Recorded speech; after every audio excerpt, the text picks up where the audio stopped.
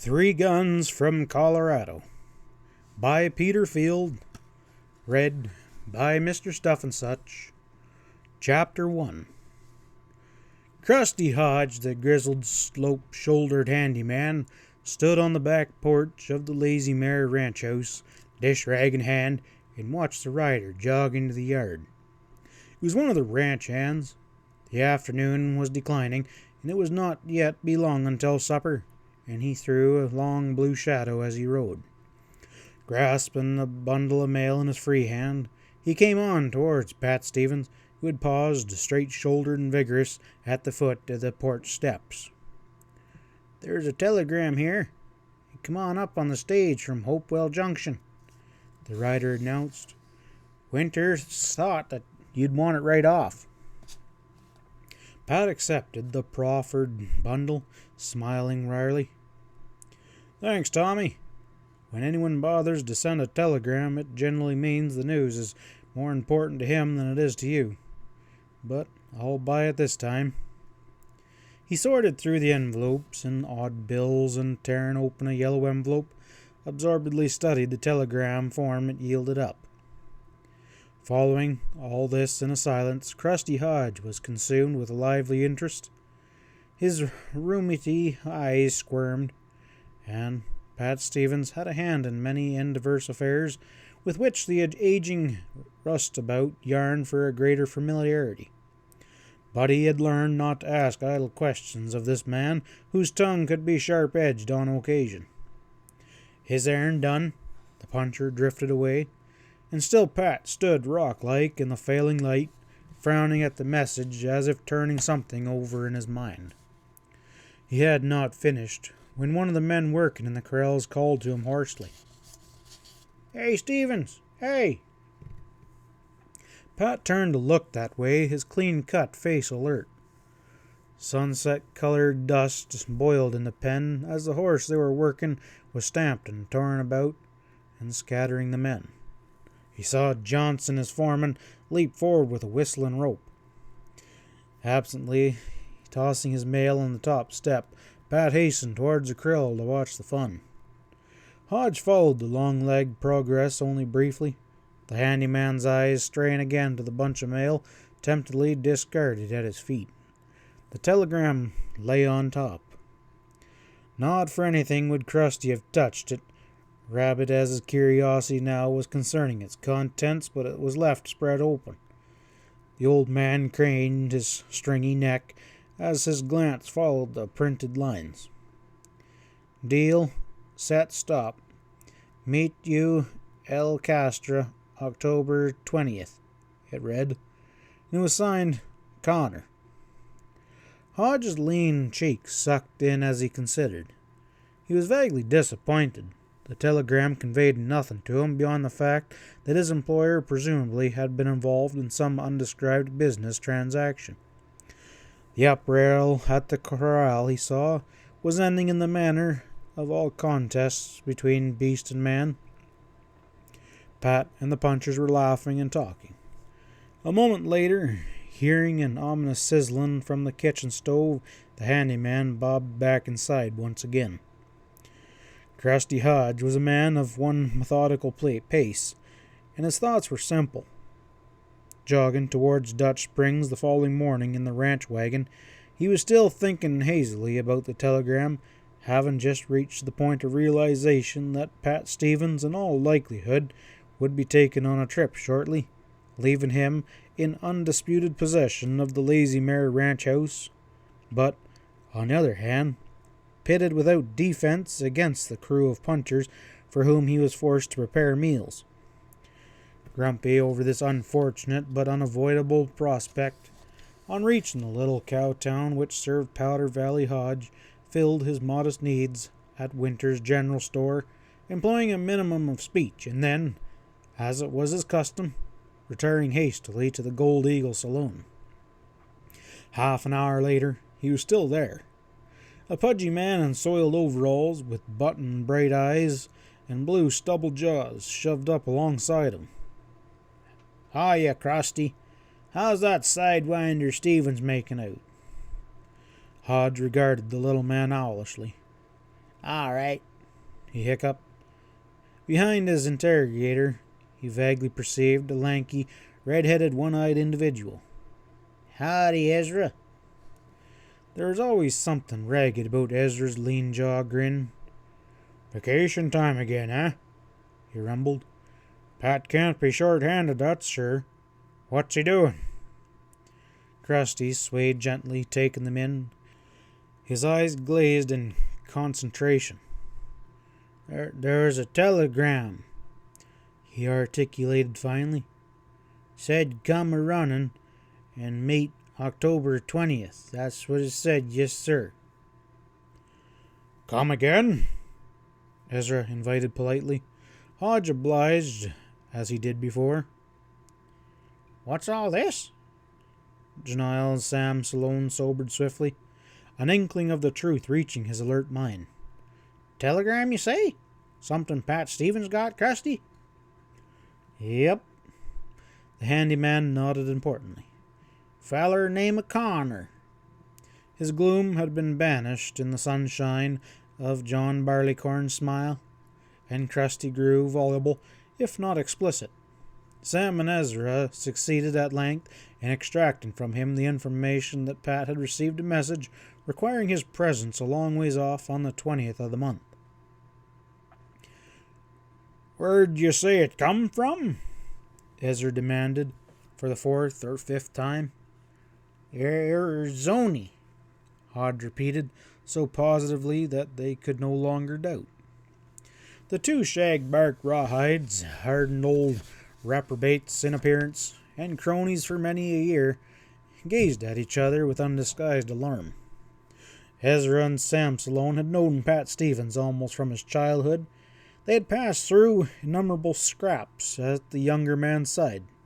They'd watched him grow from an irresponsible urchin into a man of considerable authority, in his time a law enforcement officer of report, and now owner of a prosperous ranch. Perhaps the transition had been too rapid, for not yet could the two bring themselves to believe entirely in Stephen's level-headed responsibility, or so they pretended. What dang fool! Ezra burst out gruffly. Rushing off to Arizona.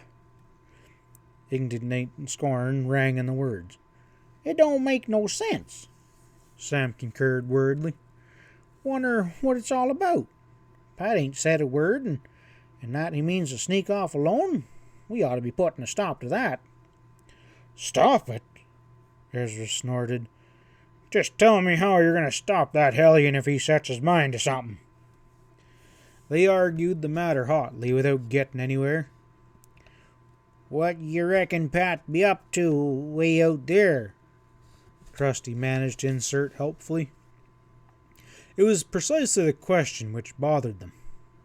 Well, he don't know that country, Sam declared plainly. He'll get himself in trouble for sure. The thought rendered the partners, joint owners of the Barry S. Horse Ranch down south of the valley, empty of expression. Ezra was the first to shake off the depression, hiding his secret eagerness to share in whatever might be going on afoot. Suppose maybe we just have to look into this, he grumbled, with a special uncertainty. Thanks for telling us, Krusty. We'll have us a talk with Stevens. Hodge waved a hand as they turned away. Connor, muttered Sam to himself on the street, repeating the name the handyman had mentioned. Who does Pat know by that name? Sounds familiar somehow, returned Ezra, wrinkling his craggy brows. I've heard it, but I can't seem to place it. You know, only you don't know, Sam snarled sarcastically. That's sure a big help. It was not by accident that the pair rode out to the Lazy Mare that afternoon, where they found Stevens busy repairing a sagging corral. What are you two hairpins up to now? Pat grinned, eyeing them shrewdly. I ain't seen you in a dog's age. Well, that's just it. We're paying our respects, Sam told them with dignity. If it's gotten so that you plumb forgotten a couple of broken-down, wore-out old friends. Sam's disrespectful laughter interrupted him. "Yes, sir. Spavined old war horses with one leg in the grave, that's you, all right," he grunted shortly. They fell into a discussion of range matters, a topic of never-failing interest, however unexcited in this quiet season. Elaborately casual, Ezra and Sam waited alertly for the introduction of the one subject upmost to their minds. It didn't come, despite a number of obvious openings. Anything but the usual humdrum of ranch management seemed far removed from Pat Stevens' thoughts. The chagrined pair took their leave at last, baffled and not a little nettled. "Well, dang his hide!" Ezra ejected forcefully, after a period of gloomy rejection. "Well, he's got something big up his sleeve." "Must be if he won't let us in on her." "Well," the big one-eyed redhead was grim, "he ain't getting away with it." Sloane perked up, his pudgy bulk straightening. "Well, that's a ticket," he approved, nodding. We'll just shove up and spoke into his wheel. He needs it, trying to give us the cold shoulder like that." Nothing was too much trouble for them when their secretive friend was concerned. For 2 days they took turns riding across the range to maintain a lookout on the lazy mare by means of a pair of glasses. On the second evening, Sam came pelting up the cottonwood-shaded bar-esque cabin to haul his horse in sharply. "Reckon this is it," he called to his lanky partner, stepping down. "Pat was going over a saddle pretty carefully on his porch today, and the boys they tacked on some new shoes onto his horse. He'll be pulling out for sure in the morning." Without comment, Ezra hauled a worn pack saddle out of the shed, and Sam began to bring supplies from the cabin, piling them up on the bench where they could be checked out for stowing. The two worked silently, efficiently, and without pause. Ezra drove a pair of sturdy saddle horses and a pack animal up from the pasture. They were soon ready. Sam's last act was to check their Winchesters and thrust them securely behind the pack ropes. "Straight south and round the end of the Cumberlas towards Santa Fe, I reckon?" Ezra queried as he settled into the saddle. Sam nodded. "Likely as anything. We best check on it." Sunset was dyeing the buttes a ghostly orange as they pulled away from the bar-es. Meadowlarks swooped over the painted range, dripping liquid song. No road led the way they were going. Even the trail a hurried traveler would logically follow was rugged. At full dark, they pitched camp in the pines, and expectations of the morrow held them tense and tight. Early light found them on their way once more, their first purpose being to obtain a respectable lead. All day, one or the other looked back repeatedly. The empty slopes lay open and peaceful, the ridges smiling in the sun. By late afternoon they were high up the raw Cumberla flanks, and as yet they seen no trailing horsemen to their rear. Sam grew fidgety, and a little knot of concern drew on Ezra's bushy brows. Topping a pine-fringed pass leading over a rocky and eastward-running spur of the mountains, they drew up rein. And still the trail behind them lay empty, though they were able to scan it for miles. "He's got to come past here," Sam grunted tensely. "Well, we'll give him a couple more hours." But dusk mantled the lonely wilderness while they watched, and the expected tiny figure failed to appear. "You reckon he went another way?" Ezra worried, as they threw a small supper together. "Well, how would I know?" Sam snapped, his tone measuring his uncertainty. "Never was a time when Pat Stevens did what you'd expect him to do." The night dragged on. It was cold this high up, and they kept a fire going. Ezra stamped about in the morning, slapping his arms about him to start the circulation. "Well, now what?" "Well, who knows?" For the 5th time in a dozen minutes, Sam moved out to gaze down the slopes, rosy in the fresh morning, and suddenly he stiffened. Oh, here he comes!" he exclaimed. Ezra crowded forward to peer, and he nodded. Tenseness caught up with them, and in a twinkling they got ready and shoved off, not proposing to let Stevens catch them, obviously on the watch. An hour later, starting up a long pine-clad slope, Pat was startled by the crashing echo of a rifle coming from above. Studying the trail, he had been wondering who was ahead of him. Whoever they were, they appeared to be warning him off in an unmistakable manner. Not one to be driven out of the road, Pat's jaw tightened. That shot had been deliberately wide, slashing the scrub brush a dozen yards to his right, yet it acted like a challenge. Pat pulled quietly off the trail into the pines and drove up the slope at a tangent, crossing a dip and angled back towards the trail. He had lost no time. A rock outcrop nearby served his purpose. He was waiting behind the bulge, keyed for decisive action, when the scrape of hoofs and the matter of voices had advertised the approach of two men. And when they were close, Pat shoved abruptly into the open, and one glimpse of that pair and he froze, his face going expressionless. "Oh, you, huh?" The first to speak, Ezra, sounded both relieved and vexed. "Yeah, it's me." Pat looked them over accusingly. "Where are you two heading, if a fella might ask?" "Never you mind." Sam was superior and disgusted. "You ain't going with us, if that's your idea. We didn't know who was coming up behind us, but it make no difference." Pat's flat lips twitched. "Okay, then just let me pass," he protested tolerably, "and you won't be seeing me again." Sam stared. "You mean that you're heading this way too?" Ezra also permitted himself to show a mild curiosity at this. "My, aren't we busy? Just from where you be going off to?" he inquired. Pat's casual glance did not altogether hide the twinkling lurking deep in his slate-colored eyes. "Well, I'm riding down to Arizona to look at a ranch," he admitted finally.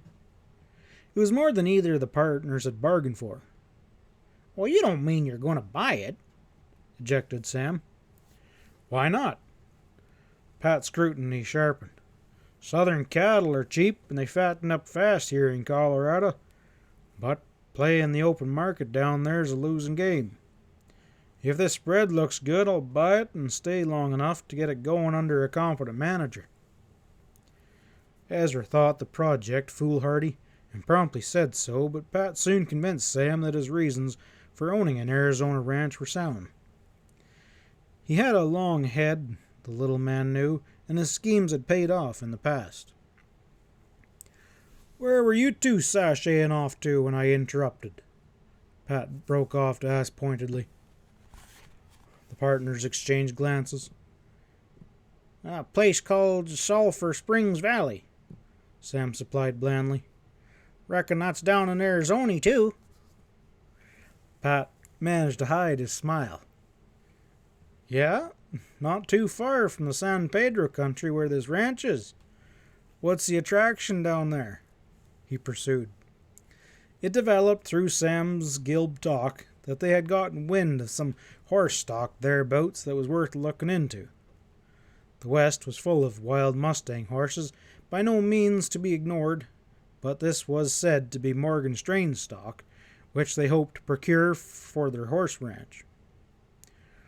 "Worth a longish trip, I suppose," Ezra concluded stoutly.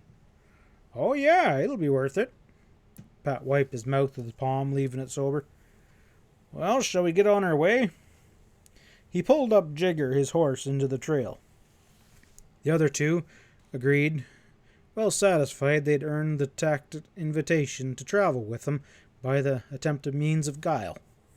But it was sufficient, if neither of them noticed it, that not one of them of the three, then nor afterwards, remarked on the single coincidence of their having met in just such a fashion. "You must be carrying a sizable amount of money," was all Pat said. "Expect that's why you're trying to warn me off there back at the pass." Sam slapped his ample waist, indicating the hidden money belt. "It's all safe, but you must have a wad along yourself, too." Got a bank draft. It's a bit easier and lighter to carry, Pat affirmed. Once they were settled into an easy companionship, the miles reeled behind them. Taos was passed by, Santa Fe knew them by night, and they dropped down into the Rio Grande Trough and climbed the plateau. Lagman Indians sold them food, and 2 days later, the New Mexican cattle range behind them, they crossed over into Arizona. Reaching Quemando late, they pulled up there. Sam, looking the town over, one street, 1,000 yards long, laying in a bushy depression. Saddle horses stood in the rotted mud. None of the log or adobe buildings were over 1 story high. In the midst of a cattle-strewn desolation, this was a metropolis.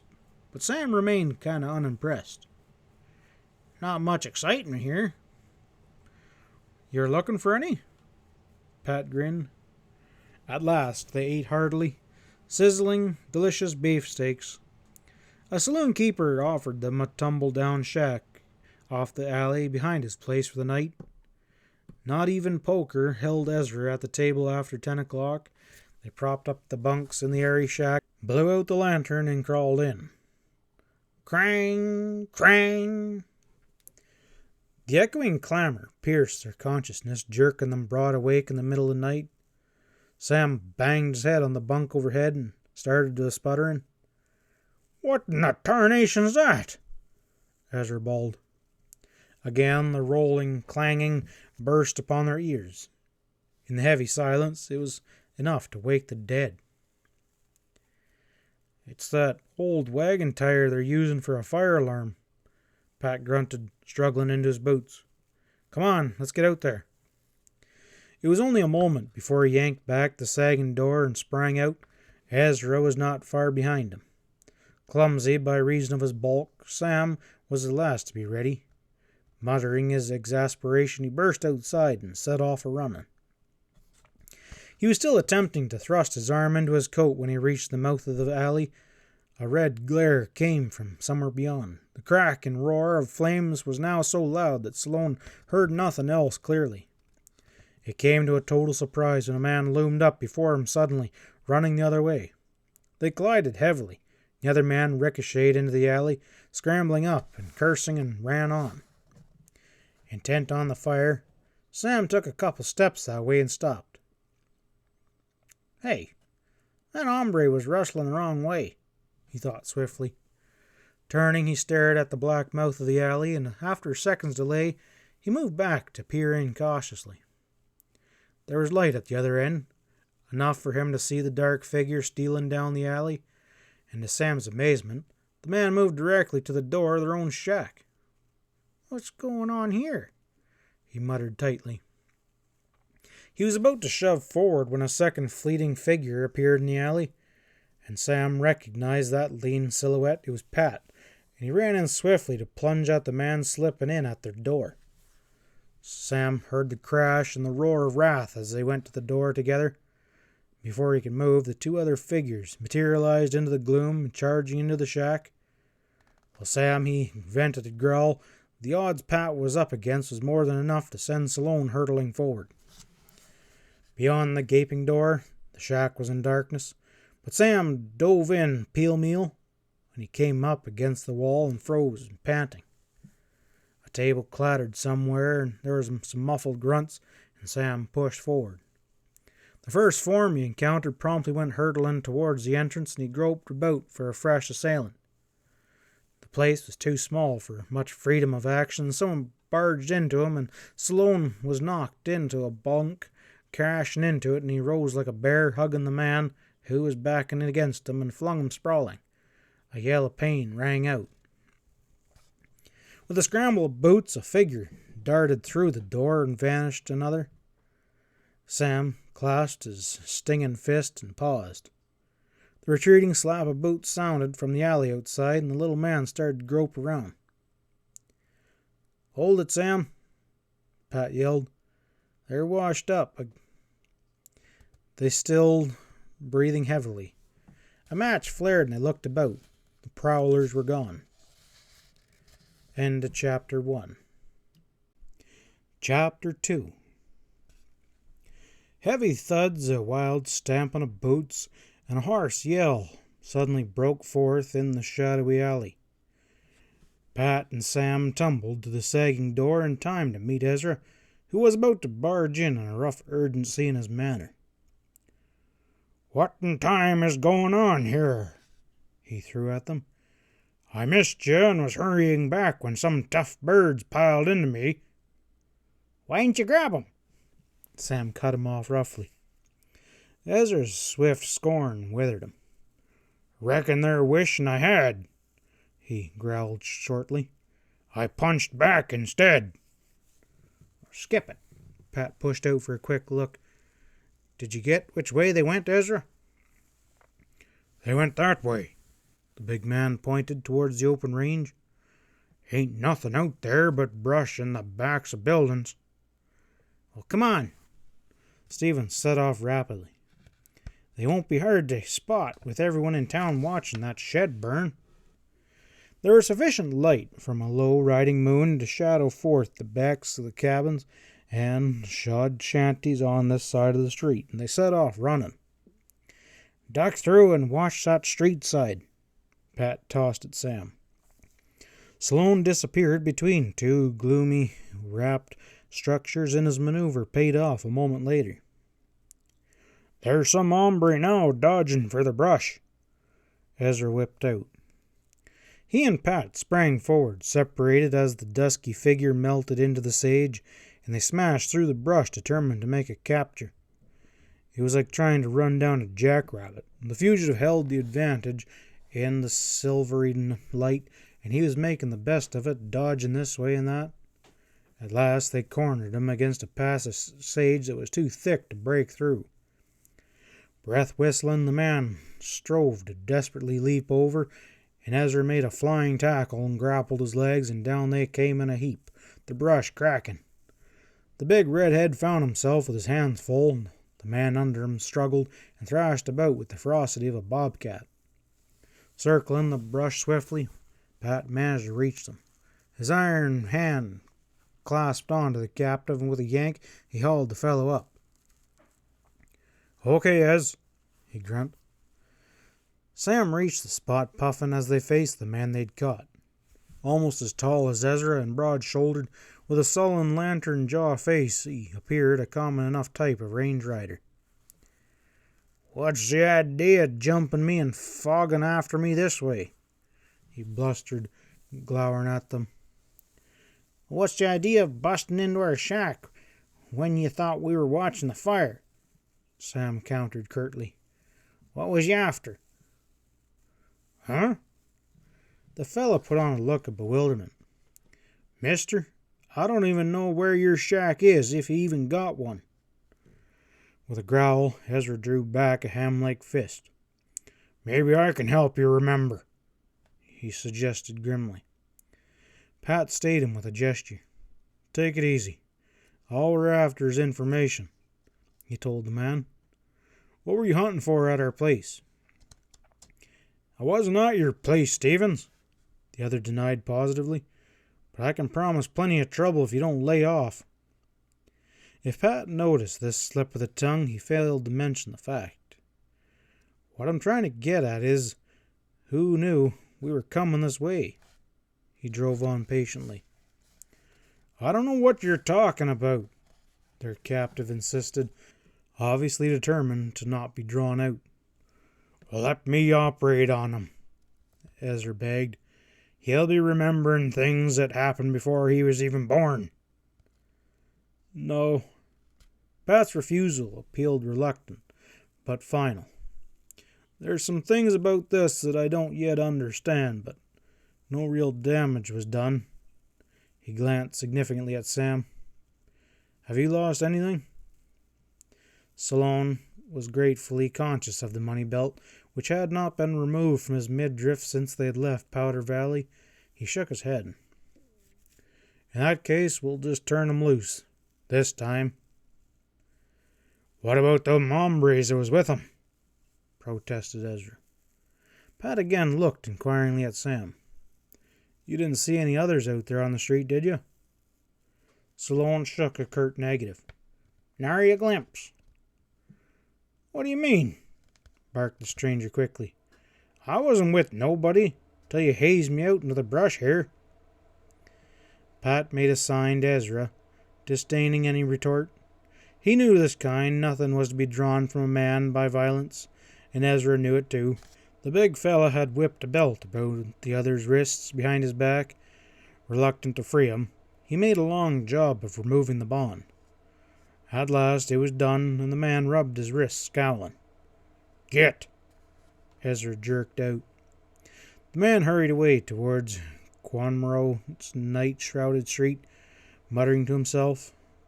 Standing there, the three looked after him. Was he one of them? Ezra voiced his doubt at last. Course he was, Sam snorted. No question at all. Then damn it all, the big one-eyed giant began wrathfully. Quit it. Pat shut them off. That fella was one of the gang, all right, but so what?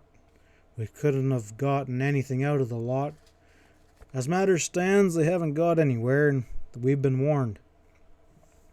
Well, that's all true, but they was laying for you, Stevens, Sam pointed out. They knew just who you was. That polecat even used your name. First time it was ever mentioned in this town. And the big question is, who knew that you're coming this way with money on you? Pat shook his head. He'd been asking himself that question.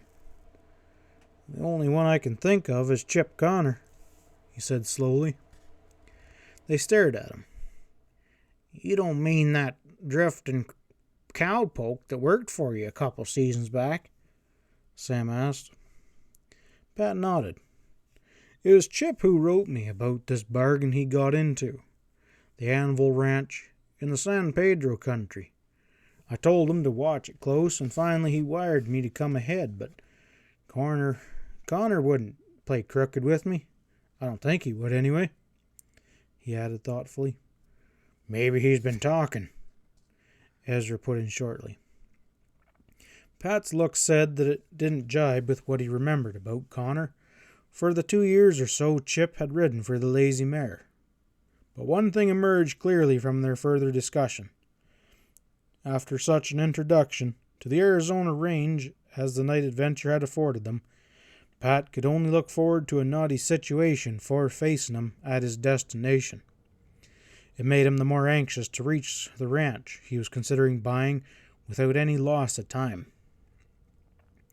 According to Connor, this Anvil Ranch spread, it lays in the hills above the San Pedro River on the Guerrero side, he amplified. El Castro seems to be a cow town in the valley, and today is the 18th, and Chip named the 20th. We'll be there to meet him. The shed, which perhaps had been fired for the purpose of luring them from their quarters, had burned out by the time they returned to the scene. Quamaro, aroused briefly by the unusual excitement, had returned sleepily to bed. The trio found their shack pretty much wrecked after the battle which had occurred there, but Sam, he spread his blankets on the floor, and the remainder of the night passed through peacefully.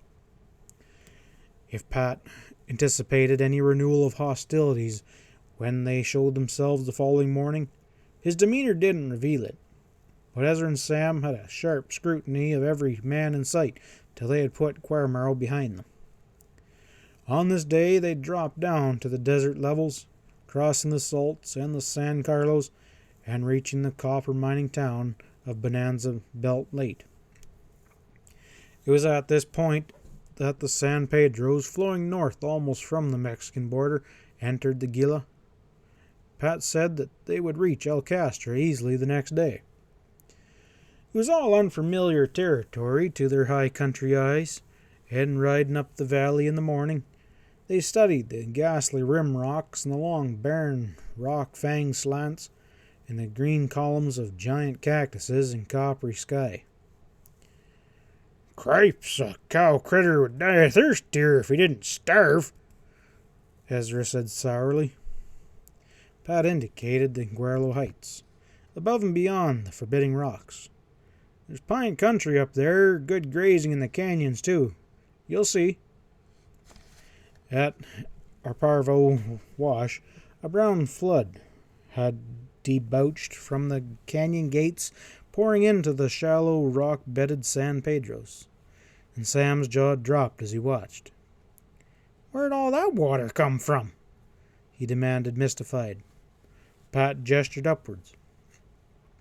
"Storm in the hills last night, I expect. We saw clouds over that way.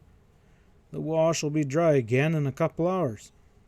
Splashing through, they reached El Castro midway of the mesquite-strewn valley in mid-morning. It was a town of moderate size, mostly of frame construction. Ore freights pulled through on the Benson Trail, and there was a boarding house and more livery and bars than the usual cow town afforded. A sizable Mexican population lent color and variety. "Connors must be in town today," Pat observed as they put up their horses. "This is the day he said he'd meet me here." They had a drink and looked the place over without running into the puncher or anyone else they knew. A leisurely day was spent in keeping a casual watch on El Castro's activity, but without result. Chip Connor did not appear, nor did he send word of any kind. Finally, Pat accosted a steward, a mustached individual whose floppy vest and all but concealed the star pinned on his shirt. "You the sheriff?" The other nodded, slitting lazy, speculative eyes. "Dane Hardwick's the name." Pat introduced himself and his companions. "I rode down from Colorado, Sheriff, to meet a man here today. Chip Connor. He rides for an outfit in the hills." Hardwick nodded again. "Yeah, I know Connor. Are you telling me he's expecting to be here and ain't showed?" "Well, that seems to be the size of it. Of course, we didn't set any time, and something may be holding Chip up. It crossed my mind to wonder if he might have run into trouble of some kind." Dane Hardwick shook a spare negative, without any other indication of his deliberate thoughts. "None that I know of," he allowed dryly. "Connor comes to town occasionally, but Chad Hanlon isn't an easy man to work for." Hanlon. The manner in which Hardwick expressed himself said much. Pat weighed the name. "He owns the Anvil outfit, I take it?" The sheriff agreed. "Well, as it happens, it's the Anvil that I've come here to see," Pat proceeded, with an unusual frankness for him. "Place isn't sold yet, is it?" Hardwick's bushy white brows lifted. "The Anvil's up for sale? First I've heard of it, Stevens." "Well, I understand it is," Pat assured him quietly. There must be some mistake." The lawman sounded positive. "I know Hanlon better'n Connor, and Chad ain't figuring to leave, but his place is where you'll find Connor if he ain't quit." They talked a few minutes longer before Hardwick turned away. The lawman could add nothing to what he had already said, and Sam watched his departure grumpily. "He ain't interested in whether we find Connor or not," he observed dourly. "No reason for him to lie. Don't look so good for friend Connor, though." "How so?" Pat queried. "Well, did he lie to you or what? Hardwick says the Anvil ain't on the block. Why ain't Connor here to straighten it out or explain it?" "Yeah, and what does this look like after what happened in Quamaro?" Ezra seconded heartily. Pat scratched his head in sober thought, canting his Stetson forward. His strong, wind-rutted face was cheerful in repose. "I know what you're both thinking. The Chip coaxed me out here with a roll and then set some ugly pugs upon me." His grin was rueful. "It does look kind of phony with him failing to show up on schedule." He had grown polite. May I point out to you that Chip said he'd meet me here on the 20th, and it is still, after all, the 20th. The partners exchanged glances of barely masked disgust. Hard to convince, Sam commented. Not headed as a pine chunk, Ezra concurred solemnly. Pat chuckled.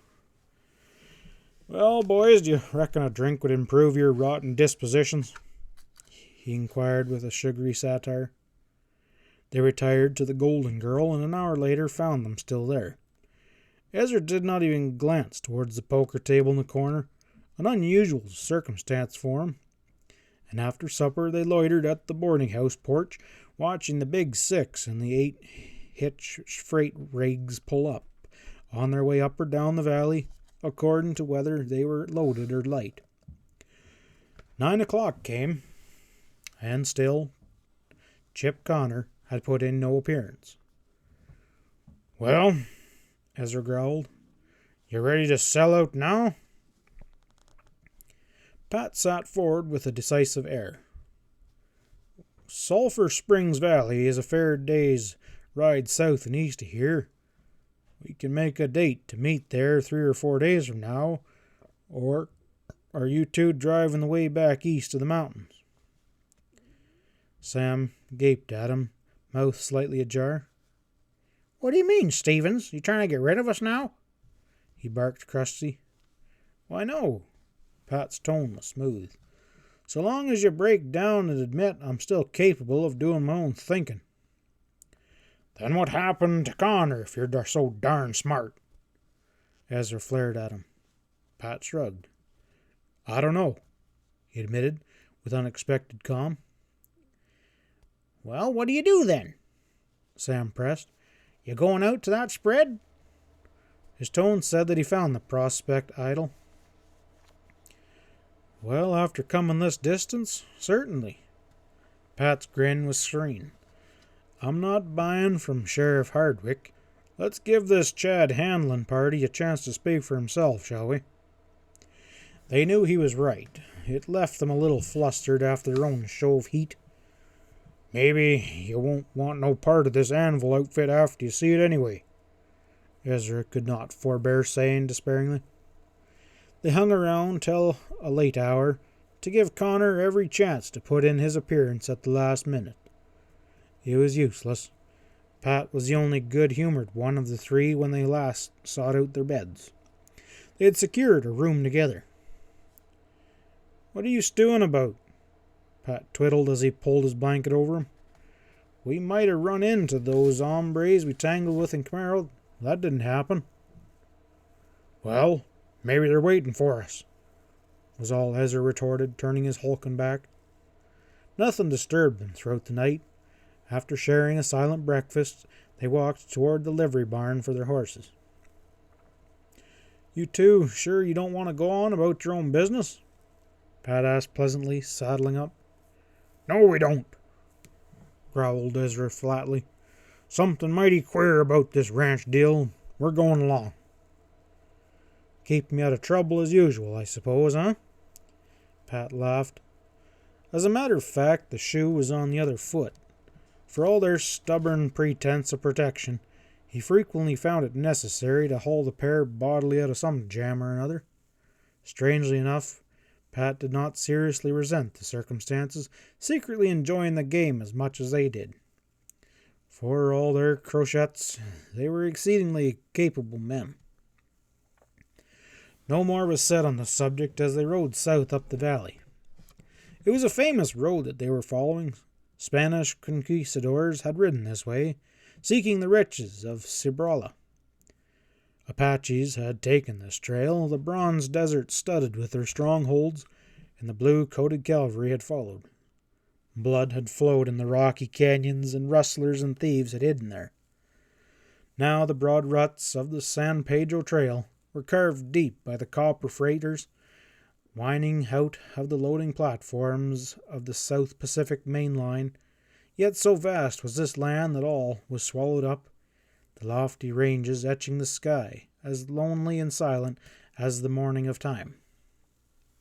Cougar country, I'd reckon, Sam remarked indicating the ragged breaks of the Goralo rimrock. Well, I'll have to ask Hanlon about that, Pat nodded. He might lose a steer now and then to them cats. Further south, the sheer slants fell away, and the long slopes rose to the rolling Winchesters. A freighter pointed out the trail to the anvil, and they toiled up the sandy wash, leaving the brush behind, and entered into the pines. It was only a fringe that edged the tumbling bunch-grass range.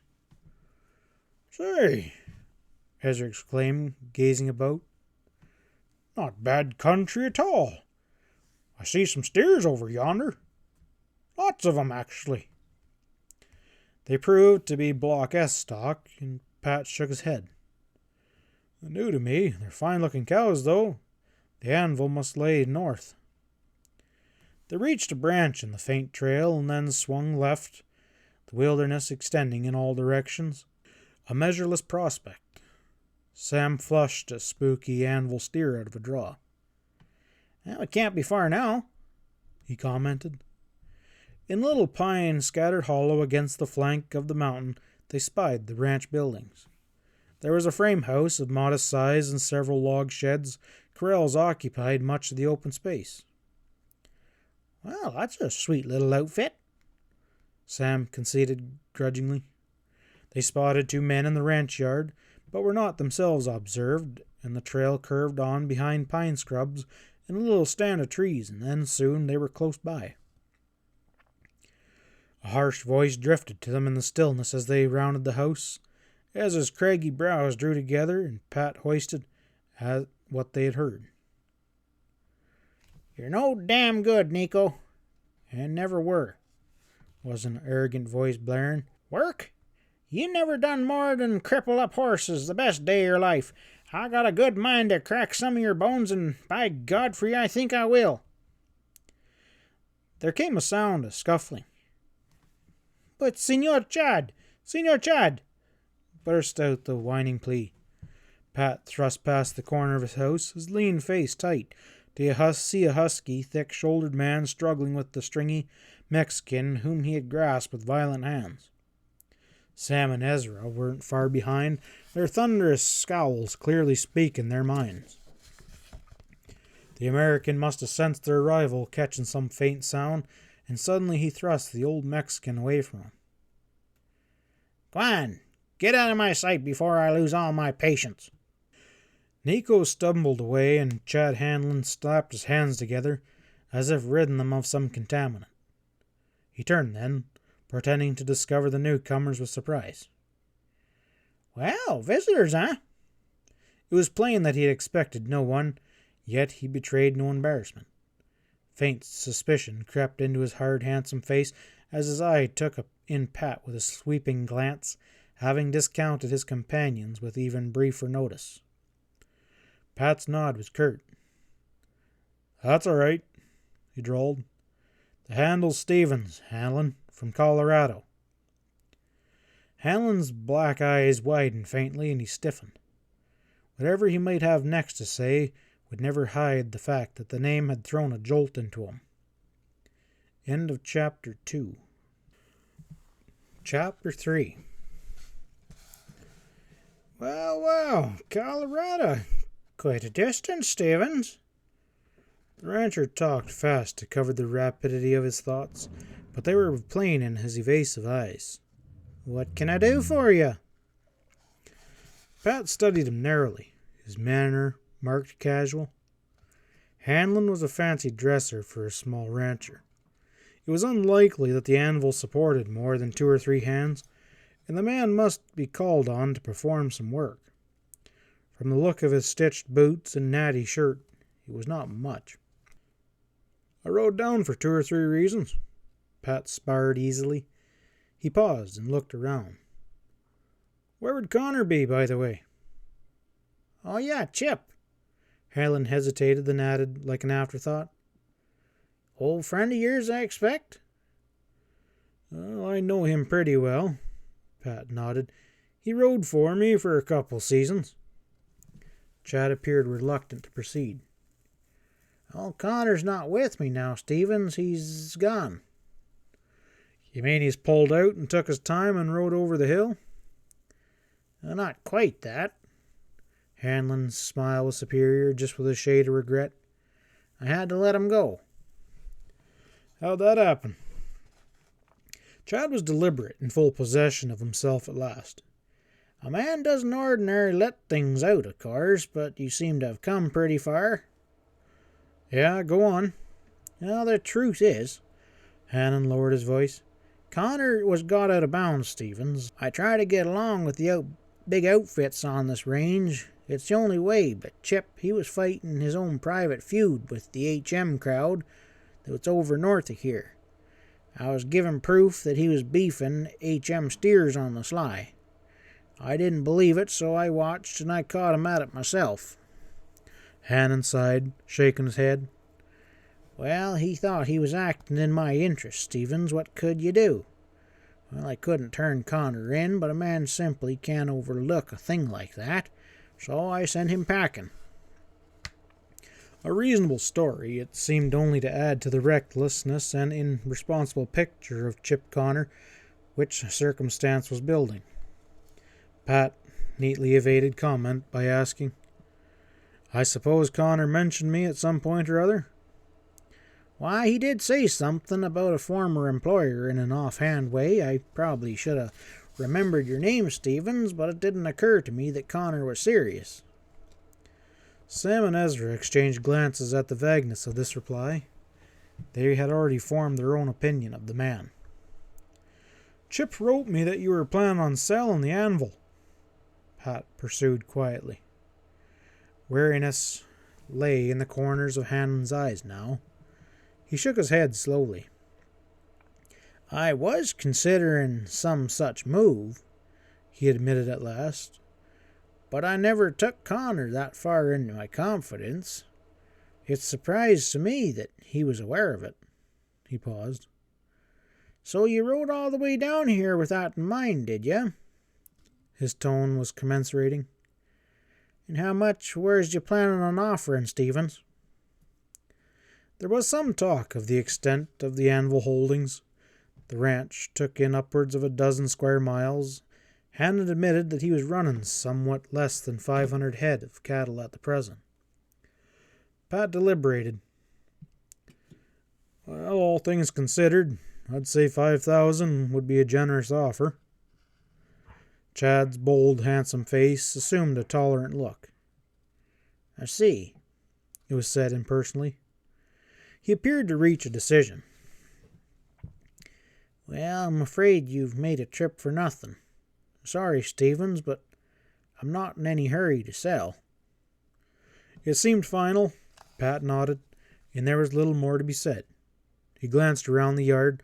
Such equipment as lay in sight appeared sadly run down. Hanlon had certainly made no recent repairs or improvements. A nickel-fitted spring buggy beside the barn, obviously new, seemed an anomaly here.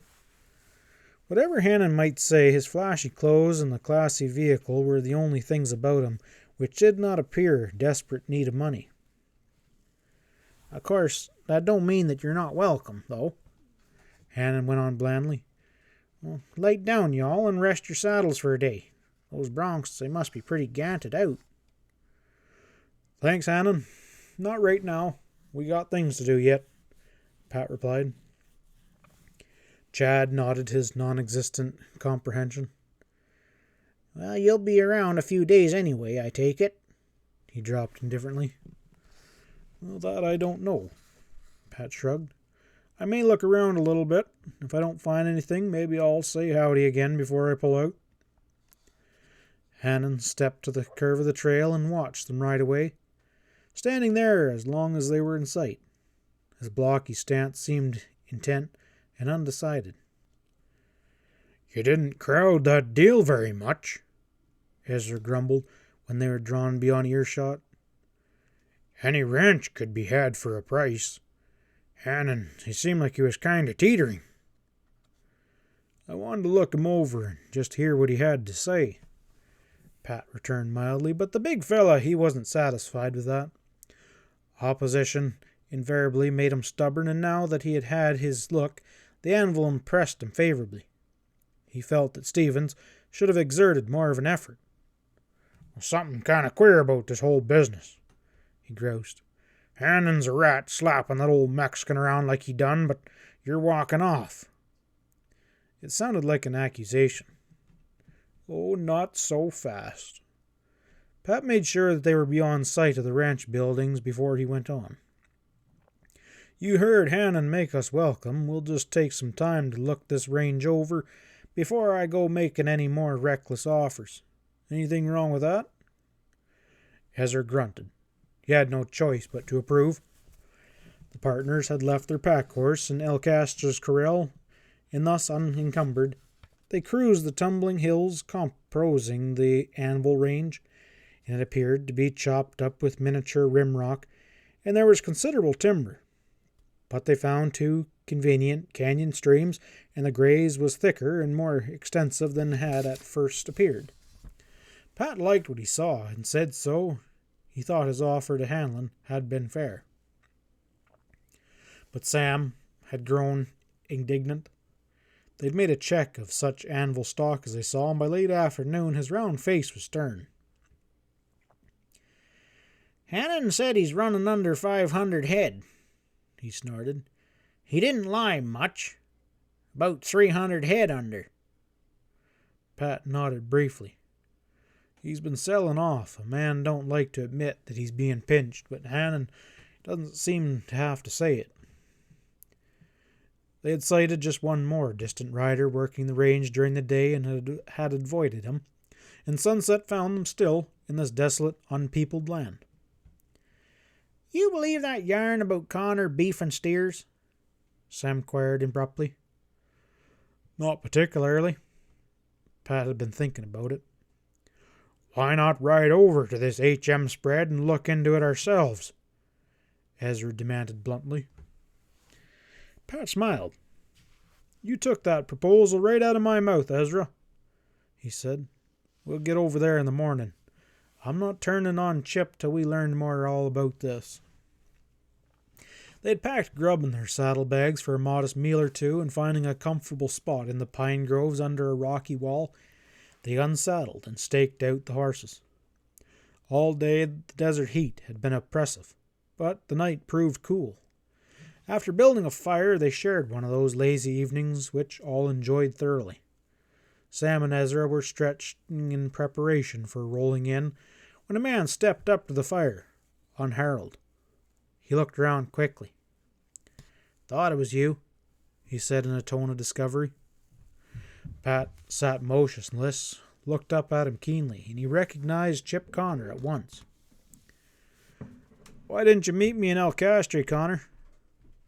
The slim, lithe young fellow with blond hair and aquiline features. The puncher looked faintly surprised at this. "Doggone it," he said. "I didn't, did I? Reckon I forgot, Stevens. Anyways, I've been busy." He added the easy explanation without embarrassment, his grin infectious. "Well, what's the difference? Here we are now." "What are you doing on this range? I thought you were fired," Pat persisted. Scorn flashed in Connor's clean-cut face. "Me? Fired? Is that Chad's story?" Pat studied him for a moment. "Sit down, Chip," he said abruptly. "Where's your horse, and did you eat?" Those matters disposed of, Pat returned to the attack with a gentle persistence. "You did part company with Hanlon, though, didn't you?" he inquired. "Yep," Chip assented readily, his lips tightening. "I sure did, Pat." According to him, the split had occurred over Hanlon's persistent hazing of the elderly Mexican. "Nico Santos is a hard-working hombre and keeps his mouth shut, too," Connor declared. "I couldn't stand watching him being pushed around." And twice he had interfered, and when Chad had told him to mind his own business, Chip had quit in disgust. Pat and the others had themselves seen enough to lend credence to that story, and were inclined to believe it. "That Hanlon's an ornery reptile," Ezra snorted. "How come you ever got working for him, Connor?" Chip flushed.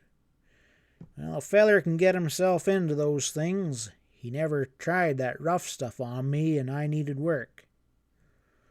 How straight is this Hanlon? Pat thrust in. Well, Chad's mean. Connor strove for a just estimate. Can't say I ever liked him much. I've suspected him of being a four-flusher, but I don't think he's downright crooked. Pat turned that over deliberately before he spoke. You were wrong on one thing. Hanlon decided not to sell the anvil. He said that? Chip looked incredulously. Don't fool yourself. I happen to know that he's crazy to sell. It gave the lie of Hanlon's expressed belief that Chip knew little of his business affairs. Pat's brows hoisted. How's that? Well, Chad's been sparking Marina McLennan over there at the HM. That's a big place just north of Anvil, and he needs cash to keep up with that girl, or thinks he does. Marion's brushing him off more than once, but I guess he's figuring to win and keep after her hard. I do know he's gone just about broke playing big to make an impression. Pat recalled Hanlon's flashy clothes and the expensive buggy. It's funny he hasn't sold out before this, isn't it? Chip spread his hands. Well, he's stiff-necked there, Stevens. Marion's offered to buy the anvil from him herself. Reckon he couldn't bring himself to sell it to her, but if he can marry her, he wouldn't need to. Meanwhile, he's frantic for ready money. You take my advice, Connor said strongly. And wait it out if you're still interested, that is. Hanlon, he'll come to you. He's bound to. Pat considered. It was to the puncher's own interest to talk this way after sending the word that had brought him all the way from Powder Valley. On the other hand, Connor must know local conditions more fully than a newcomer could ever hope to. Moreover, though a day late, he had shown up tonight on his own accord. It probably news to you that an attempt was made to rob us over there in Quamaro, Pat went on easily. We nailed one of the hombros, and he knew my name. Chip made no effort to hide his amazement. He asked questions concerning the episode and shook his head in bewilderment. I don't get that, he confessed. Describe that gent again, Stevens. Pat gave a description of the man that they had apprehended, and that might fit one of 1,000 he would readily admit, and Connor found in it no clue to the prowler's identity. I ain't been nobody missing off the ranch, but I didn't do no loose talking, Stevens, if that's what you're thinking, he averred strongly. Near as I know, Hanlon's the only one outside of myself who knew as you was coming. He asked once or twice when you'd get here, then lately he's kind of let her slide. But he remembered my name? Pat inquired. Well, sure he did. Well, Hanlon told us he ought to, and let us think he didn't, snorted Sam. A little silence fell over them. It looked bad for the rancher, and Connor seemed conscious of it. I don't know how to explain it, he said doggedly. Chad never struck me as being desperate enough to waylay anybody. I know he needs money bad, and that's all. They slept on it, and in the early morning no one felt like talking. The steer shooting charge had not been mentioned directly, and Pat refrained from bringing it up. By mutual consent, they headed for El Castro. They reached town by mid-morning, and at a loose end, Connor made no attempt to leave them.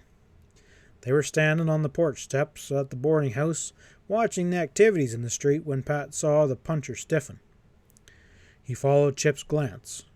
A hulking giant of a man, well over 6 foot, with thick legs and impressive swell of shoulder muscles under a checked shirt, was advancing their way, diagonally across the street. His beady eyes were clamped on the puncher. Chip's lean face reddened, and then slowly paled under the ruddy tan, but Pat noticed it as a firm intention to hold his ground. The stranger approached to the foot of the steps and stood looking up, his lids slitted. "Connor, I didn't think you had the guts," he said flatly. Chip started. What the hell you say, Kangle? I managed to get around. The guts for what? He barked.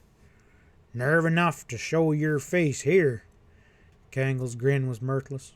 Connor's tone thinned and sharpened. And why shouldn't I? Step down here, Cangle said softly.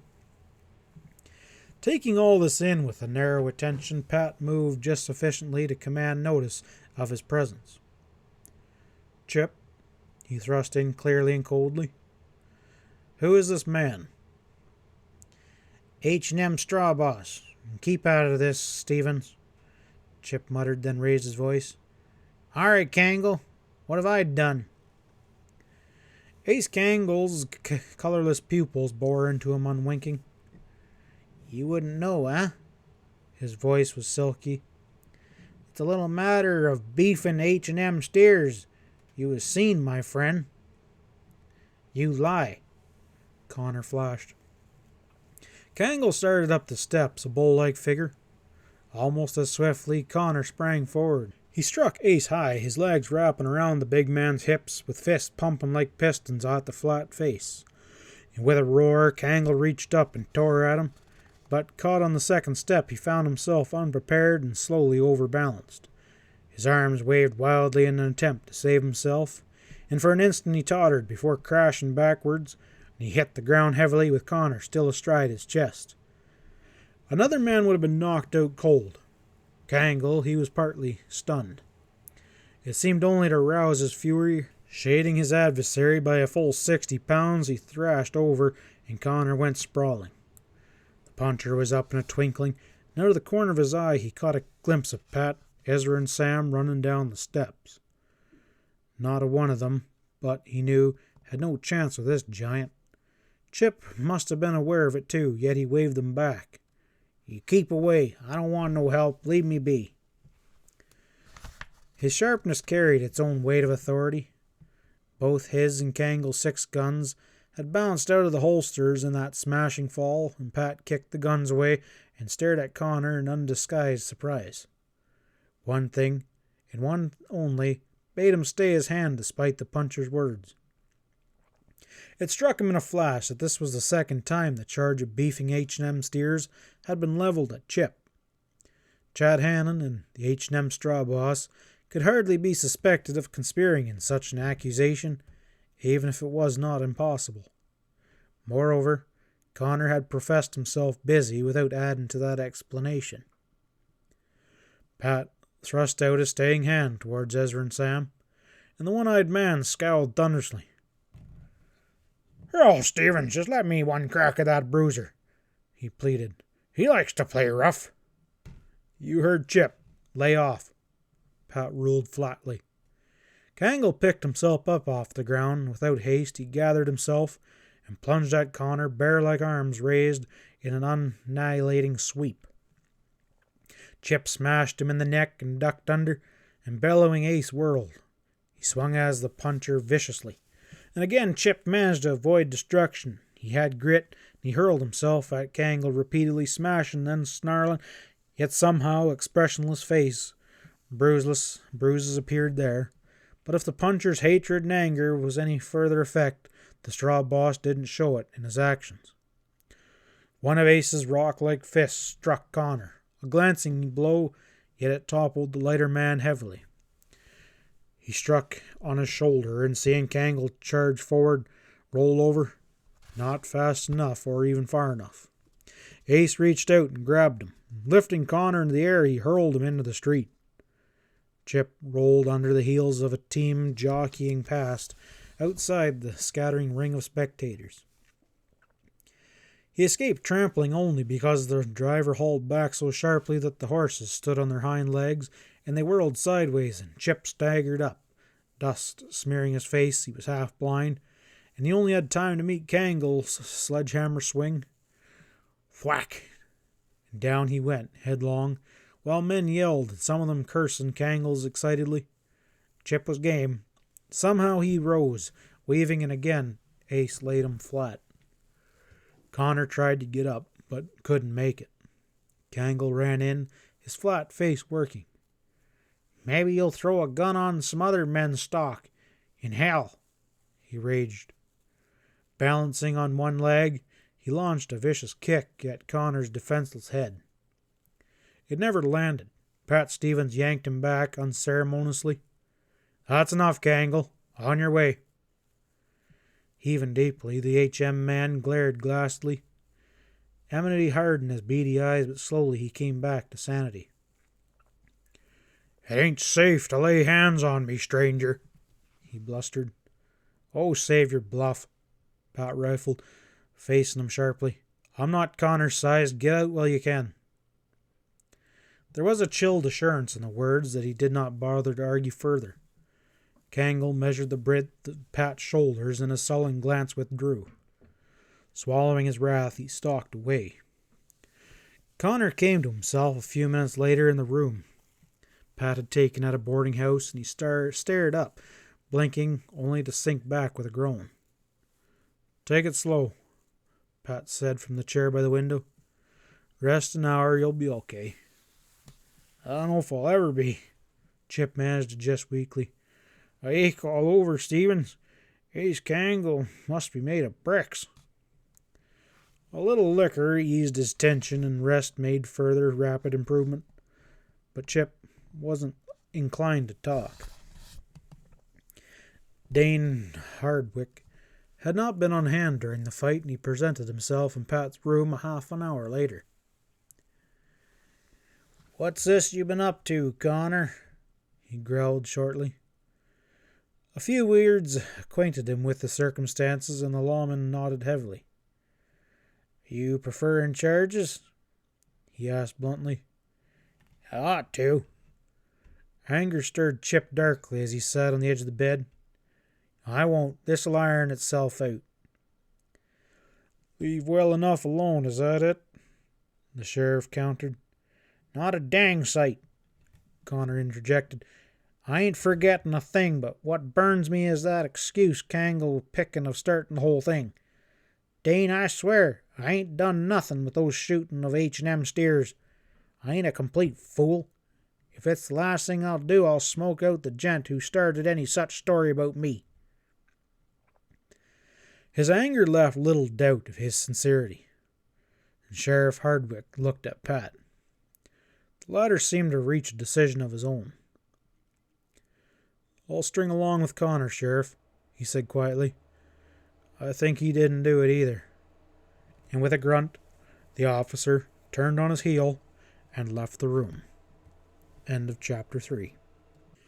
Chapter 4. More than one man stole glances at Chip Connor's battered face while he was eating dinner that day with Pat and his friends. The puncher had taken his beating like a man. He was so little sensitive about his appearance that he insisted on returning to the street afterward. They were standing in the gangway of the livery barn when Connor noticed Pat's attention fixed on something up the street. He glanced that way and immediately discovered what the other was looking at. Chad Hanlon's had driven to town in its glistening buggy, and the rancher hauled up before the general store and stepped down importantly and tethered his smart bay at the hitchings rack. "Looks like a prosperous man oozing around in that rig," Sam Slode commented. "Well, that's the general idea," Connor seconded curtly in regarding Hannon with compressed lips. "And he pretty near gets away with it, too." Starting up the street, Hannon failed to notice the quartet. He swung past a saddle and harness shop, only to pause before a small dressmaker's establishment. It was then that Pat observed the splendid girl riding in astride a spirited mare. The animal's well-curried hide was a gleaming dark red, seemingly chosen to match the girl's neatly combed auburn hair.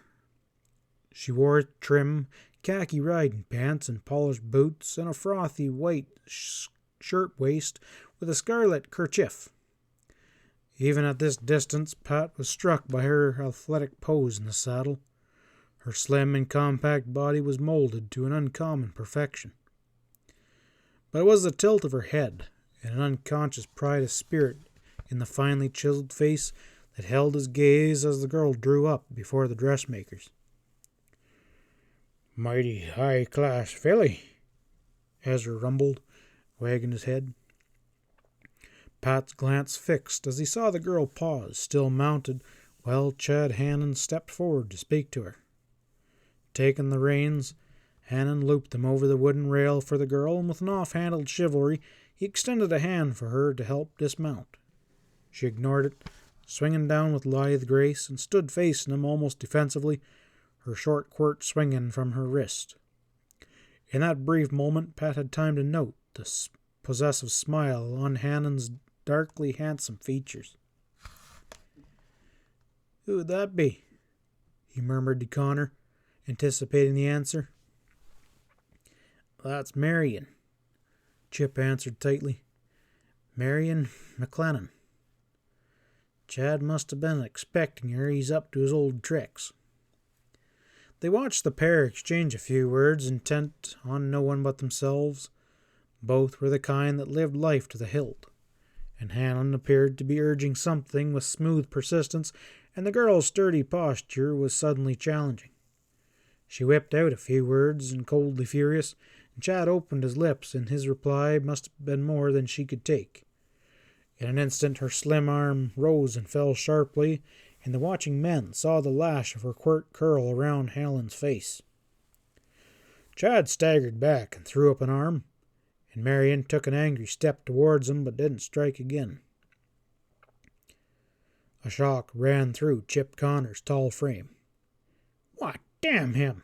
he choked. He started forward, only to be halted by Pat's arresting hand. "Hold on," the latter muttered. He had seen Sheriff Hardwick's broad-shouldered form moving forward through the passer-bys who had stopped to stare at Hanlon and the girl. "Doesn't seem like there's any reason to get mixed up in that, Chip." Connor subsided, transfixed like the others, as Hardwick's gruff tones carried to them. Now, what's going on here?" the lawman inquired, grasping Hanlon's arm authoritatively. Marion McLennan, according to him, no notice whatsoever. Her fiery regard was fastened unwaveringly on Chad's astonished and chagrined face. "You've overstepped yourself, Chad Hanlon." Her scornful words drifted clearly to the listeners. "If there's any doubt in your mind, this is notice that I no longer know you. And please remember not to presume on the fact that I've been rather careless about that matter in the past." With a final swish of her curtain skirts a-swaying, ignoring every other person in the street, she strode round the end of the hitching rack and disappeared through the door of the dressmaker's shop. "Danged if she didn't tell him off to the Queen's taste," Ezra burst out admiringly. Pat saw Hanlon and the sheriff exchange a few quirt words, in Hardwick's manner cold and determined. Chad finally swung away impatiently, a hangdog look on his face. A moment later, he stamped into a saloon. Pat's glance was speculative, flicking Chip Connor's hard-set features. "So that's the girl that Hanlon's so sure of?" He sounded faintly amused. "What do you suppose set that explosion off?" Chip's eyes met him squarely. "I may be wrong, but I'll bet $1 I could quote you what passed, almost word for word." Pat's look was inquiring. "I named the cards Hanlon thinks he's holding," Connor went on. "I'm saying he asked Marion to take a ride with him in his flashy rig, and she told him she'd rather discuss buying the anvil from him. The nervy dog probably said, 'Marry me and I'll give you the ranch.'" "That don't sound at all unlikely." Pat's brows rose. "And?" "Well, she fed him the whip." Chip ground the words out. "Blast him, if I'd been her, I'd have cut him to shreds." Pat's attention was fixed more on Connor's remarkable reaction to the incident than on the likelihood that all had occurred as he had said. The puncher's face was flushed and his dark eyes were flashing. "Pretty well made up your mind on Hanlon, haven't you?" Pat commented lightly. "It's time someone called to turn on that skunk," Chip growled. None of the three had informed Connor it was from Chad Hanlon's lips that they had first learned the charge of beefing H&M steers directly against the puncher.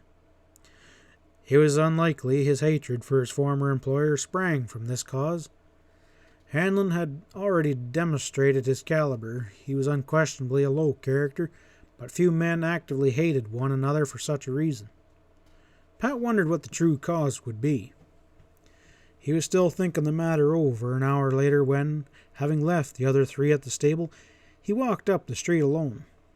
It was natural that his thoughts should dwell on the anvil's arrogant owner while he remained in this country, but he was honestly surprised on turning in at the Golden Neat Girl. He bumped into the man himself. Hannon paused in the swinging door, stowed and assured. Well, here you are, Stevens. He nodded heavily. I was bothered about your pulling away from my place so quick. No hard feelings, I reckon. How about a drink? They stepped up to the bar, and Pat was under no illusions concerning the rancher's opening, and he waited calmly for what was to come next. If Hannon was uncomfortably conscious of the faint red welt across his leathery cheek, he made no reference to it. He tossed off his drink and set the jigger aside decisively. Well, I've been turning over that offer of yours of my place, he announced. Is that still open? Well, subject to the confirmation of the title, Hanlon, it is, Pat told him quietly. You wouldn't consider offering an increase, say, 6,000? Oh, yeah, based upon satisfactory proof of your estimate that you're running 500 head of anvil steers, I might, Pat allowed casually. Chad frowned. Well, the count might run 75 or 100 under that. He appeared to prefer leaving the matter vague, toying with his empty glass. I guess the town clerk's office is open. Good, Pat nodded. We'll just step down there. They found the clerk's office in a weathered frame shack at the head of the street. A gray-haired man in shirt sleeves obligingly dug amongst his records. Title to the anvil seems to be reasonably clear. $300 first mortgage against the property is all I can find. And that covers the actual indebtedness? Pat asked. Helen nodded, and he looked at Pat expectantly. 500 is still my offer, the latter said. But I'll make a deal, Helen. If all the steers over 400 the first roundup shows will be applied against the amount of that mortgage. If the count runs under that, the mortgage is yours. Is that a bargain? They moved out of the clerk's stuffy office, discussing it. Helen appeared both reluctant and tempted. No doubt he was well enough aware how far under his own estimate the anvil count would run. We'll close it the way you want, Stevens, he said at last. As a matter of fact, I'm over a barrel just now, and the money will be welcome. How's that? Pat asked politely. I want to go into another deal that calls for more cash than I happen to be able to swing at the moment. Sale the ranch, it'll give me a free hand. Later on, I'll be able to look around for a larger spread. Without mentioning details, he made it all sound like big business. It was a considerable change from the way he was talking the previous day, and it certainly did not coincide with all that Pat had seen of the man. But Pat was content to pass over the bluff, even if it could not affect his own affairs in any way. I suppose you'd like an appointment in another day or two for a transfer settlement, he said. Here in town all right? Why, no need for that. Just come on over to the bank. Chad was brisk. We'll settle the whole matter right away. It was unusual, but Pat was perfectly willing, placing his own interpretation on Helen's haste to deposit of the anvil for hard money. He had deposited his bank draft on the morning of his arrival in El Castro. The amount was more than sufficient for his present needs, and the funds were available. He made out a check for $5,000. You're carrying the deed with you, I expect? He shrugged, hardly believing this to be the case. Helen produced it from a pocket. Had it right with you, Pat smiled. You intended to get rid of the anvil today to me or somebody.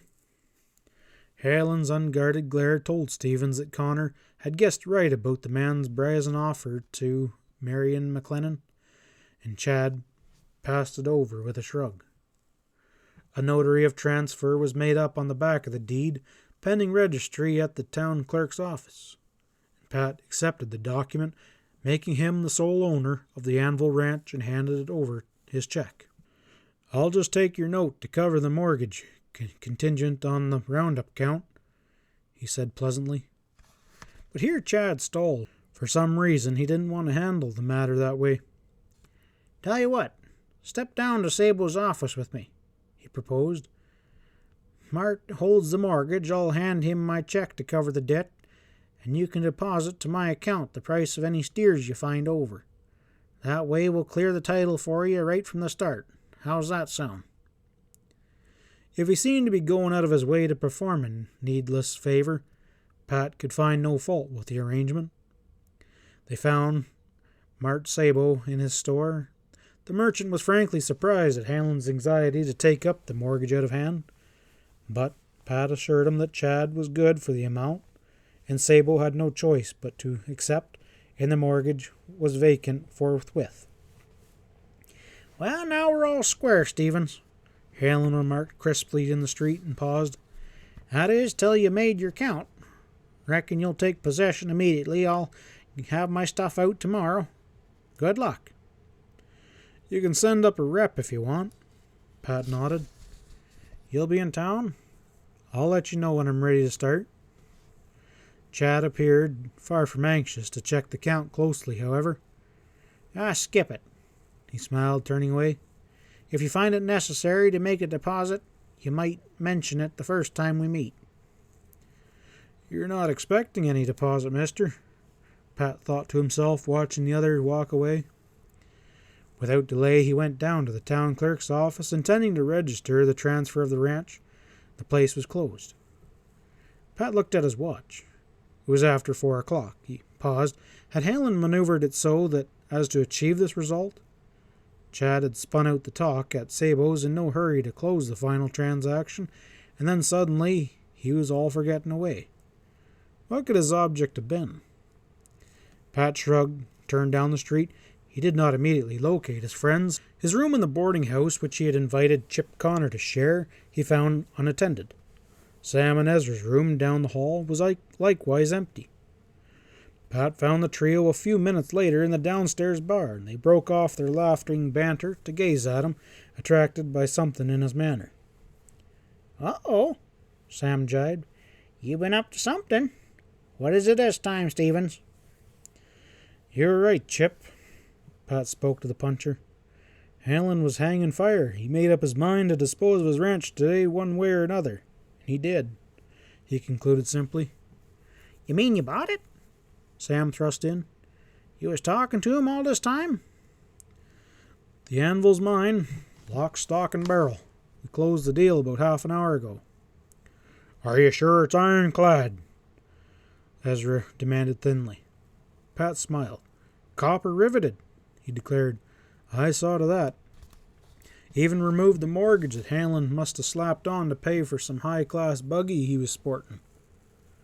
They talked over the purchase at length. "I don't think you'll be sorry, Stevens," Connor said. "I wrote you the Anvil was a sweet little outfit. It is. Properly run, it'll pay for itself many times over." "I asked Hanlon a lot of questions," Pat nodded, "but I couldn't remember everything. What kind of crew did he work?" 3 hands right now," was the reply. "You saw Nico Santos, and then there's Ep Stack and Charlie Bain." "And how are they? Are they any good?" Chip shrugged. "Well, I wouldn't let Nico go." "I see." Pat's eyes twinkled. "Time enough for that when I get out there. Won't be long. There's a small chore here in town in the morning, and then I'll be off." He turned to Sam and Ezra. "Go buy your horses," he told the two. "Drive 'em back to the Anvil, and we'll see about getting 'em back home. Connor, he'll help you." "Sure." Chip was all readiness. "You 3 are getting to seem like my own folks. Need exercise anyway before I stiffen up." He grinned ruefully, rubbing a sore shank. Pat liked the light-hearted way in which he accepted his misfortunes. Might as well get started right off, Sam said. We can make 18 to 20 mile before dark. He and Chip started to lug their effects downstairs while Ezra went for the horses. In the formality of this town, no one made anything of their preparations on the boarding-house porch. Once the pack horse was ready, the four retired to a hash joint for an early supper, and there was a considerable amount of joshing amongst them. "Sure you got everything?" Pat asked as they walked back to the waiting horses. Reckon so, Sam replied. "Did you pick up that new rope in the corner by my bed?" inquired Ezra. "We'll need it handling a bunch of them ringy horses." Sam and Connor exchanged looks. I don't remember seeing it, the former admitted. "I'll run up and make sure," the puncher spoke up obligingly. He started for the stairs while Pat and the partners moved towards the bar for a parting drink. Connor was gone for quite a while. Pat heard a door or two slam through the hall.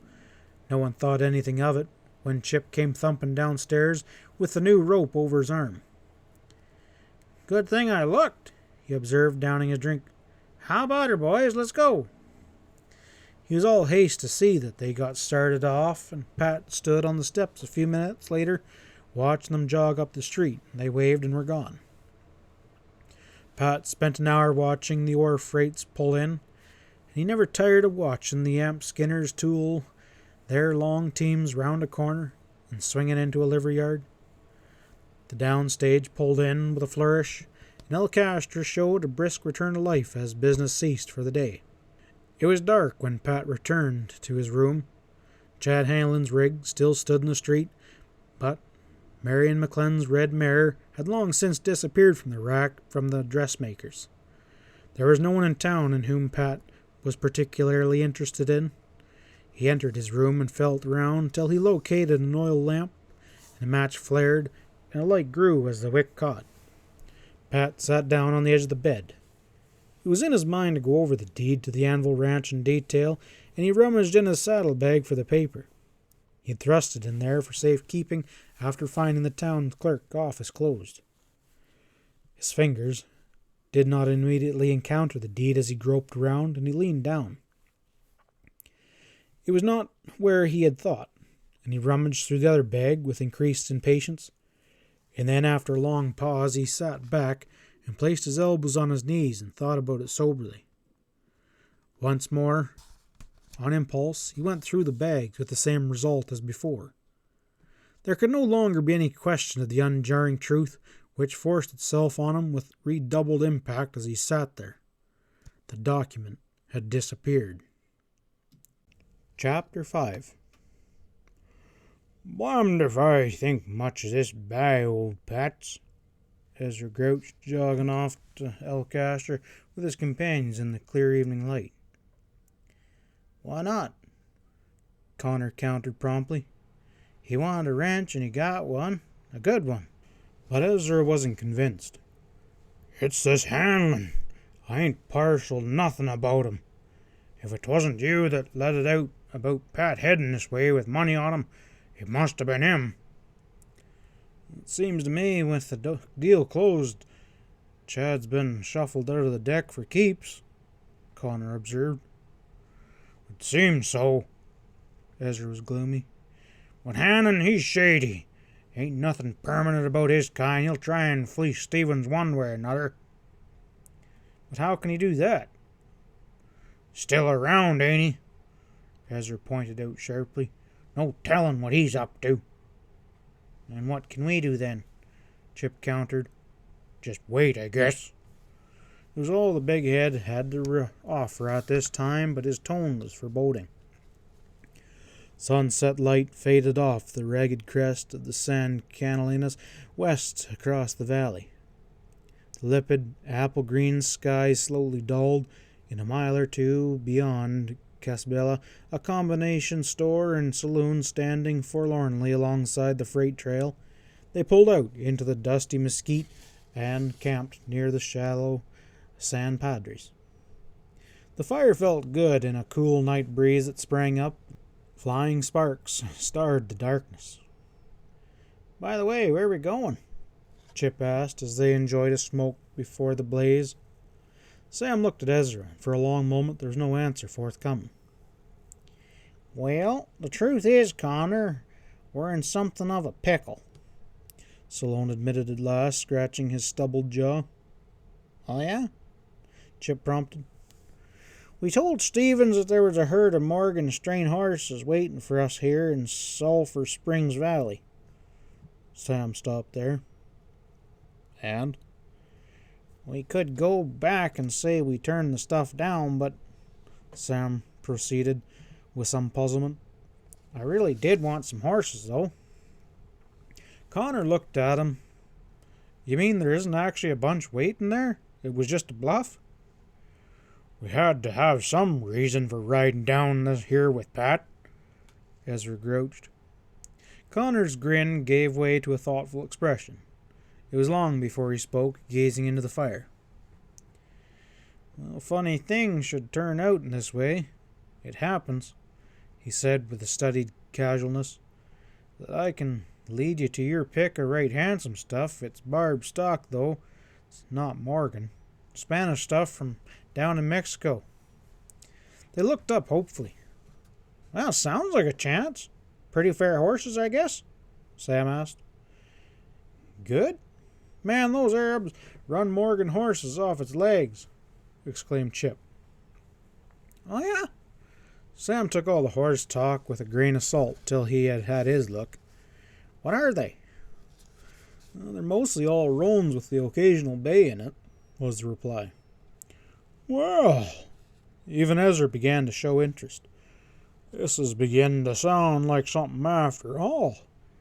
How'd you know about it, Connor? You're no horse trader."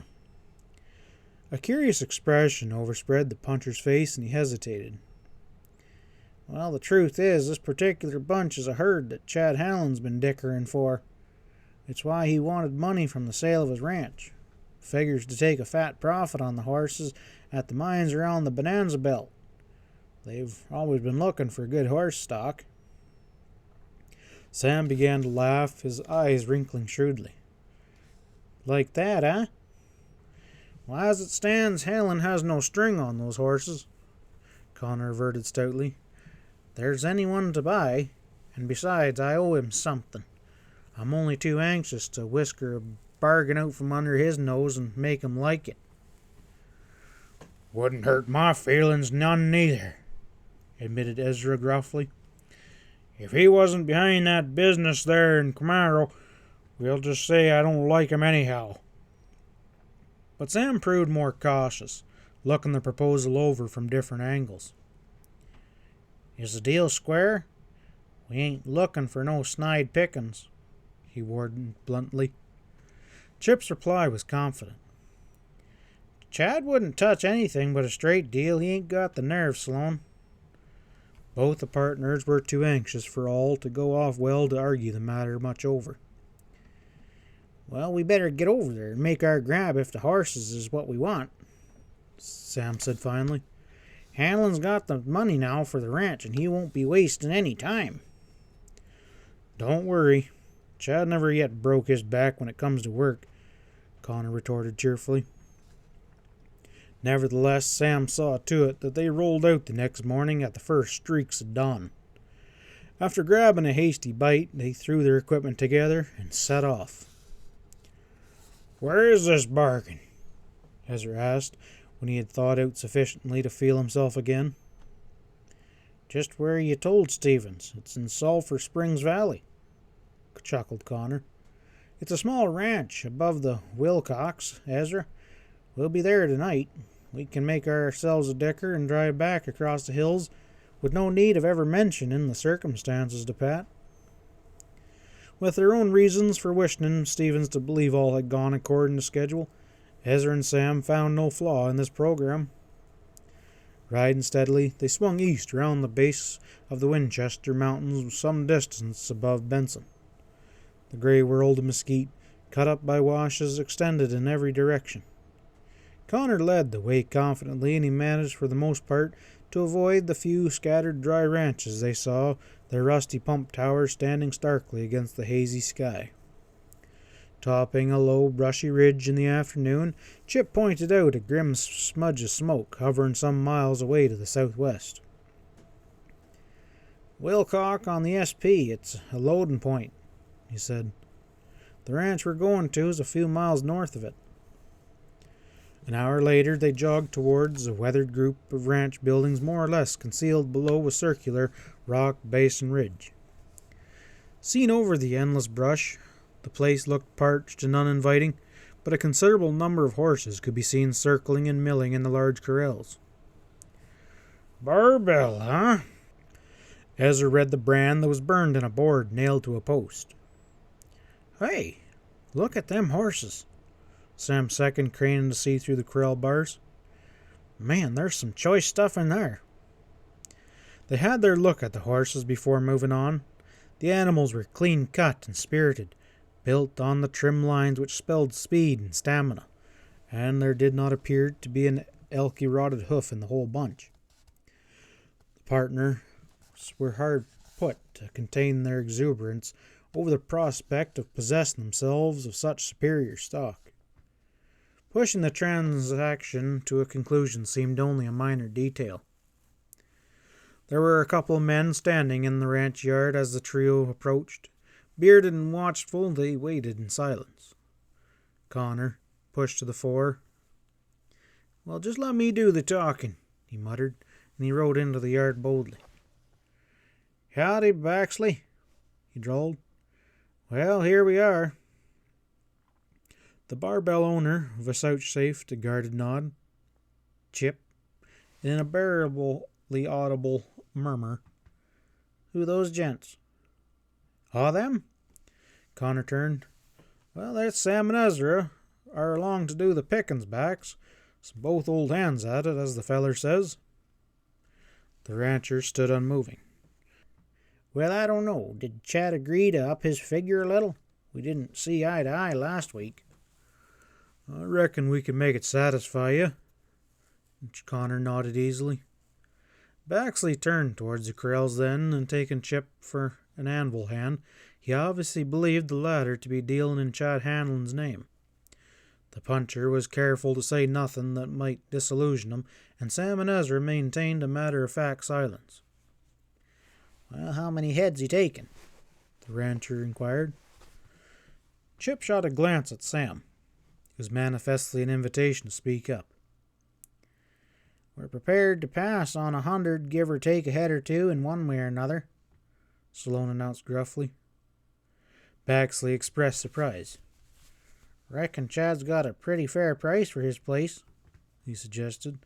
"Will he be wanting more horses later on?" But Ezra and Sam were pushing in the direction of the corrals, and now that they were this close to the horse herd, so plainly far above standard, they were impatient to make their selection and get away. Connor delayed to satisfy the rancher's rambling curiosity while the two set about their task. They found no difficulty in choosing horses which came up to specifications. In fact, looking over the stuff they had cut out and then noting its quality, Sam began to question seriously whether they were carrying a sum sufficient to foot the bill. Chip helped them complete their cut. A count was made. They'd selected 93 horses, and still many excellent head remained. Sam shook his head, sighing. "Keep this up, and we'll have twice the number we can handle," he muttered to Connor. "You better start your dicker, boy, and keep that figure down. But we won't let such stock go over $1 or $2, he cautioned hurriedly. Chip joined Baxley outside the corral. "Well, just what figure did Chad mention last?" They heard him question the rancher. There was a drawn-out discussion in low tones, and Connor at length turned to Sloan. "Bax reckons $10 a head is fair. Do you think Hanlon would stand for that price?" he called. Pausing for effect, Sam could scarcely conceal his elation. It was so far under any price he'd expected to hear it seemed ridiculously low. He had been striving, in the fact, to reconcile himself to an amount again half as large. Well, if we buy him for that price, what can he do? He returned with simulated indifference. Shall we call her a deal, then? Chip persisted, as if there were some question about it. I'd say so. It'll have to be cash, though. Backley spoke up flatly. I ain't accepting none of Hanlon's notes, not or anything else for that matter. No notes, Sam agreed in his laziest drawl. I'm carrying the cash if I can get it out. Despite his words, he lost no time in snaking the money belt from under his shirt and counting out the full amount. He handed it over. We'll just take your bill of sale covering this lot, he said. I don't want no argument when I turn the horses over. Baxley would have protested, but he had abruptly changed his mind. Well, I've been needling Chad about that money, he said. Reckon I'll have to keep him happy. Using the back of a crumpled envelope, he wrote out the required form. If his signature was well nigh indecipherable, Salone was satisfied and tucked the paper away. Let's get them critters lined out and let's make for some tracks, he said briskly. The corral was opened and the lively roans streamed out with a rush. The ease with which the herd was started off told the partners the horses had not been on this range long enough to be accustomed to it. They had already studied the foreign-appearing brands. A dozen questions started forming in their minds. Chip pointed out a course across the hills with which to lead them to the Anvil Range, and they were scarcely a mile beyond the Barbell when 3 mounted men were seen to be angling across the rolling slopes to intercept them. What's this? Ezra burst out, Connor peering keenly, doubt in his manner. We'll soon find out. The newcomers jogged forward warily. One a hatchet-faced man with narrow, ice-blue eyes, waving authority towards the herd. His tone was challenging. Where'd you get them horses? Sam pushed out to meet him, fully as cold as men. And who are you, friend? He tossed back tightly. There's wet stuff in that bunch, the other charged, indicating the strange-looking Mexican brands. If that's the bunch that Hanlon was expecting, we'll just take it off your hands. He was looking at Connor accusingly. Nuh-uh, you just ride on about your business, Sam retorted curtly. And keep your hands on your saddle horn like gentlemen before I get nervous, he added sharply. The stranger eyed him in sour silence. Facing it out, are you? He rasped. I suppose next you'll be telling me you didn't just pick up them horses. Sure, we bought 'em today, Sam allowed. So what? Well, you ain't getting away with it, the man yelled angrily. We was sent down to pick up that stuff, and we're taking it back. My. Sam had gone suave, his tone gently sarcastic. Well, maybe you wouldn't mind explaining how you intend to go about it? By God, we'll get 'em or we'll scatter 'em to hell and gone, broke out one of the strangers who had not previously spoken. He raked his mount into motion and he hurled it directly towards the herd, and had he reached it, the bunched horses would have almost certainly been stampeded far and wide. The treacherous maneuver never succeeded, however. Before the horse had gone 2 full strides, a gun cracked flatly at Ezra's hip. The running horse folded, as suddenly as if he had been hit at the end of a rope, his rider hurtling head first to bring up a dozen feet away, end over end. Sam's .45 was peeping over his saddle bow at the remaining 2 men. They had tightened up in the saddle, black of face, only subside with slow caution. Too bad, Sam told them with sympathy. A man will run into a snag occasionally, in spite of all he can do. Reckon a couple of you will have to ride double. Well, Hanlon will hear about this, blast you, the spokesman ejacted, purple at the gills. He's every right to be interested, Ezra threw back roughly. Well, make sure he pays for that horse you lost, too. The fallen man stumbled up to look about dazedly. He muttered, scowled at the sight of the guns, and edged towards his companion. Sorry we couldn't do business with you, Sam drawled. Do we have to smoke you, or would you prefer your own fresh air? The dismounted man swung up behind one of his fellows, and without more words the three jogged off, tossing black looks over their shoulders. Chip Connor had wisely left the management of the encounter to the older men. He was busy keeping the horses bunched. His tight visage expressed relief at the final outcome, but the three maintained a close watch to the rear, fogging the herd upon its way as long as the strangers stayed in sight. You know any of them hombres, Chip? Sam called to the puncher at length. Connor shook his head. Not by name. I've seen 'em around, that's about it. They're a part of a bunch that hangs out at Castbella. What bunch is that? Hard cases and owl hoots on the hide, drunks and generally no goods, was the answer. Castbell isn't a healthy place to be caught at a dark night, or most any kind of night for that matter. Ezra was listening in on the exchange. Well, they know Hanlon, whoever they are, he pointed out. Chip looked at him slowly. It was plain that the puncher was being forced to revise his estimate of Chad Hanlon as time went on. His findings left him sober. Yeah, Ezra, they know Hanlon, he repeated pensively. From what I got of their talk, Chad must have sent him out to pick up this bunch of horses from Baxley. Right. And we didn't beat him up much by it. We owe you something, Chip, for hurrying us along. Sam did not mention the fact that he had had as much to do with this as anyone. Connor shook his head. I don't know, Sam. If I'm right, those birds will soon be talking to Baxley, and then that fat will be in the fire. Or maybe it already is. Sam grinned. Hanlon had a tough time getting any satisfaction out of us, he predicted. Got the horses, ain't we? He never told the feller back there you was dealing for Hanlon. If he wanted to take it that way from your talk, that's his hard luck. Chip couldn't help responding to this with a delighted chuckle. Well, we put it over, didn't we? I only hope Chad braces me about it sometime. I'll make his ears ring. They pushed up their way without delay. At times they were forced to exert themselves considerably as dry washes appeared, splitting the plain over which the herd must be maneuvered without scattering the spooky animals. Sunset found them miles from anywhere, and they pulled up for the night at a point where a barricana enabled them to rope up a corral in which the stock would be reasonably secure.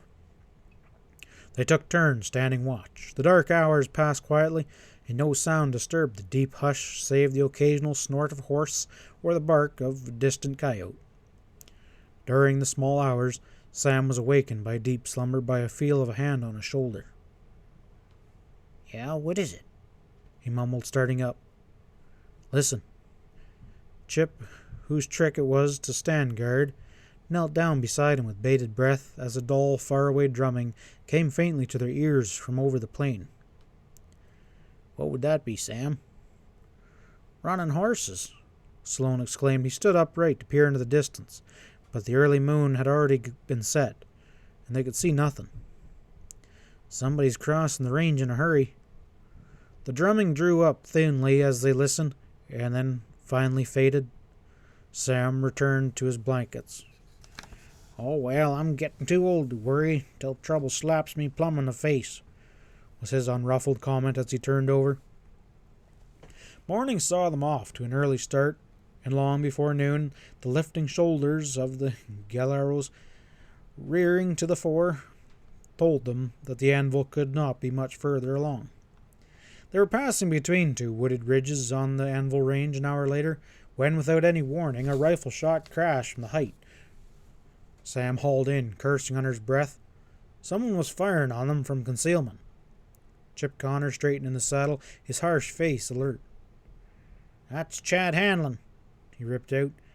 Dang him, he may be mad, but he ain't putting this over. Jamming in the spurs, he burst in amongst the trees at the foot of the slope in the direction from which the shot had come. End of Chapter 5. Chapter 6. Somebody must have stole it, of course. Pat Stevens muttered, dropping the saddlebags in which he could not find the ranch deed he had placed there.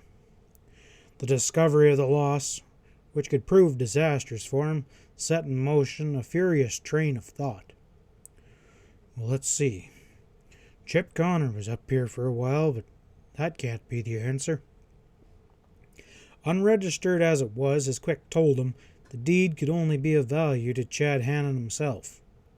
Pat caught that, and striding back and forth on a worn drugget, and pausing now and again to gaze sightlessly out the window. He recalled Sheriff Hardwick's conviction that Hardwin had no explanation of leaving the country. Connor had been as certain of Chad's desperate need of cash. Maybe this Hanlon half-baked way of pulling some fraud, Pat mused. Cold anger stirred in him. He did not need to be told how worse than useless such an accusation would be without some sustaining proof.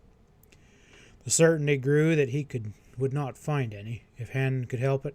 For Chad was guilty, of course. If any confirmation of that was needed, there was the manner in which he had deliberately and craftily spun out the sale of the ranch until it was too late to register the transfer until tomorrow. It ain't likely that Hanlon himself lifted the deed, Pat reflected. He'd been busy establishing an alibi in the Golden Eagle. Must have had someone do it for him. Wondering just how easy it might be to get in and out of here undetected, he opened the door into the hall quietly and stood looking up and down the dusky passageway. Sounds of life from below made the boarding house murmurous, but no one appeared to be on this floor at the moment except for himself. He moved to the front of the building and peered down into the street through the grimy hall window. Little was stirring below. Before returning to his own room, he absently tried the door of the one that Ezra and Sam had occupied that was near at hand. Not locked, the door opened an inch or two and then struck. Pat paused for a moment, his hand on the knob, before setting his shoulder to the panel and giving a heave. As if forced back by some yielding object, the door opened far enough for a man to slip through sideways and jam again. The room inside was dark. Pat deliberated long enough to decide that, whatever had caused the door to stick, it was not merely a bunched-up carpet. Then he slipped through and stood listening. A faint stir on the floor as the door swung open again, raising the hackles along the nape of his neck. But somehow there was not the feeling of a lurking prowler in this room. Drawing out a match, Pat whipped it on his raised leg and held it out as it sputtered into a glaring life. A dark huddle lay at his feet, and as the match flame steadied, he saw it was a man lying motionless in an awkward position. He was a big man, clad in cheap garb, stained by rough usage. The check shirt was vaguely familiar. Suspicion knifed at Pat as he rolled the still form over and held the match so that it illuminated the slack face. He slowly nodded and gazed down. Death had caught up with Ace Kangle, the H.M. straw boss, leaving him sprawled here in the silent, vacant bedroom. Snapping the gutted match out, Pat lowered himself to the side of the rumpled bed and forced himself to hard thought. It was to this room, he realized, that Chip Connor had returned in search of Ezra's new rope shortly before leaving town. The puncher had had good reason for wiping out that Ace Kangle, and Pat remembered now the slamming doors while Chip had been up there, which might have been covering the sound of a shot. On his return down the stairs, however, Connor had been making all haste to get away. But as Pat sat there, patiently thinking it out, some elusive detail caught between his preliminary observations persisted in returning to his mind. For a moment, he could not recall what it was, and at last he had it. Striking a second match, he leaned forward hastily to verify his hunch. As his subconscious mind had noted during the first moment of startled discovery, he was vastly relieved now when a careful search confirmed the fact that no blood whatsoever had run into the carpet under Ace Kangle's lax form as it lay there. though enough had drained from his fatal chest wound to stain his whole shirt front. The significance of this was immediately clear to Pat. It seemed unquestionable that Kangle had been killed elsewhere, and that the body had been brought here and dumped in all likelihood, with the object of directing suspicion against an enemy of the actual murder. Probably it had been done after Chip Connor had come and gone, since he himself had had neither opportunity or object for such a course. The puncher, therefore, appeared to be logically clear of the crime, but having gotten this far in his calculations there, Pat stuck. No telling whether Dane Hardwick will reason the way I do, or not. Probably won't, he pondered bleakly. Meanwhile, this room was registered last in Sam and Ezra's name. It posed the problem of what to do with the corpse, which he had no intention of allowing to remain here. That either of the partners had had anything whatsoever to do with Kangle shooting, Pat did not for a moment suppose. Equally certain was it that, were the body to be found in this room, the pair would be inextricably involved in the ensuing investigation. Without even pausing to consider what he might be getting himself into, Pat leaned over and lifted Kangle unsteadily to his shoulder. In death, the former straw boss was an inert bundle which few men lighter than Pat could have handled at all. Stevens balanced him like a sack of grain, turning to swing the door open. He thanked his lucky stars that night had fallen, leaving the upper hallway dark and shadowy. A cautious look disclosed no activity whatever out there. Yet, starting down its length, Pat moved as silently and cautiously as that heavy load would allow. He had to be careful that Kangle's boots didn't drag or knock on the wall, and he passed the stairwell leading below, and still the hall offered no hazard. Then abruptly a small shock ran through him. Was that the thump of a careless foot against the stairs on the foot below? He paused to listen with bated breath. The sound came again, louder and nearer this time. Someone was running upward in quick haste. Moving forward quickly, Pat was able to reach his own door before the advancing steps rose to the floor. He edged into his room sideways, still carrying his burden, and managed to close the door silently just in time. There was a catch on the cast iron latch, locking on the inside, and he quietly pressed this on. Then he stood motionless, the slack body balancing over his shoulder, straining to follow the soft footsteps outside in the hall. And for a long moment he lost them altogether. He was probably some tenant hurrying to his room for something. He stood to persuade himself that this was the case, and was just beginning to breathe easier when a soft knock sounded on the other side of his door. It was not the usual bold and careless knock of a casual visitor expected to be admitted, or one calculating to awake a sleeping man. There was something stealthy about it. Pat stared at the door, standing there, careful not to make the slightest sound indicating his presence. Without even a remote idea of whom it might be, he was waiting for the person to go away when the knock came again. Once more the shock of a strange emotion ran across Pat's nerves, and swiftly he drew his gun, but refrained from further movement as the tight moments passed out. Whoever stood there outside the door was certainly persistent. A third time the soft, stealthy knock turned. It had grown undecidedly finally. The doorknob turned gently, and as gently relaxed. After a further delay, Pat's ears caught the faint scratch of metal on metal, and he knew what was happening.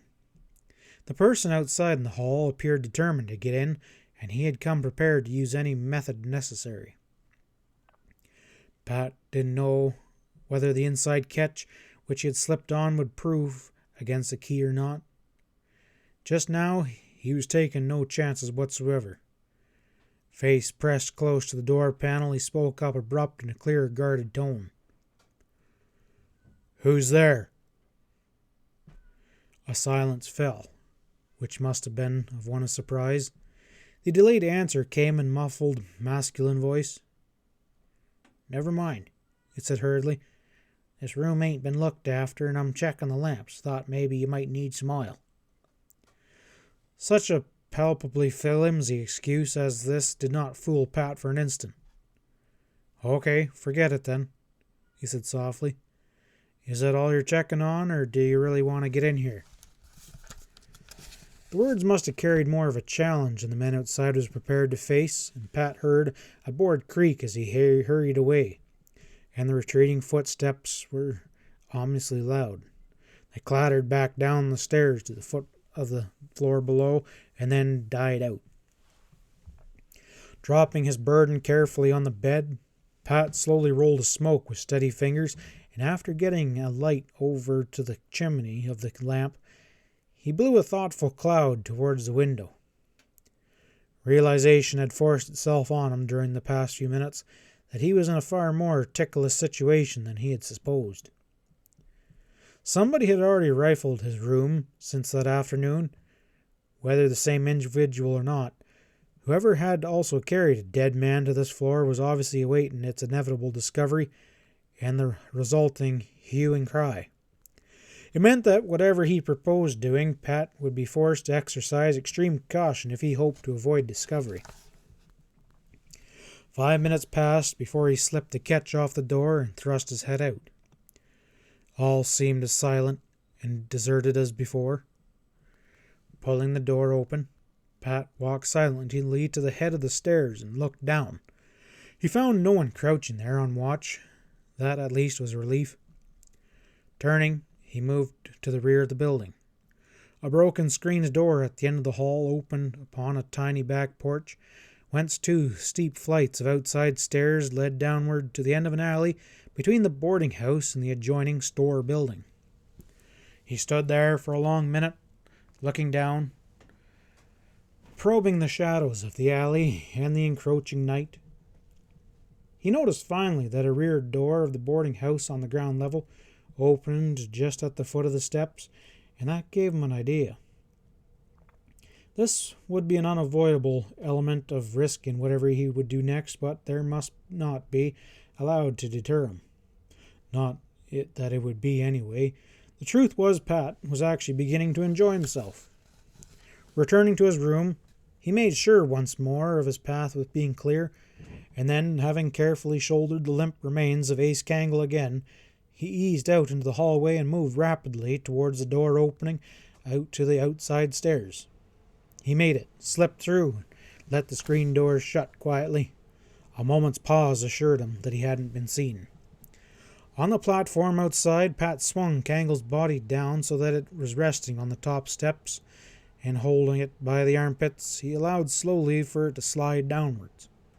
Ace's boots caught once, requiring care to free them, and Pat dared not let the body go altogether, since the resulting clatter and banging of its descent would be certainly to bring attention to his activities from some other quarter. Slowly he worked his way down, crouching in the shadow, laying along the steps, the awkward, unmanageable bulk ahead of him. He had finished the first flight and was midway of the second when a scrape of boots arrested him sharply. He froze where he was, waiting. A man came in sight, strolling through the alley, humming under his breath to pass within a dozen feet. He went on towards the barns to the rear and faded out.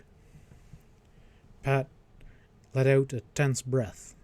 Still he remained motionless, exasperated by the ludicrousness of his predicament, conscious of the sound of voices coming from within the building and fighting the strong impulse to let go of Kangle once and for all, and then dart upwards hastily towards the sanctuary of his room. It was well that he waited. A moment later, the man who had passed came back, riding easily astride the stabled horse he had gone after. It was true that the gloom was thick here in the alley behind the boarding house, yet Pat found it difficult to understand how the man could ride by with almost arm's reach without the slightest suspicion or even apparent consciousness of the dark bundle that was clinging to the steps. Was it a calculated play? And for a minute Pat couldn't be sure. And then the hoofs clomped down the alley in an unbroken plodding gait and then died out. Pat hurried to resume his downward progress. 6 feet from the bottom of the stairs, he carefully estimated the distance and then let go, allowing Kangle to slide the remaining distance. Ace bumped down slowly, to crumple forward and spill face down on the ground, much as if he had just stepped down off the ground floor doorway in time to receive a shot which would have flattened him where he fell. Pat knew that, when he was discovered, this impression would be only momentarily, however. A shrewd eye would be as certain as he had been to note the absence of pool of blood underneath the body. Investigating, the sheriff would be up against precisely the same question which Pat had faced. It was enough for Pat. Whirling, he ran upwards at cat-like feet, hugging the wall, and he reached the screen door above without detection, pausing long enough to open it a crack and peer through. All was quiet. A second later, Pat slipped into his own room. A glance about assured him that no one had been here during his brief absence, but there remained the business of the overly cautious knocking on his door and the thin excuse which had followed his challenge.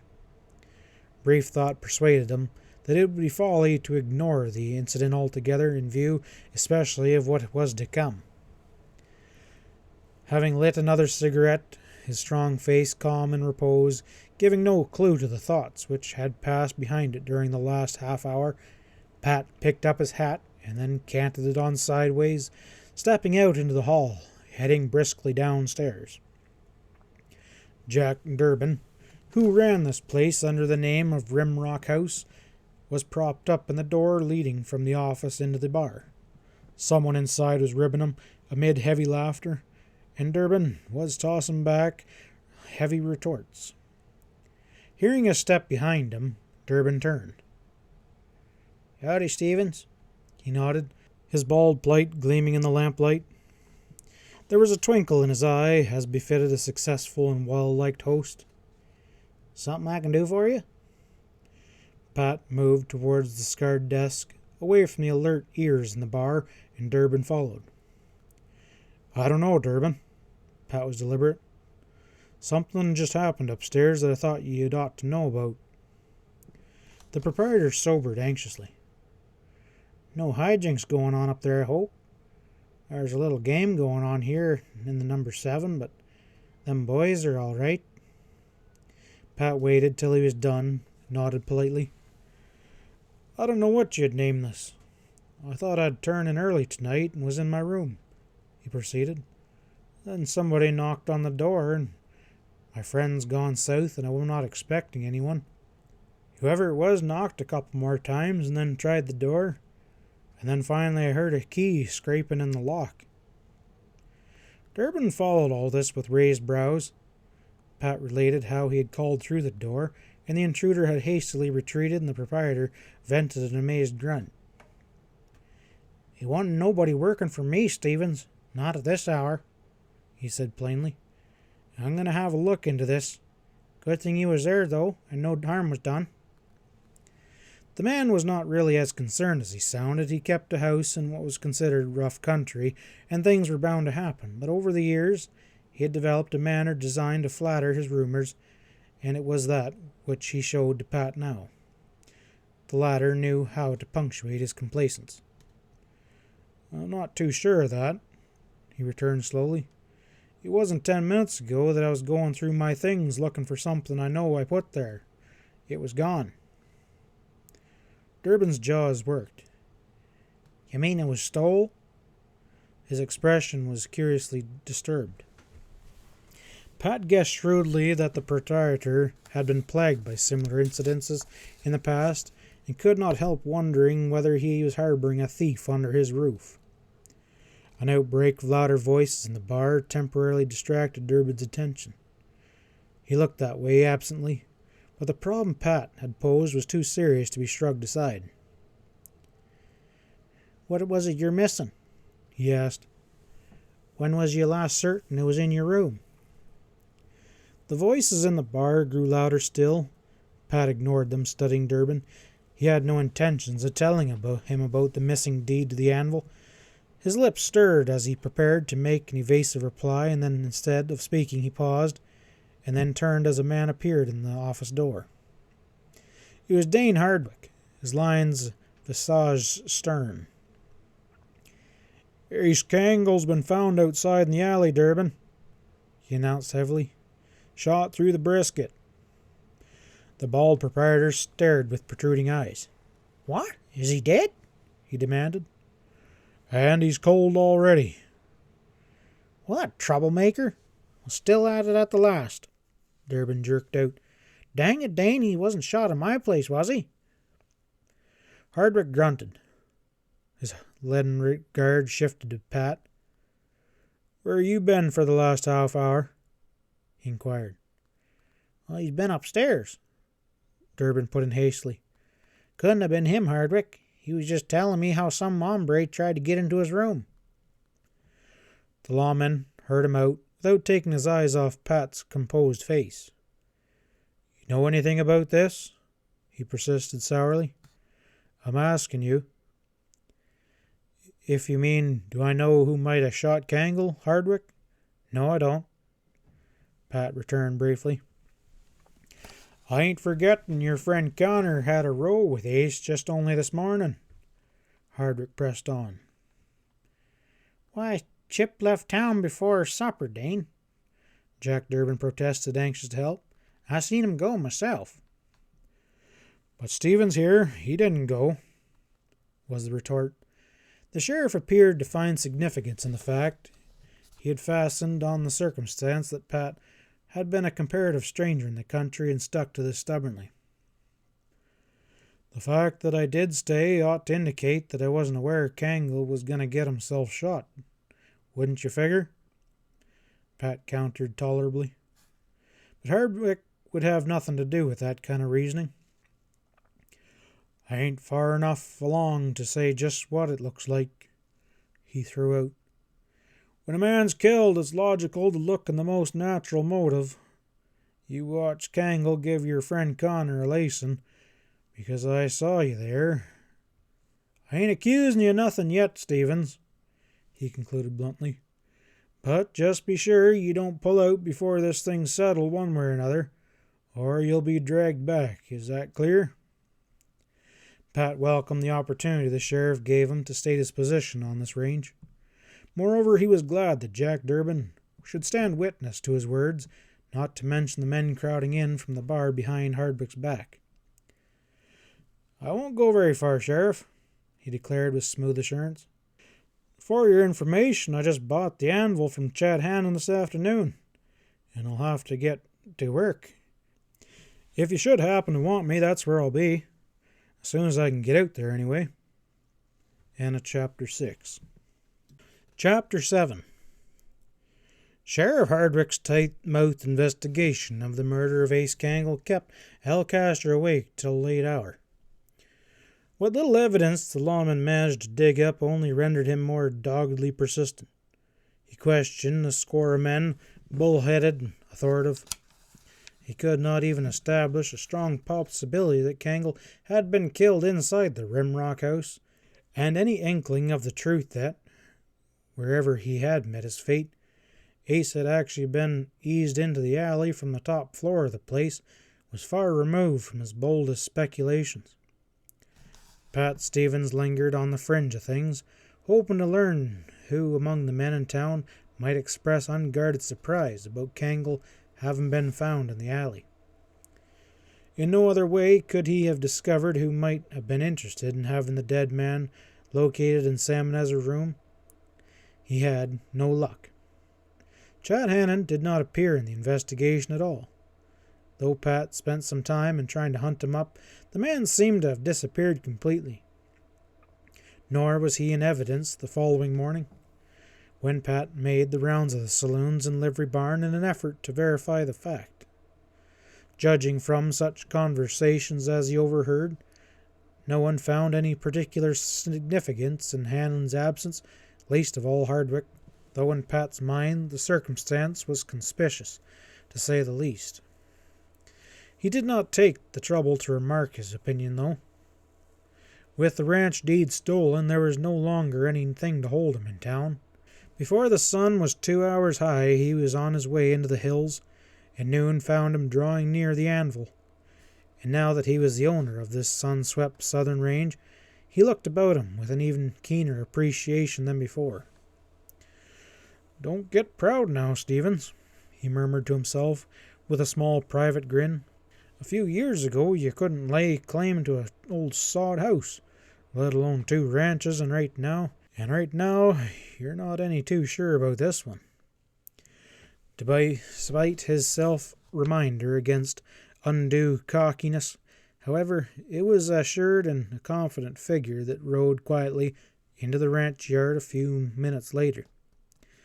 His glance was arrested by the sight of 2 men snagging horses out of one of the corrals. He dismounted there and sat watching a moment, then casually dismounted. One of the 2, obviously Hannon's punchers, was a small, gnarled, not-hard man of middle age, whose sour visage appeared twisted into a persistent sneer. This man finally turned to flick Pat with snaky eyes. "What you want, stranger?" he asked carelessly. "The name's Stevens," Pat returned quietly. "Maybe it is," was the surly rejoinder. "but that don't mean nothing to me." "Take it easy, Ep," muttered the other man, a lanky, horse-faced old-timer with ears almost as big as his oversized hands and feet. Pat had not taken his eyes off the tattered specimen called Ep. His tone grew curt, though he did not raise his voice. "You're Stack, aren't you? It might interest you, if you don't already know, that I bought the anvil from Hanville yesterday." He waited for that to sink in.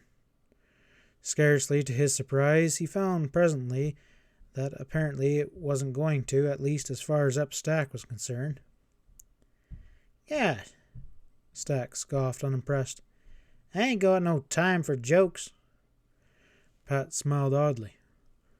"Then I won't bother you with any," he assured coolly, and suddenly his words cracked like a whip. "Look, Stack, as of right now, you're either working for me or not at all, and I think it's probably going to be the last," he added grimly. Ep whirled on him, flushed and darkly. "On your way, you," he flared menacingly.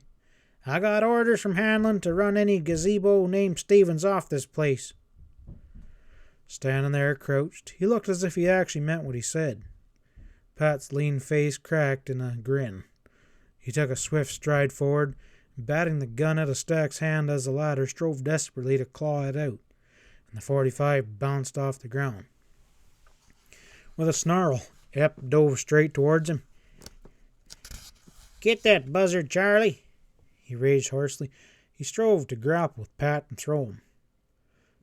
Pat calmly sat a heel behind the man's foot and pushed a broad palm into his face, and Stack promptly sat down with a violence that jarred his teeth. He showed signs of frothing at the mouth as he scrambled up. Looking disgusted, Pat grabbed the fellow and flopped him, helpless and sprawling, over his knee. Whack! Whack! Dust flew as he slapped the hard hand down upon the seat of Stack's pants. Charlie Bain gruffed irreprehensibly at that ignoramus sight, only to suppress his mirth and confusion as Pat raked him with an inquiring glance. The gangling, stoop-shouldered puncher had made no attempt to spring to Ep's aid, nor had he a second of any Stack's violent talk. He turned away, fumbled with his stray rope. It was plain that whatever the outcome, he didn't plan to join in the hostile welcome according to Pat. With a last resounding whack for the gnarled puncher, Stevens dumped Ep unceremoniously into the dust. Stack rose more slowly this time, his wicked features corded and suffused. His wrath was ablaze, but the unpreceded things that had happened to him in the past few minutes gave him some pause. Pat took a step towards him. "Have you got a horse of your own? Climb on it and get off the place, Stack, and make it fast. You're fired." Ep stumbled backwards hastily, his mouth working, and at last he found his tongue, and words boiled out of him in a trembled screech.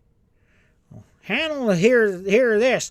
You ain't seen the last of me, Stevens, not by a long shot." Pat ignored him, turned to Bain. "What's your opinion of me, friend?" he snapped colorlessly. Maybe you prefer Chad Hanlon too? Old Charlie shook his head sullenly. I punch cows for a living, he returned in a subdued voice. Reckon you know how to look after yourself, Stevens. You firing me or not? His manner was embarrassed, but Pat liked his stubborn blunt of speech. Clearly Bain was prepared to accept him for better or worse as the new owner. You know the layout. You just go on about your work. He nodded. If either of us changes his mind, there's plenty of time for that. Neither looked around as they heard Epstack trot away astride his horse, sputtering under his breath. At the edge of the yard, the gnarled man turned in his saddle to yell blistering verbiage at Pat Stevens. And then his horse struck into a gallop and he was gone, crashing through the pines at a headlong haste. Pat picked up Stack's fallen six-gun and stood watching Charlie Bain saddle up. The man had grown old in his profession and was beginning to cripple up. He couldn't move fast. The fact might have contributed to his caution, but Pat was willing to credit him with more common sense till he proved otherwise. At best, he'd prove a little more than an old pensioner. Hang on a minute.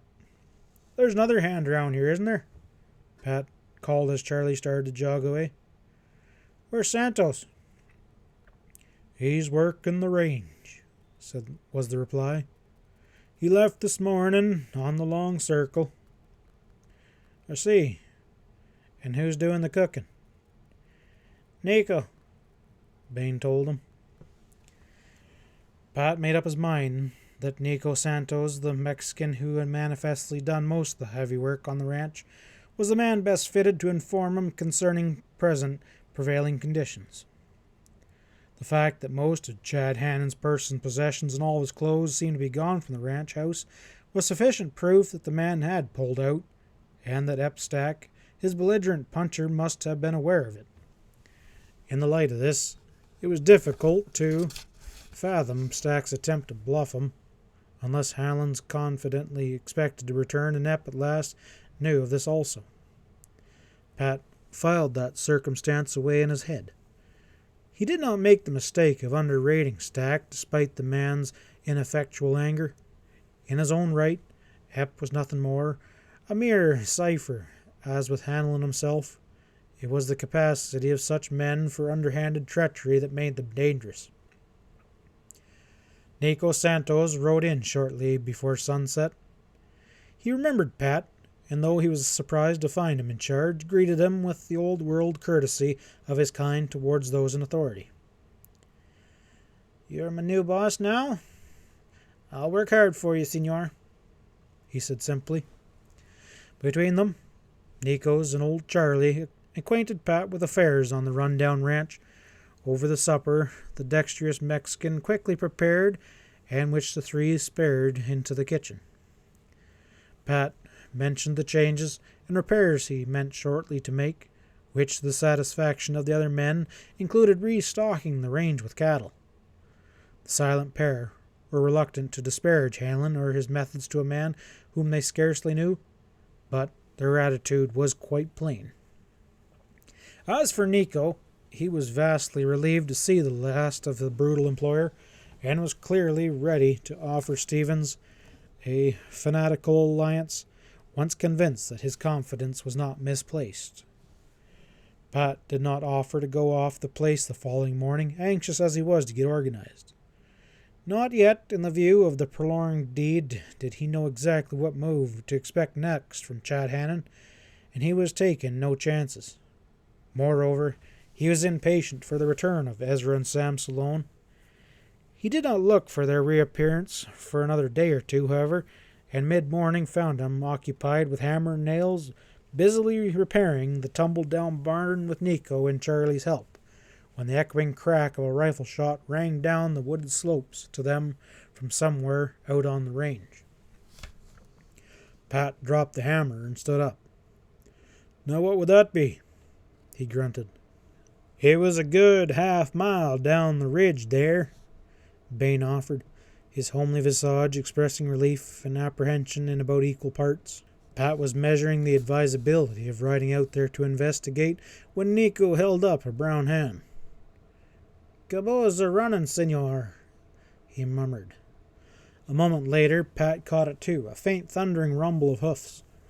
He rushed out into the yard, and soon he saw them coming, a wild herd of rushing roans, and he glimpsed a man at their head. "It's Sam and Ezra!" he exclaimed. Sloane was in the lead. He herded the clattering cavalcade into the ranch yard, milling them about the corrals and bringing them to a restless stand. "Help, Ez!" he called to Pat, waving. "He's got Connor over his saddle."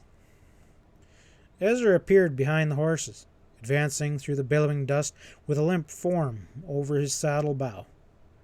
Pat saw Chip's tousled, hatless head, his still face smeared with blood. Ezra carefully lifted the puncher down into Pat's arms. "What happened to him?" The latter got out swiftly. "He's knocked out, that's all," the tall redhead grunted briefly. "Some sidewinder blazed away at us with a rifle down the ridge there, and Chip started after him. We found him there laying. Reckon he got knocked against the hull of a tree branch or something." Pat saw the bloody bruise high upon Connor's forehead, and he turned towards the ranch house carrying Chip and suddenly halted. A girl was riding into the other side of the yard, her head high, and with sharp awareness for all that was going on. It was Marion McLennan. Pat did not recognize the calm-faced man at her side, but both horses bore the sprawling H.M. brand on their hips. The girl took in Pat with cool competentness. She was clad this morning in Levi's and a plaid woolen shirt, and a felt wide brim framed her auburn head. He saw now that her eyes were vivid blue. "Who is that you have there?" she said. "Not Chip?" Her breath sucked in. Clearly she was not only knew the puncher, but knew him well, and in an instant she was out of her saddle, running forward. "Lay him here on the porch, gently," she commanded with curt impatience as Pat banged Connor's head. "Stand aside, please. Nico!"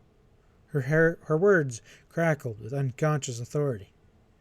"Hot water and rags, Nico. Clean ones, quickly." The man who had come with her exchanged a glance with Pat, smiled faintly. Nico came running a moment later with the things the girl had demanded. No one said anything as Marion took charge, competently caring for Connor's ugly cut. She'd fastened a neat bandage round about his head when he sighed and opened his eyes.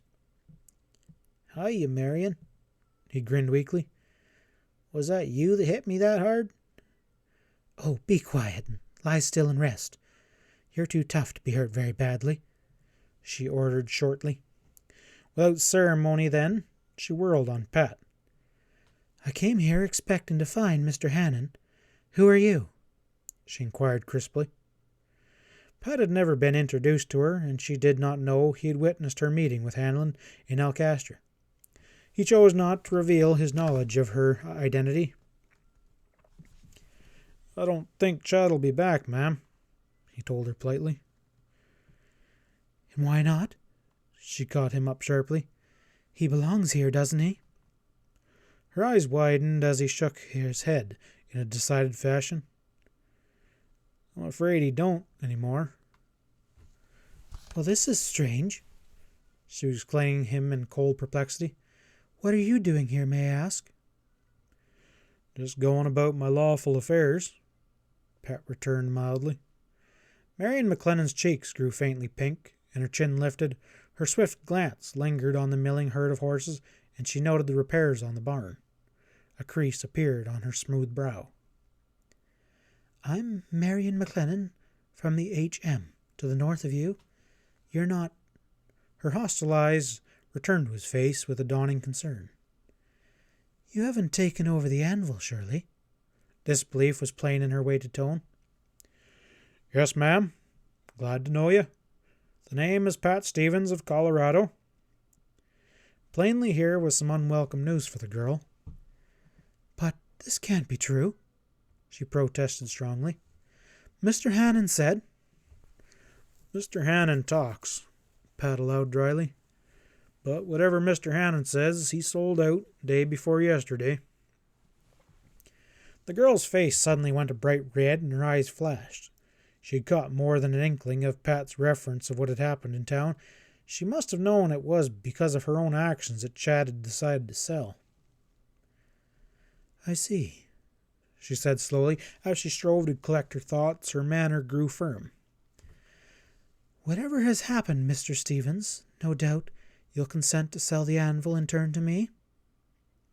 Pat only smiled. Why should I do that? He countered blandly. But I'm trying to procure it for some time. It's not my fault if Mr. Hannon's perversity was consistently blocking the sale. She turned to the man who had accompanied her. Ike Mosher is my foreman. He'll explain to you. Her cool assurance on her right to purchase whatever she chose only amused Pat. Howdy, Mosher. He nodded cordially. Guess we'll be neighbors, I suppose. Marilyn's color deepened. She looked at him thoughtfully for a space. This means you refuse? She demanded swiftly. Sorry, ma'am. Pat's glance was engaging, however unapologetic. I'm afraid it does. She lost her temper then, and it made her magnificent. I've never heard of a more high-handed affair, she stormed. I want this ranch, and I intend to have it. You'll be glad to sell it to me before you're done, Mr. Stevens. She turned to her foreman with a dangerous calm. Come, Ike. Pat and Connor, the latter sitting on the edge of the porch, a broad grin on his face, watched her leave, her trim back straight as a ramrod.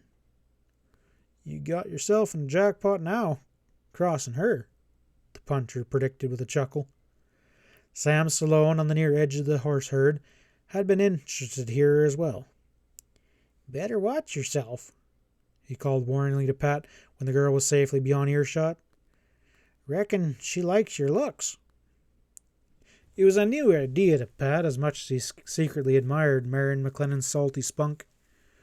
What makes you think that? He tossed back. No woman ever really gets that mad at a man that she's not downright interested in, Stallone replied shrewdly. Pat laughed. Wait till I saddle up, he said practically.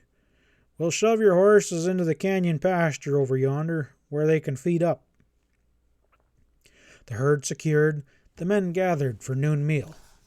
There was a number of things to be talked over now that they were together once more, and Pat told how Ace Cangle had been found murdered, without mentioning his part in the affair, and warned Connor that he would probably be questioned by the sheriff on account of his fight with the straw boss. I ain't got nothing to be scared of, Chip declared quickly. If somebody knocked Cangle off, they just beat me to it is all. I'll go down and talk to Hardwick and get it over with right now. That might be a good idea at that, Pat agreed. There's something else, too. He told about discharging Epstack. I'll need hands if I intend to stalk this range. Maybe you know where I could find a couple good men? Just leave it to me, Connor told him. I'll round a couple of boys that you can depend on. He pulled away after dinner, blithe as always. Pat returned to the canyon with Ezra and Sam to look over the horses they had bought. It was agreed upon that they had made quite a bargain, though Stallone studiously omitted to explain the circumstances under which it had been found. Pat asked them to remain for a day or two, explaining about the stolen deed and the probable need for a close watch on Chad Hanlon's activities. Just as I figured, Ezra snorted at the end. Hanlon's a crook, Pat. Your money made him hungry, but he ain't planning on giving up the ranch after all. He'll be around here making his claim that he never sold out to you. You just mark my words. Pat was afraid he was right, and the conviction was strengthened the following morning when he stepped to the kitchen door to observe two men riding into the yard. One, he saw at once, was Dane Hardwick, the Elcaster sheriff. His concern was not lessened when he noted the second man, whom he didn't know, was wearing a law badge as well. Morning, Hardwick, he greeted, as Sam and Ezra crowded to the door behind him to peer out. Didn't expect to see you out here so soon. I trust you got that business of Cangle's killing straightened out finally." "No, I ain't," the lawman grunted. Sitting his saddle, he glanced about, taking in the changes which had already occurred here since Pat had arrived. "See you got a nice bunch of horses out there in the canyon, Stevens. We looked 'em over." Hardwick paused. "Who's in charge of them horses?" Ezra and Sam stepped forward. "Reckon we are, Hardwick," Sam said with a shade of pride. "Why's that?" "You, huh?" The hooded eyes were like blades. "Well, consider yourselves under arrest." Sam's jaw dropped. He was no more surprised than Pat was over the direction things were taken, having both attributed to the sheriff's appearance to be some move of Chad Hanlon's. "What's the charge?" he barked, congested of face. "Possession of stolen stock. Them horses was drifted across the Mexican line 3 nights ago by horse thieves," was the unemotional answer. Pat took in the chagrin expression on the faces of the two partners, and in spite of himself he threw up his head and began to laugh. End of Chapter 7. Chapter 8. "What the hell you laughing at?" Sam rapped out, severely injured. Pat wiped the tears from his face, looking at Sam helplessly, and burst out laughing again, harder than ever, his hearty tones echoing through the pines, ringing to the ranch yard. "I can't help it," he snorted at last, getting himself in hand. "I got to thinking about you riding all the way down here from Colorado for this." And again he showed signs of exploding. "Damn it, Stevens, this is serious!" Ezra roared angrily. Pat could only grin. "I can promise you," he turned to Sheriff Hardwick, "this is more of a jolt to them than it is to you. You don't really take these boys for horse thieves, do you?" His tone was slightly, still faintly amused. Hardwick's manner remained dry. He indicated the man with him. "Ben Hassens from Bisbee. He's sheriff down there. Haskins traced them horses up here, Stevens. They're stolen, all right." "But these men bought them in good faith." Pat sobered up to Ernest. "I've known them for years. Any Colorado sheriff will vouch for us. They own a horse ranch up in Powder Valley." He glanced at Sam, a faint warning in his eye. "Tell the law how you made the deal, Sam." "Why, we just rode over to the barbell that's south of here, looked them horses over, made our dicker, and come away with the stock. Ain't nothing more to it." Sam made no mention of Chip Connor's part of the affair. "I paid good money for the stuff, and I got proof to show it." "Yeah, you see it. It's a legitimate deal for them," Pat insisted. "They came down here prepared to buy horses and not run 'em across the border and steal 'em." Hardwick followed this without a sign. "Where was you figuring to take this stuff?" he demanded. "We was driving 'em north, of course, to stock our home ranch." Sam bristled. "What else would we be buying horses for?" Dane consulted briefly with his fellow officer. He turned back.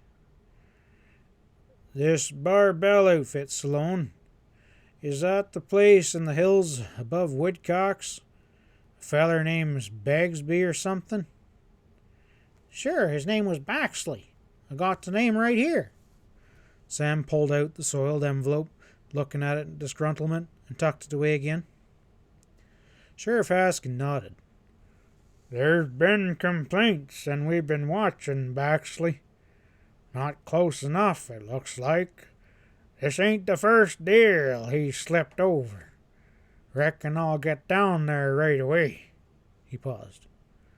"Your story sounds straight, Sloan, and I'm accepting it for now. We're not trying to pull any rough stuff. There ain't no doubt, if you are what you claim to be, that you and your partner was hoodwinked. This ain't ending here, you can bet, though. Have I got your solemn word that you'll be available till it's all straightened out?" "We'll be right here," Sam promised. "But them horses ain't going nowhere till it's settled. We got us a bill of sale for him, and we ain't letting go of him till someone shows a better proof of ownership. Strangely enough, his rather unusual stand only strengthened his stories in the eyes of the lawmen. Elected as they were by Arizona stockmen, they were far less concerned over the return of some stolen horses to their Mexican owner than over the apprehension of the men that was directly responsible for their theft. Sheriff Haskin hesitated. Well, I ain't exactly prepared to take up 100 head of horses into charge personally, he rumbled. But before they're left in your charge, that don't give you authority to move 'em a foot. Is that understood? We'll say they're impounded on Stevens' ranch here, if it is yours, Hardwick tossed in, eyeing Pat coolly. Are you prepared to go bond for their safekeeping?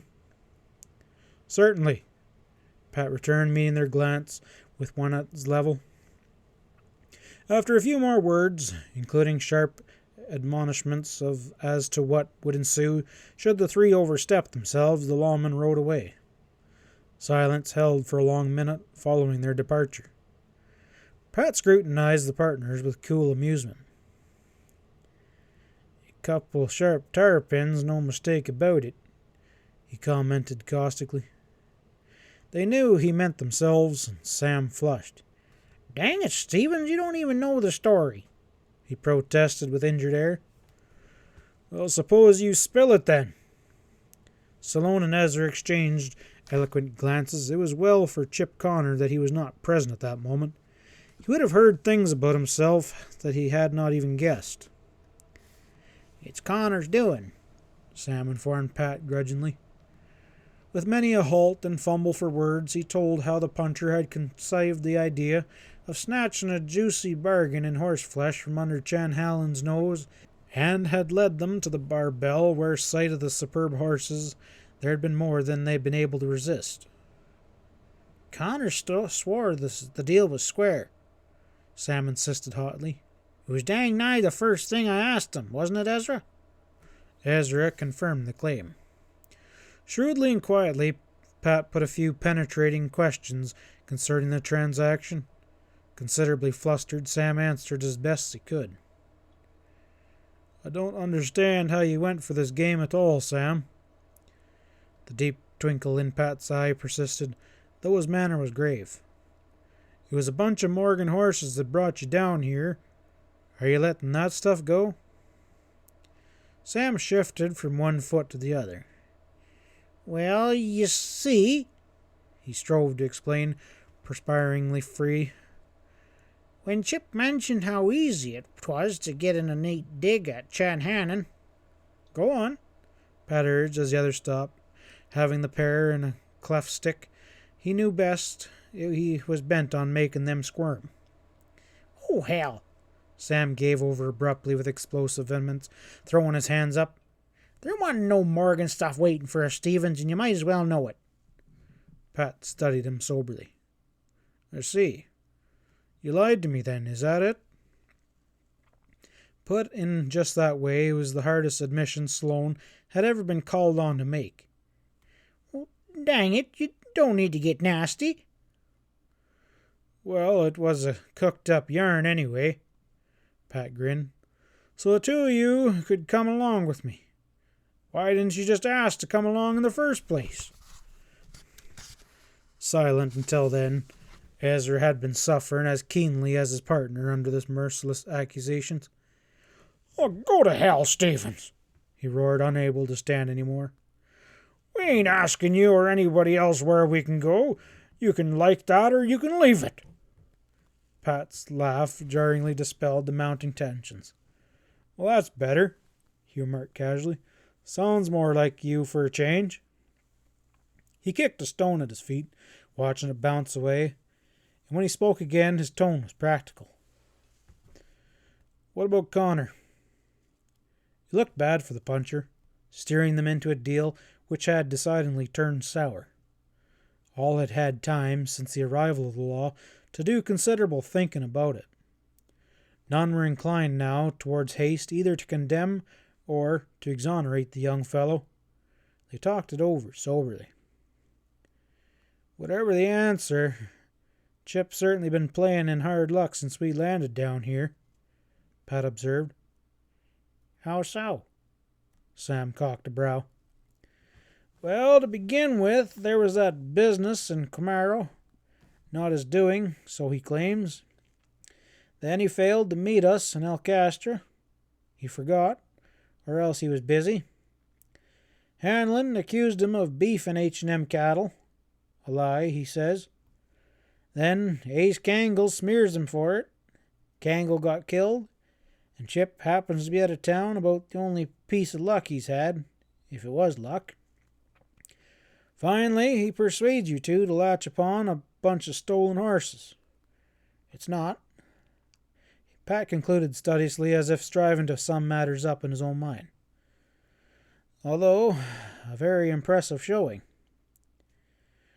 We'll sure have to talk with him when he does show, Sam said grimly. They had not long to wait. Connor came riding in an hour later, accompanied by two laughing, careless young punchers. Chip waved a hand at Pat and drew up before the porch with a swirl and a scatter of gravel. Well, here we have Ash Salmon and Ole Witten, he introduced his companions with offhanded brevity. Both are good Joes and ready to go to work, Stevens. Pat nodded his acknowledgement, eyes busy. Salmon was a carrot head, a freckled and good-natured chap, and Ole Witten measured him with a pair of faintly malicious yellow orbs. Neither would have been a prize of beauty. Will 30 a month do? Nico will show you the bunkhouse. Pat turned his attention to Connor as the others turned away. Chip, Sam and Ezra want to have a talk with you. Connor dismounted, grinning, as the partners appeared in the door. He sobered swiftly after one glimpse of their pretentious manner. Connor, Sheriff Hardwick was here this morning. Ezra opened up shortly. Yeah? The puncher looked from one to the other, perplexed. Yeah, said Sam. Them Barbell horses were stolen stock. They waited for his reaction to be announced. Chip's startled eyes tore wide. Oh, no, stolen? He was aghast. That can't be. You mean he took them fine horses away? A look of dawning comprehension stole into his pupils then, and he slowed down. I see, and you're blaming me for taking you up that way. So that's the way it is. His tone had grown ominously quiet at the last. Barely suppressed wrath darkened his slim face. Well, we're kind of waiting to have it explained, Sam allowed. Connor's swelling heat burst gustily. Don't you see what this means? He burst out. Before I got mad and quit, I was supposed to pick up that horse herd from Hanlon. I thought the deal was on the level, and I told you so. He'd be damn sure I didn't know it was crooked, but it ties him up with the horse thieves. To Sam and Ezra's surprise, Pat agreed with him at once. Hanlon seems to be taking you in along with a lot of other things, Chip, he said. This business of the ranch deed has removed any doubt of Hanlon's crookedness. I don't believe you'd stuck as long as you did if you'd guessed the truth. All the same, he went on levelly, you better lay low for a while. Sheriff Haskins heading for Baxley's place right now, and Hardwick's sure to pick up your trail, and then he'll be after you. Best pull away long enough for this to blow over, and maybe you won't get dragged into it at all. Chip knew he was right, but his eyes smoldered at the thought of being pushed around. I'll keep out of Hardwick's way for a day or two if you say so, but I won't turn tail and run, Stevens. I ain't done anything I'm ashamed of. If Dane gets tough, I'll spill the beans on Hanlon, and he can do his own explaining. Pat shrugged. He had his own motive for not wanting Chad Hanlon put away just now, or a minor wet horse charge, but he passed it by. Suit yourself, Chip, he said mildly. I was hoping you'd do this for me. Connor's attention caught at that. Well, put it that way, he grunted in an altered tone. And I will, of course. Ash and Ollie be all the help you'll need, and you can keep me posted. He paused, looking at Ezra and Sam. I'm sorry, boys. Am I still in the doghouse? Well, you went out of your way to do us a favor with no gain for yourself that I can see. We'll string along with you, but for gosh sakes, man, wake up! Ezra grumbled. Chip grinned, swinging into the saddle. Thanks, boys. Maybe I can square this with you. I'll sure try. He waved a farewell to Salmon and Ollie Whitten in the bunkhouse door and jogged out of the ranch yard to follow a winding trail up through the pines. Watching him disappear, the others could not help noting his jaunty bearing. But, once out of sight, care laid its mark on the puncher's sober features. Hanlon certainly played me for a sucker right down the line, he reflected briefly. But I'm on him now. He'll have me to settle with as well as Dane Hardwick. The question was where he should go. He had no intent of drifting out of the country even for a short time, and going into town was equally out of the question, and riding the grub line from ranch to ranch, which naturally suggested itself to his mind, might be to involve others in his own troubles. There'd be room for me in Larkin's line camp at the Catalinas, he thought. It was 40 miles away, and he didn't turn in that direction, but remembrance of the line camps brought something else to mind. There was a little used line camp on the western edge of the HM range, far up among the Guello Crags. The cabin stood vacant except for a few weeks during the heat of summer, but there might be some food remaining up there. It was worth a try, and Chip set out to climb the shoulders of the rugged range. He was in no haste, and the shadows were long by the time he drew near the old line camp with its broken-down pole corral, laying in a little cup high up under the peak. His gaze roved around, and it was for this reason that he spotted the pony dozing in the corral while he was yet some distance away. Venting an exclamation, Chip pulled up. He didn't want company just now, well as he knew the HM crew. He pulled down his pony in amongst the jutted rocks and stole down through the scattered sage to watch. Suddenly he dropped to peer out from behind a sagebrush cautiously, scarcely able to credit his eyes. Chad Hanlon had just pulled up beside the line cabin astride a bang-tail buckskin, and the man he sat talking to was his former anvil hand, gnarled Ep Stack. What the world are they doing here? Connor muttered, watching warily. They talked for some time. He groaned as Hanlon dismounted, turned his pony into the corral with the other. Evidently the two expected to spend the night here, which meant a supperless bed for himself. For Chip did not for a moment considering abandoning his watch. His burning anger against Hanlon was not violent enough to make him spoil this chance to see what the other was up to. That Chad and acknowledged henchman should hole up in such an out-of-the-way place could only spell some shady activity was afoot, and Chip expected to learn what it was. That Hanlon and Stack did not dream there was other eyes watching them was plain from their idle actions.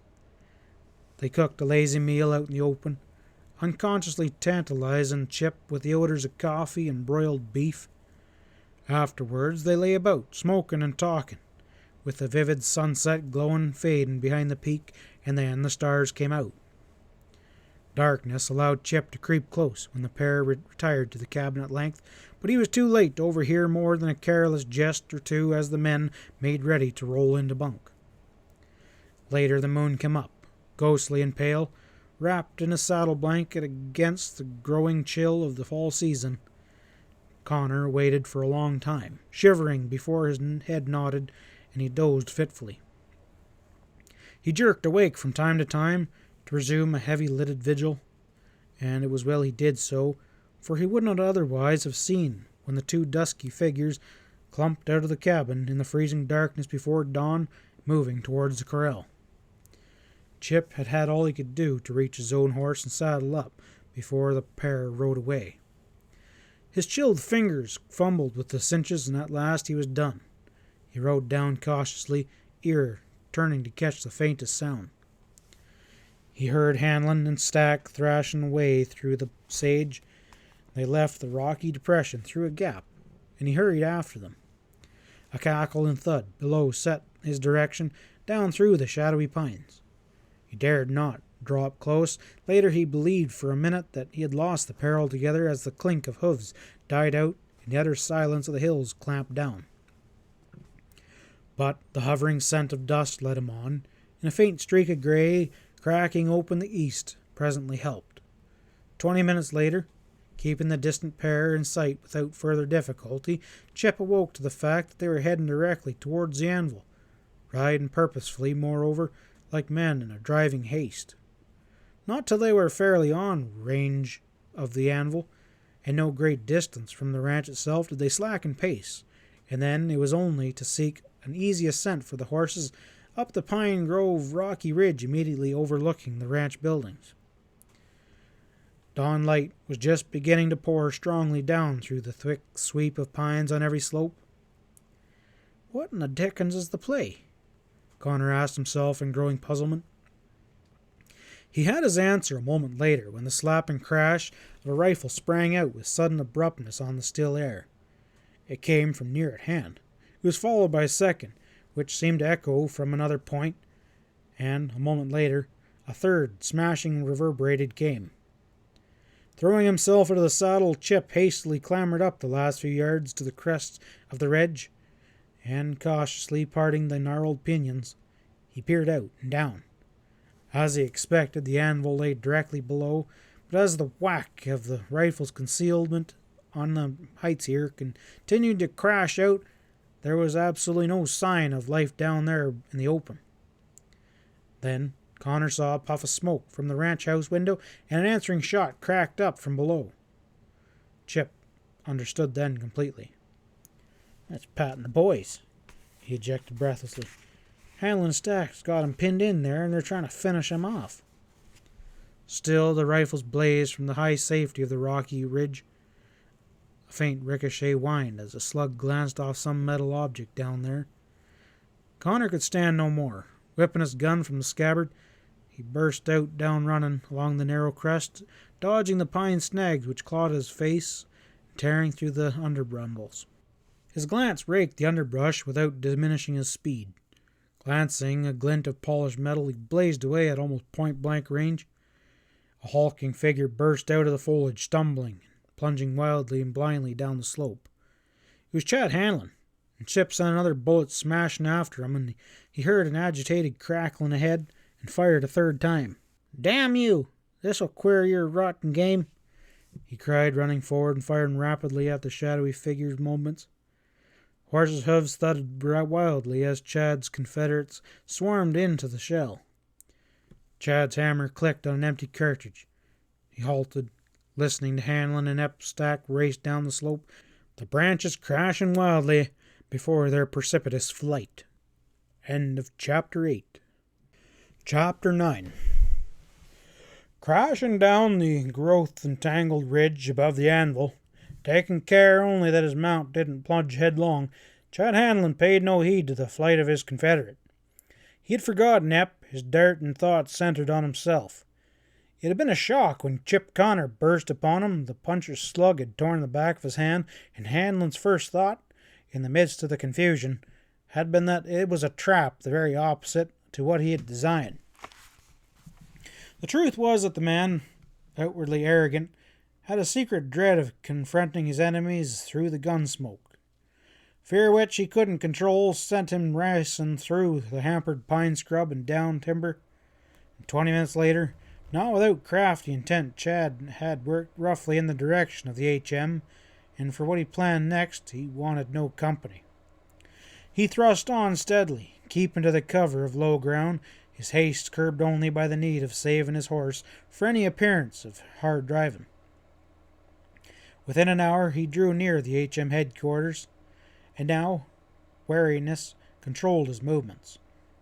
The HM was a sprawling cabin-style establishment of log construction, situated comfortably at the back of the pine-scattered bench, looking out over the vast, outspread cattle range and desert tumbling away below, growing hazy and deceptive, till it rose again to the blue mesas and spurs and ranges beyond.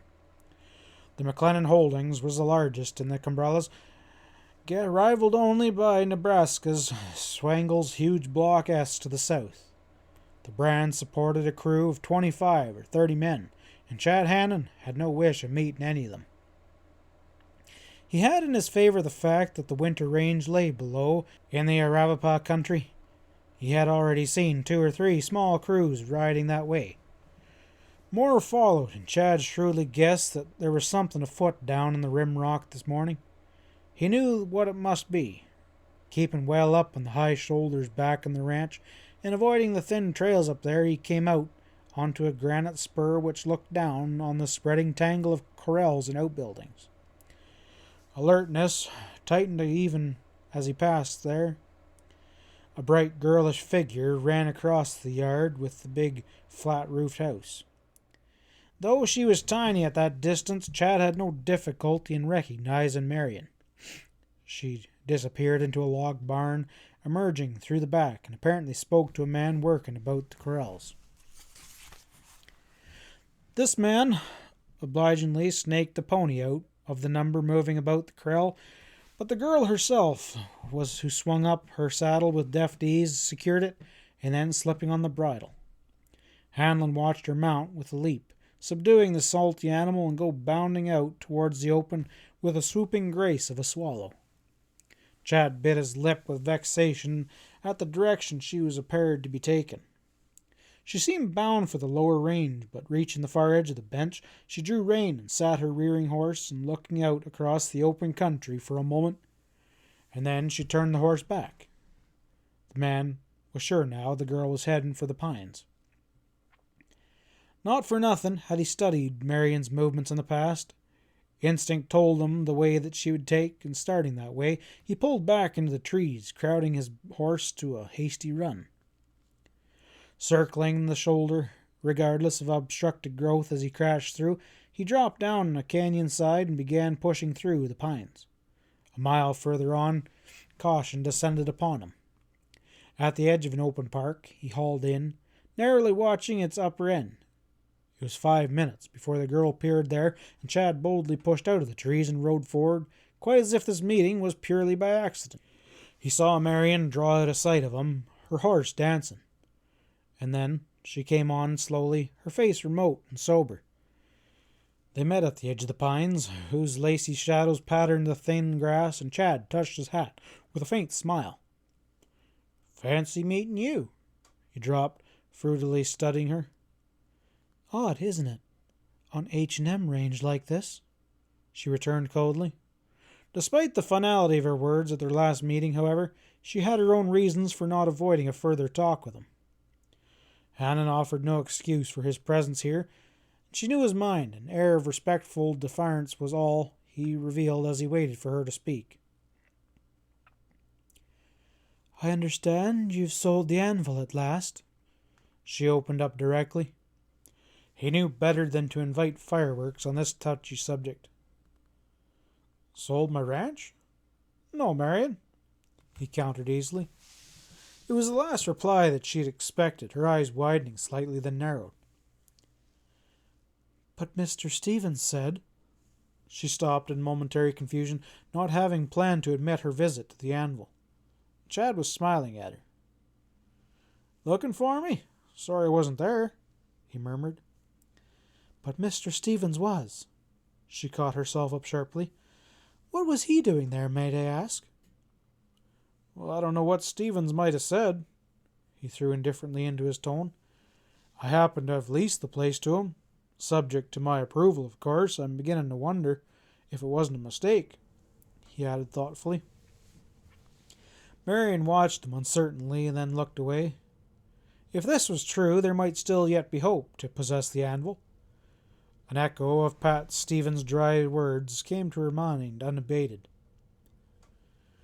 "Hanlon talks." That Laxton man had drawled out. Whatever he says, he's sold out. Recalling that forthwith statement, the girl did not know what to think. I want the truth, Chad. She gave him a level glimpse of those frank blue eyes which long tormented him. You aren't bitter? You didn't sell in retaliation that day in Alcastre after I... Oh, good Lord, Marion. Hanlon was beside himself. Surely you know me better than that. That whip made me hot for a while, I'll allow that, but not that hot. He seemed hurt. You asked me time and again to sell you the anvil. I've already told you it's yours. I don't want it that way. Her composed face had grown cold. A keener observer than Hanlon would have appalled at the boredom that was revealed there. Marion had honestly detested the man from their first meeting. Attacked alone, an almost hopeless hope that she might hold him at arm's length without antagonizing, had persuaded her to tolerate his unwelcome advances. Chad could not perceive it, infatuated by his own desires. Why not? He pressed close persuasively. You ought to know by now that my every move is in your own interest. Why, Marion... How long is the lease for? She interrupted, turning her horse, as if the space she kept between them was accidental. Well, it was optional, he returned impatiently. I can claim possession again whenever I want. Hang it, don't be stubborn, he burst out. Stevens won't stand in my way. The man's got money. He'll build the place up for us, and we'll be better off when we stock feeders and build our own herd. He was edging still closer. No, Chad, she said abruptly, shaking her head. Don't try and deceive me now. I don't believe you hold any further interest in the anvil. No? That only shows you don't savvy me very well. He laughed jarringly. Why, matter of fact, I'm carrying the deed to the place right now. He briefly displayed the document that was tucked away in his jacket. Marion, why don't you put an end to all this foolishness? He was unconsciously pleading now. It's asking a good deal of a man to lay a quirt to him in public. I'm patient, God knows, but I've had enough of female tantrums. His tone firm. I want to start living and taking care of you. Strong feeling roughened his careful language as persuasion gave way to ungovernable impulse. Chad had crowded the girl hard, striving to get his arm around those stifly small shoulders. What she might attempt now in the way of violence didn't bother him. So far away from prying eyes, he was sure of his mastery. Unable to jump her horse away, her body tight with distaste, Marion struck blindly at his smug face. Chad fended off the blow with a husky laugh. He was ready to close in, almost reach out to haul her out against him, when a movement in the trees directly across the narrow park arrested his glance. It knifed through him with blazing suddenness that they were being spied upon. By whom he didn't know. Such a loutish ranch hand likely. His movement froze, and the girl thrust away from him, startled eyes fixed upon his frowning face. Again Chad caught the flick of movement amongst the trees, and with a snarl of wrath at being thus balked upon at a critical movement, he rammed his horse forward. And to his amazement, a rider had suddenly detached himself from the wall of pines yonder and came hurtling directly towards him. It was Chip Connor, and as they drew together, the puncher stood up in the stirrups and launched himself squarely through the air, and with cold ferocity. He hit Hanlon squarely, knocking him out of the saddle, and landed spread eagle on the other's chest as Hanlon thumped the ground on his back.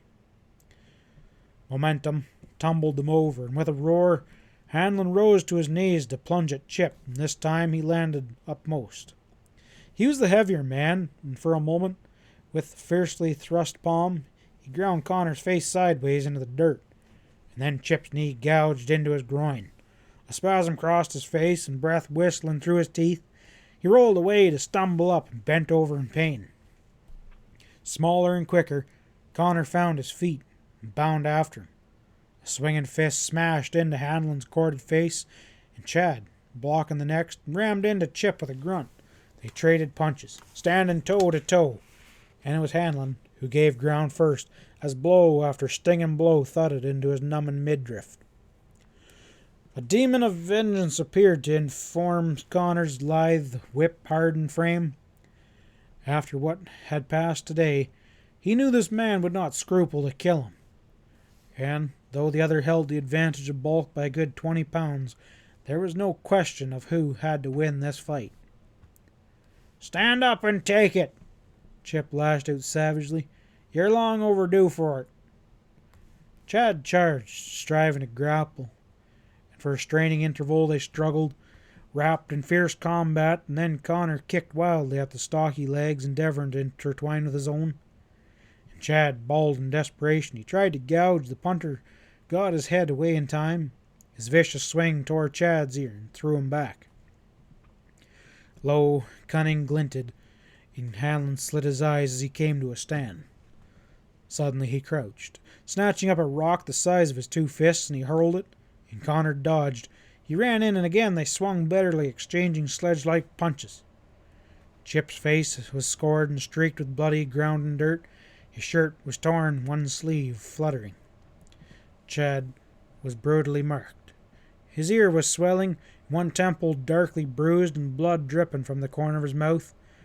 Range life had not hardened and toughened him as it had Chip Connor. He was beginning to wear down, his barrel chest heaving. Every swing fetching a deep grunt of effort out of him, and the swings were coming slower, with less force behind them. He realized his dilemma.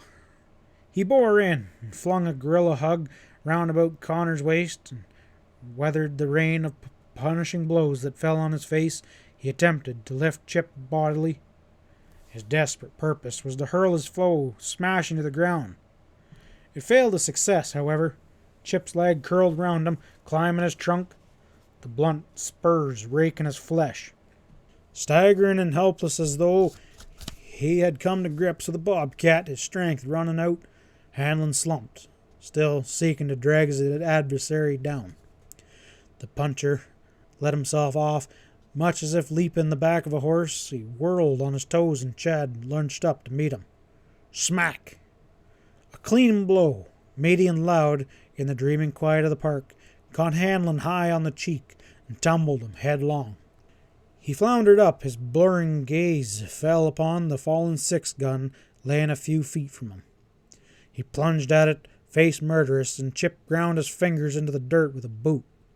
And with a strangled yell, Hanlon grovelled over the firearm.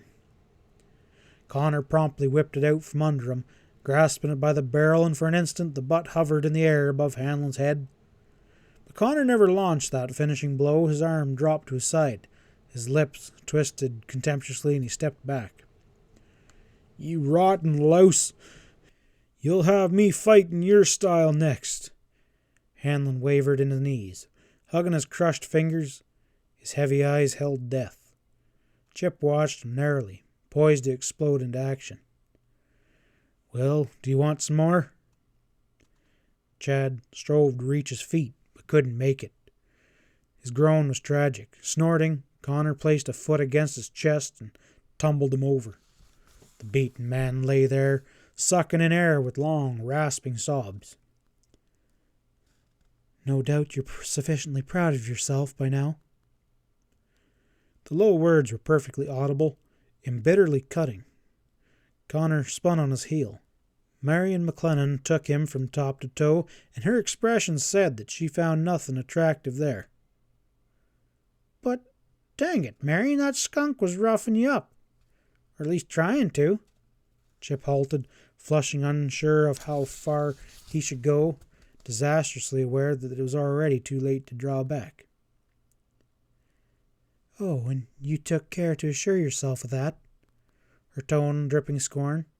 "What else will you have to tell when you relate your conquest?"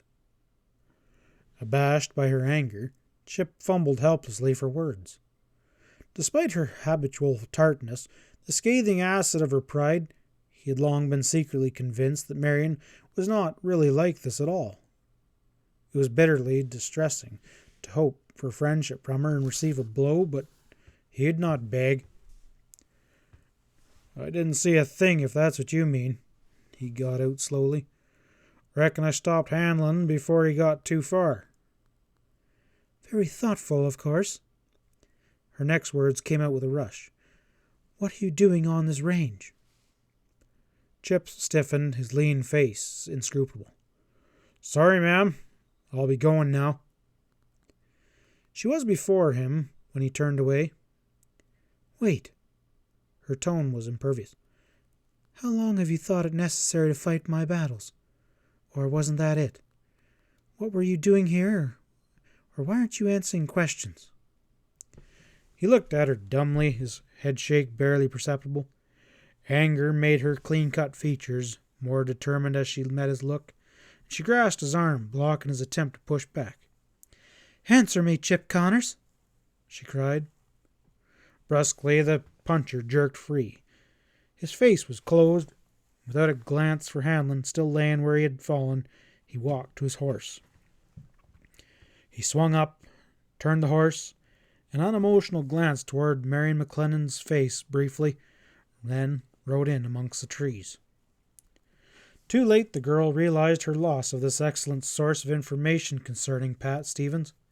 She had seen Connor in Pat's company at the anvil, and the puncher could catch fire easily, as she had just seen.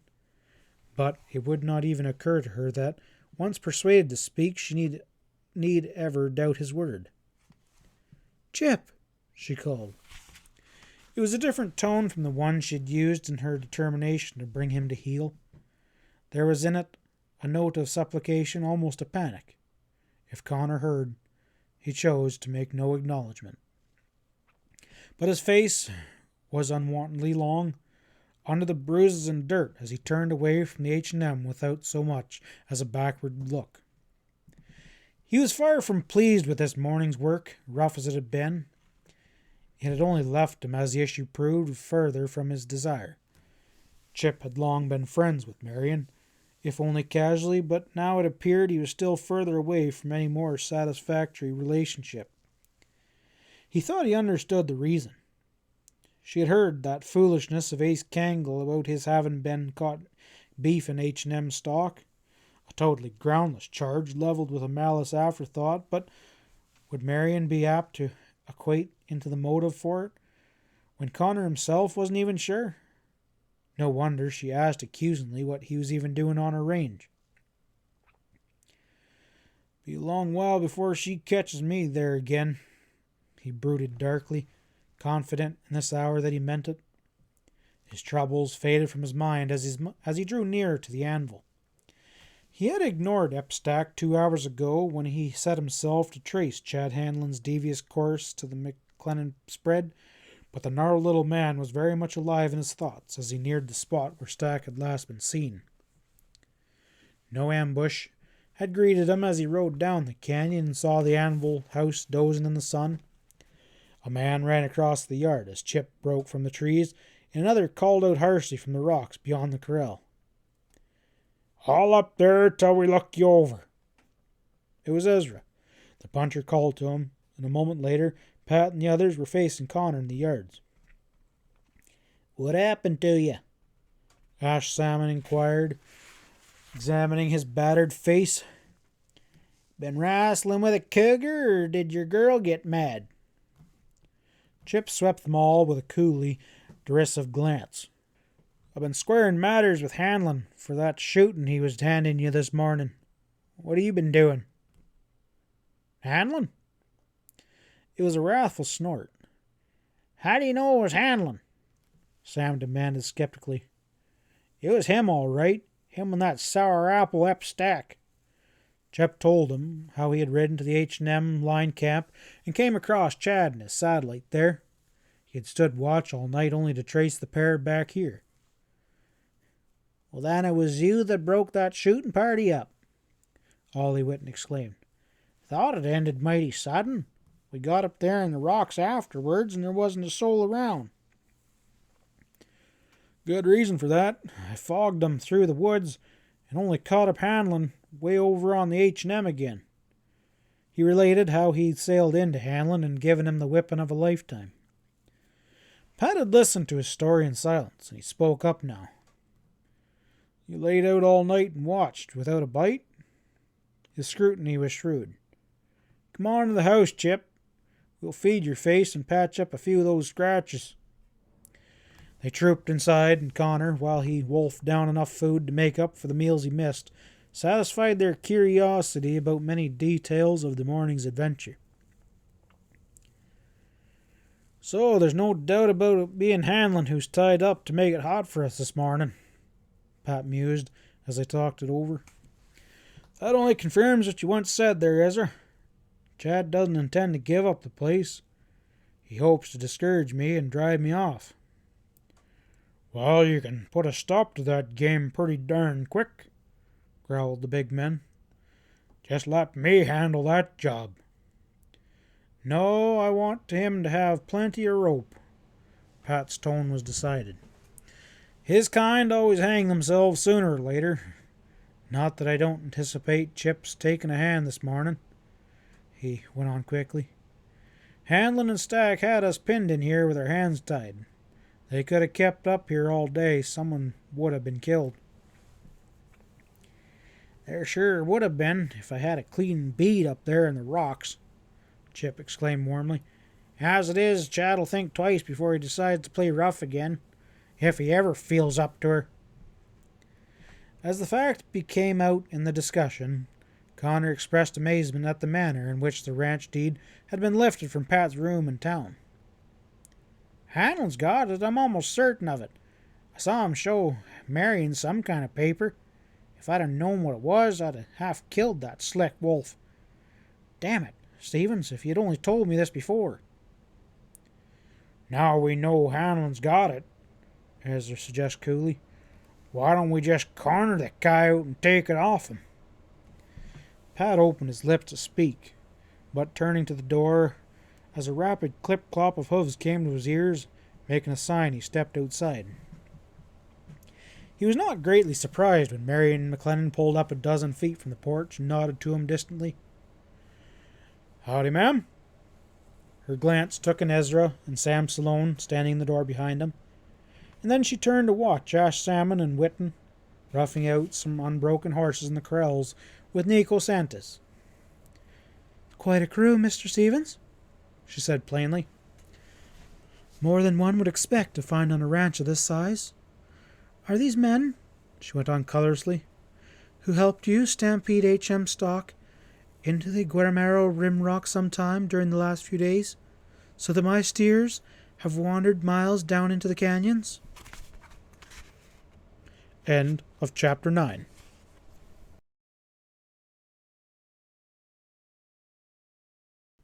Chapter 10. Pat watched the girl steadily with curious detachment. From all he had seen of her up until the present, she might have been composed of flint. The face she turned to the world was cold and unfailing. He knew her trouble. Behind her, there was years of power and unquestioned authority, but only the force of her personality to shield her from the encroachments of designings of men, which had increased until she did not know to whom to trust. "I've only been in this country a week or so," he returned apologetically. "Maybe you wouldn't mind pointing out to me just where the Galileo Rim Rock lies." His inference was plain, and Marion stared at him, taken aback, but only for a moment. "You catch on fast, Mr. Stevens," she murmured. "But those boys, they know their way." She waved towards Ash Salmon and Whitten, working at the corrals. "No doubt they'll be able to direct you. Where there's a will, oh, you know." He could not help admiring her unyielding certainty, wrong as she was. "I never did ask Ash or Ollie their politics," he admitted. "But I can call them up here right now, ma'am. They'll be able to tell you quick enough that I hired them just yesterday." "No need for that," she retorted shortly. "Doubtless we should both expect them to say the right thing." Pat was unable to suppress a chuckle at her acuteness, however misdirected. "Well, reckon I'm just a depraved scoundrel plumb beyond redemption," he drawled slowly. "What else have I been up to, ma'am?" Resentment brightened her cheeks at what she chose to consider his insolence. "Who knows?" she exclaimed sharply. I should expect you to know nothing of the burning of my High Springs Line cabin earlier this morning. You have been too busy, I assume." His glance fixed. "High Springs? Where's that?" All the sly drollery of his voice was gone. Marion uttered an ejection of impatience. She was beautiful in anger, her blue eyes betraying the ice and fire of her volatile nature. And gathering her reins, she prepared to whirl her pony away. Before she could do so, Chip Connor thrust out between Ezra and Sam at the door, striding out onto the porch. "Hold on, Marion," his curt words rang out. "What was that about the High Springs Line camp?" The girl delayed, her dangerous glance fastened upon him. "You should know," she threw back icily. "Probably not having counted on my finding you here this morning." "Tell what happened, will you?" he yelled her down hotly. "Very well. Hot smoke was seen on the peak of Sunrise," she snapped. "The glasses showed it to be the High Springs. Ed Mason rode out there at once and the cabin was burned." Connor heard her to the end with a hardened face. "So that's it. The Springs camp was fired, and since I was up there, I'm supposed to have done it. At Stephen's orders. Is that your idea?" Pat looked at the puncher swiftly with lifted brows. Though no more than a hired cowpunch, Chip Connor certainly knew this range thoroughly as she did. For once, it appeared, he was intent on speaking up to this girl. "And what would you suggest?" Marion demanded hotly. Connor's chest swelled. He seemed to be holding back some devastating blast with eyes flashing indignation, and abruptly he let go. "How is the first to my hearing you've ever asked anyone's opinion?" he burst out hoarsely. "And now you'll get it. I'll tell you who's been keeping up the dirty work, trying to make trouble and more trouble for Pat Stevens." He whirled to Pat. "Tell her the story I just brought you, Stevens." Arrested by his loud outburst, the girl shifted her eyes to Pat. "It bears on the matter at hand." The latter nodded quietly. "Are you sure you want to hear it, ma'am?" "Of course. I've never refused to listen, in spite of the slurs of my judgment," she exclaimed hotly. "And stop calling me ma'am. I run a ranch also, and if you need reminding, I'm as good a man as any of you." Pat smoothed the grin off his twitching jaws. "Yes, ma'am. I mean, Miss McLennan. You didn't happen to hear of the firing this morning, about the time your camp was going up in flames?" "Gunfire, you mean? No, I did not. Should I have?" Pat wordlessly pointed out the smashed window and the fresh marks of down-raking slugs visible on the walls of the ranch house. "We had visitors earlier this morning. Woke us up, in fact. Unfortunately, they stayed up there in the rocks," he pointed, "and we couldn't quite make out who they were." Concern shadowed the girl's pupils. Her tone was strangely quieter. "You mean that some men shot up the ranch from there? They tried to kill you?" He smiled. "Well, at the time, it didn't exactly seem like it was meant in fun." "But who would have—" she began, swiftly stopping. "Yesterday," Pat proceeded, unheeding, "I advised Connor to stay out of Dane Hardwick's way for a few days.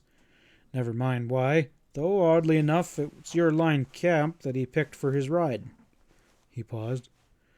"Now, who do you suppose he ran into up there?" Marion shook her head, though she was beginning to think she could guess.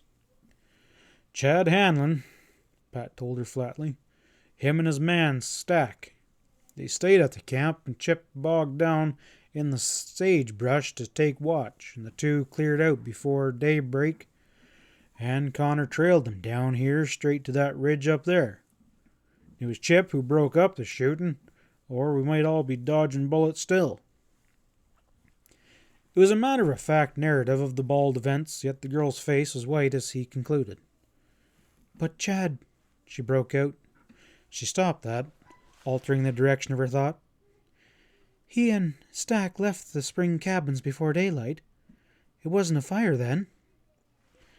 That might have been an accident, and likely was. Pat was firm.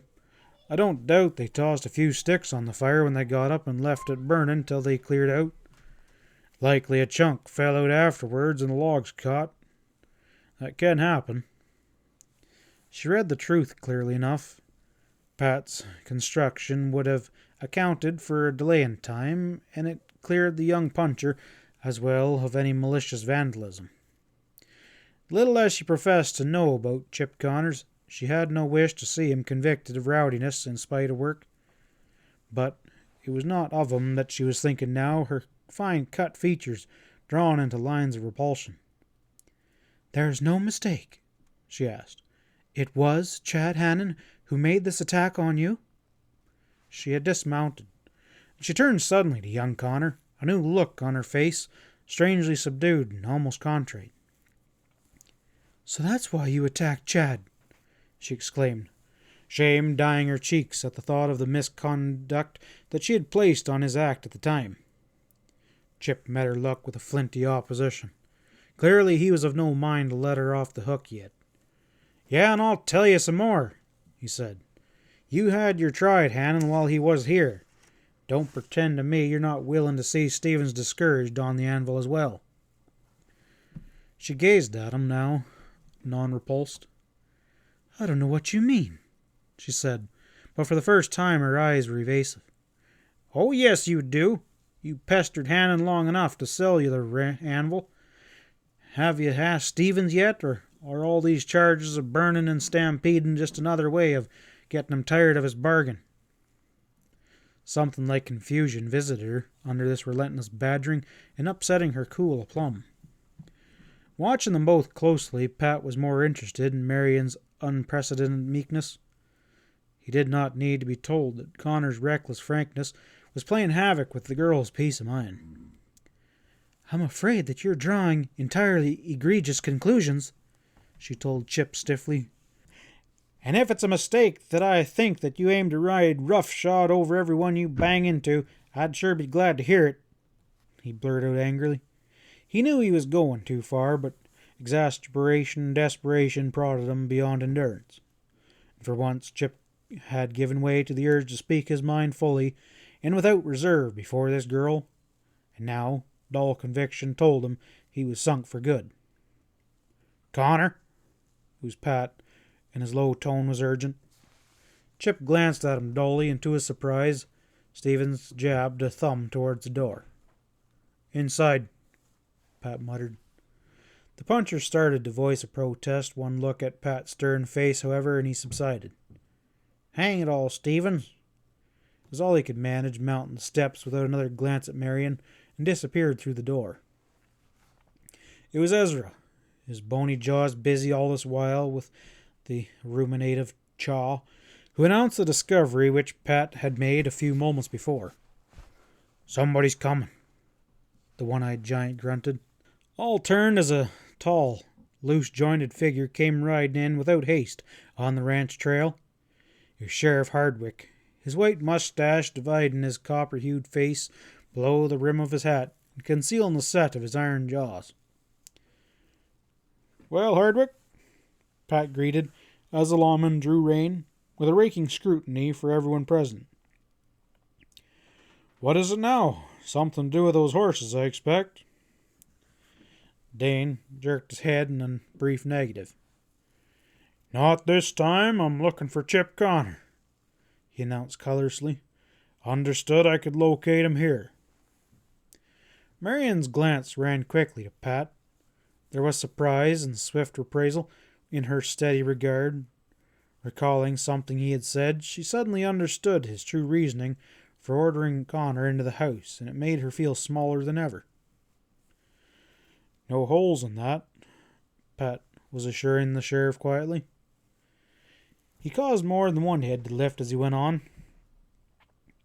"Connor's been on the books as my foreman since I took over, Sheriff. What's your interest in him?" With methodical slowness, Dane extracted a paper from his pocket and turned it over deliberately. Pat saw that it was a warrant form. "It's a charge for assault, Sworn to by Chad Hanlon, said the sheriff. What? You mean this is Hannon's brave way of taking a trouncing and you're backing him up? There was frank disapproval here. Marion stepped forward with a determined expression. Might I have a word about that fight, Mr. Hardwick? Dane displayed a shade of annoyance. Knowing her of old, he was not disposed to match wits with her now. Well, this is Connor's second row in less than a week. I ain't interested in the cause. He's wanted for questioning in the manner of them horses as well. Maybe I can help you out, Hardwick, Sam offered this juncture. What is it you want to know? Dane examined him dispassionately. Keep your shirt on, Salone. I ain't got to you yet. Sam would have made a peppery rejoinder, but Pat motioned him to silence. It's too bad, Sheriff, he spoke up clearly. Fact is, Connor's not around just now. Hardwick accepted this as flatteringly as he had taken anything else they had to offer. I'll take a look around. Pat shrugged. He stepped aside as the lawman mounted the steps and entered the house, and Dane was gone for quite a while. They heard him moving around about inside, and he was alone when he reappeared. I'll see that Chip gets in touch with you, Sheriff. Pat cut off the man's questions before they could start. Of course, we don't know this would turn up, and he came to you before on his own accord, don't you forget that. That ought to be in his favor. Hardwick answered with a grunt, and he nosed around the barn briefly, came in back, and favored Pat with an unwinking glaze. Don't know if I savvy you, Stevens. You better be on the level. Pat's nod was short. He didn't allow himself to be prodded into a retort, watching Hardwick step into the saddle and turn away, jogging out of the yard as methodically as he had come. Reckon he's no friend of ours, Sam countered promptly. He's got his troubles, Pat shrugged. I've made friends with harder men. Just takes time, was all. Marion spoke up at last, her manner unwontedly amiable. All of her attention was fixed on this tall man, who she understood no better than Hardwick did, but whom, against her will, she found herself beginning to like. The sheriff came to you, bringing Chad Hannon's childish complaint, Mr. Stevens, and you made no mention whatsoever of your own injustices at his hands, she asked wonderingly. Pat waved this away. He wouldn't understand. Hardwick? But he's a duly convicted law enforcement officer. She was frankly bewildered by his attitude. Chad has not only flaunted the law, he's turned a gun against you. Surely you intend to do something. Yes, I do, he allowed dryly. I'll take steps when the time comes. Marion, of all persons on this range, could have been best fitted to appreciate his point of view. She had never had any use for a man who couldn't skin his own skunks, but for months she had been obscurely daunted by Chad Hanlon, whose cool effrontery somehow brought all the worst in her. You can't mean you'll wait till he repeats his treacherous, cowardly attack, she exclaimed. Put it this way, Pat countered patiently. You made some mention yourself of stampeded steers and the like. Have you turned that over to Hardwick yet, or does that come next? But that's an entirely different matter. How different was it when Ace Kangle was picking up for murder in El Castro? He thrust in expectantly. There's been no intention of passing that on, she retorted warmly. Sheriff Hardwick is working on that case. You mean by carrying around this damn fool warrant sworn by Chad Hanlon? It was a telling thrust. Marion shook her auburn head in irritation, her brows knit. It does seem strange, but according to Uncle Henry, she began. Who's he? She looked at him in surprise. Henry McLennan, my uncle. who has interests in the copper mines at Bonanza Belt. You must have heard of him." "Oh, it's him that owns the HM. "Of course, you didn't think it was mine." She laughed ruefully. "I manage the ranch because I lived there since I was a child, and Uncle Henry's affairs keep him pretty close to the mines." She sobered then. "He came down, though, when we learned that Ace had been killed. He swears that he'll find out who was doing the killing, and he's given Mr. Hardwick to understand that he must be doing something. You were in town when it happened, weren't you?" She broke off. Pat nodded. "Hardwick already had his whack at me. I wasn't able to tell him anything." "What do you think happened, Mr. Stevens?" "Well, I wouldn't be in a position to know. And the name's Pat, by the way," he said solemnly. "You don't think that there could be anything to this story about Chip having a fight with Ace?" she persisted. "Certainly not, if you've made him your foreman." "They fought," he nodded. "I saw it. Chip, he took his beating without a whimper. If you mean, did it go any further than that, Marion, you can just forget it." "There's something else I want to ask you." Her clear eyes were both veiled and searching. "Have you really bought the anvil, Pat? Is it true? Or did you simply lease the range subject to Chad Hanlon's approval?"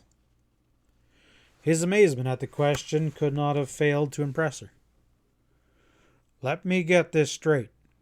He was cold and insistent. "Is that what Hanlon claims? He told you that when he showed you the ranch deed to prove that he hadn't sold out?"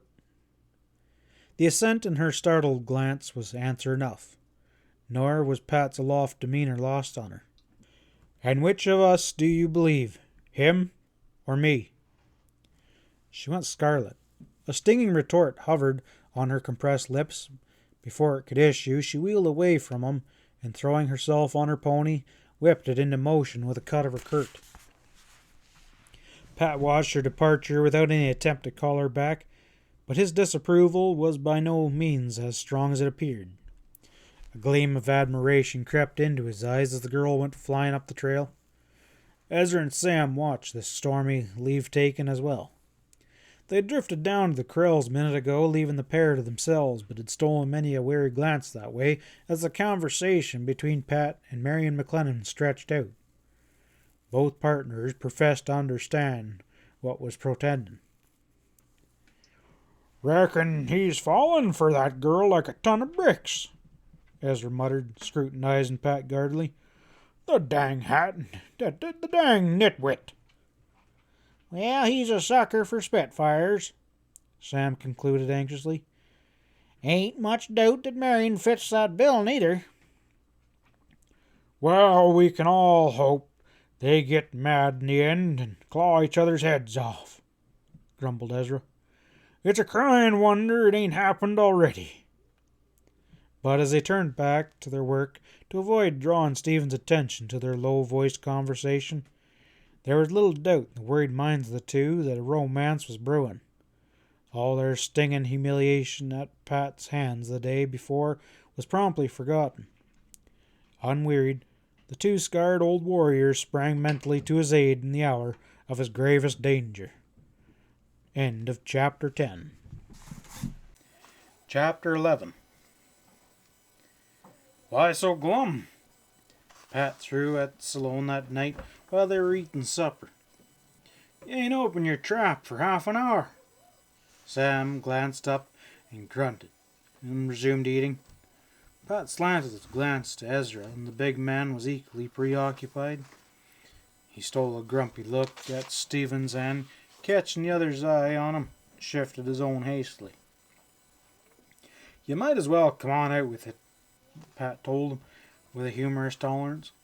"I'll only hear it in your sleep tonight anyway." Ezra shuffled his feet under the table and cleared his throat, and opened up abruptly. "Ain't nothing bothering us," said defensively. "Only we're tired of hanging around. Why don't we pull it out, Stevens?" Pat hesitated briefly in momentary doubt as to his meaning. "Say that again in simpler words," he suggested. "It's this range that we're sick of. Sam took up the burden, a little defiant. "Ain't been nothing but trouble for us all since we come down here, and not that Hardwick or this Chad Hanlon were worrying us any," he continued hastily. And as Pat and San Pedro punchers gazed at him in surprise, "It's the idea of the thing. Why not sell out to this girl while you still got a chance and we'll haul our freight?" Pat studied them both with shrewdly narrowing eyes. "You astound me," he announced mildly. "A little trouble in the wind, and you don't like it." "It's too danged hot down here anyhow," Ezra broke out, annoyed. "Freezing all night and roasting in the morning. Nothing but cactus and alkali and hot rocks and dickens."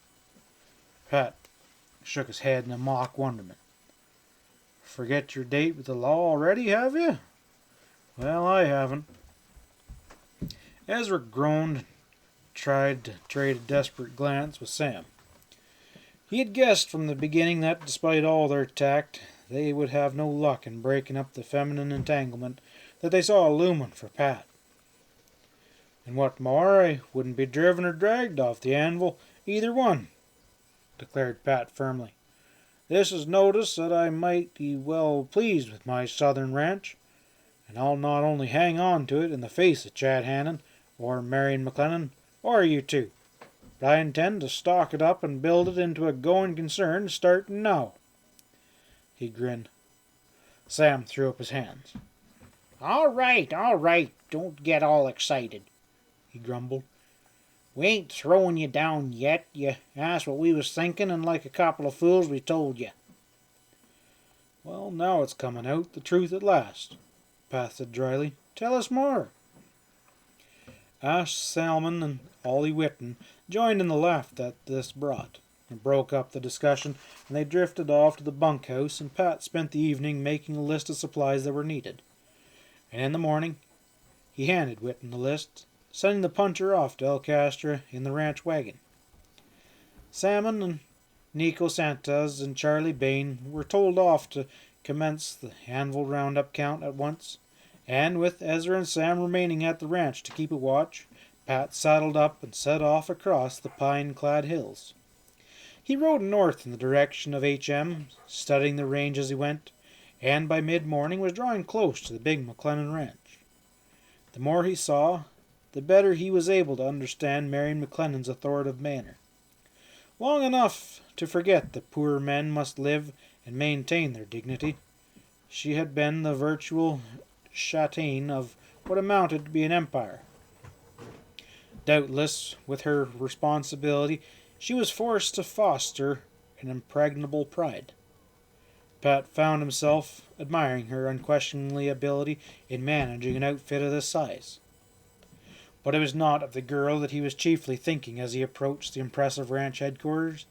He had an errand here which came first this morning, and drawing up before the pine-shaded house, he dismounted and moved to the front door, boldly purposeful. For a moment his knock brought no response, and then he heard heavy footsteps within, glimpsing a tall, shadowy form through the curtains, and the door was yanked open as if hit by a gust of wind.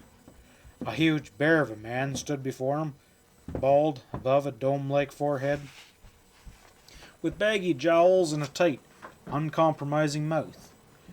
The hooded eyes were fiercely challenging. "Howdy," Pat nodded pleasantly. "Henry McLennan, I take it?" "That's me." The rumbling, heavy voice jumped at him. "You're this Stevens, aren't you? What are you doing here?" Pat glanced around the sunny yard. "Well, didn't see no trespassing signs. I came over to see you about—" He got no further. McLennan cut him off with a bellow. "You got your gall coming here to see me. I don't care what it's about, and I've heard all about you." His roar trailed away to a grumble as he continued to measure Pat. "How'd you know I was here anyhow?" he demanded flatly. "Anyone can see that you're a businessman, and I know you've had troubles down here," Pat returned with disarming mildness. "Marion mentioned you coming down to look into it." "Oh, been talking to my niece, eh? No use you're trying to get around me, Stevens." Pat met the heavy hooded eyes squarely. It's not a question of that. Whether you like it or not, McLennan, I'm your neighbor. I thought I'd give you a chance to make your own mind about me.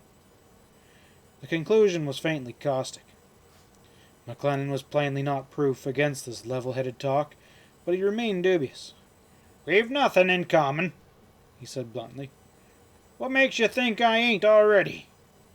Pat smiled. "You couldn't," he said simply. "You know nothing about me. Anything you heard is from people who either don't either. Of course," he went on blandly, "if you've made up your mind in spite of all this." It was frankness of a kind which no shrewd business head could ignore. McLennan continued to regard Pat suspiciously, but his voice quieted. "What is it you came here about?" he grunted. Pat said, "I want to buy a few hundred prime head of steers to stock the anvil, Mr. McLennan, and I'm willing to take them from you. It'll save you a drive and save me running tallow off the stuff by going after 'em." "No," Henry McLennan rumbled intolerably, without even pausing to weigh his answer.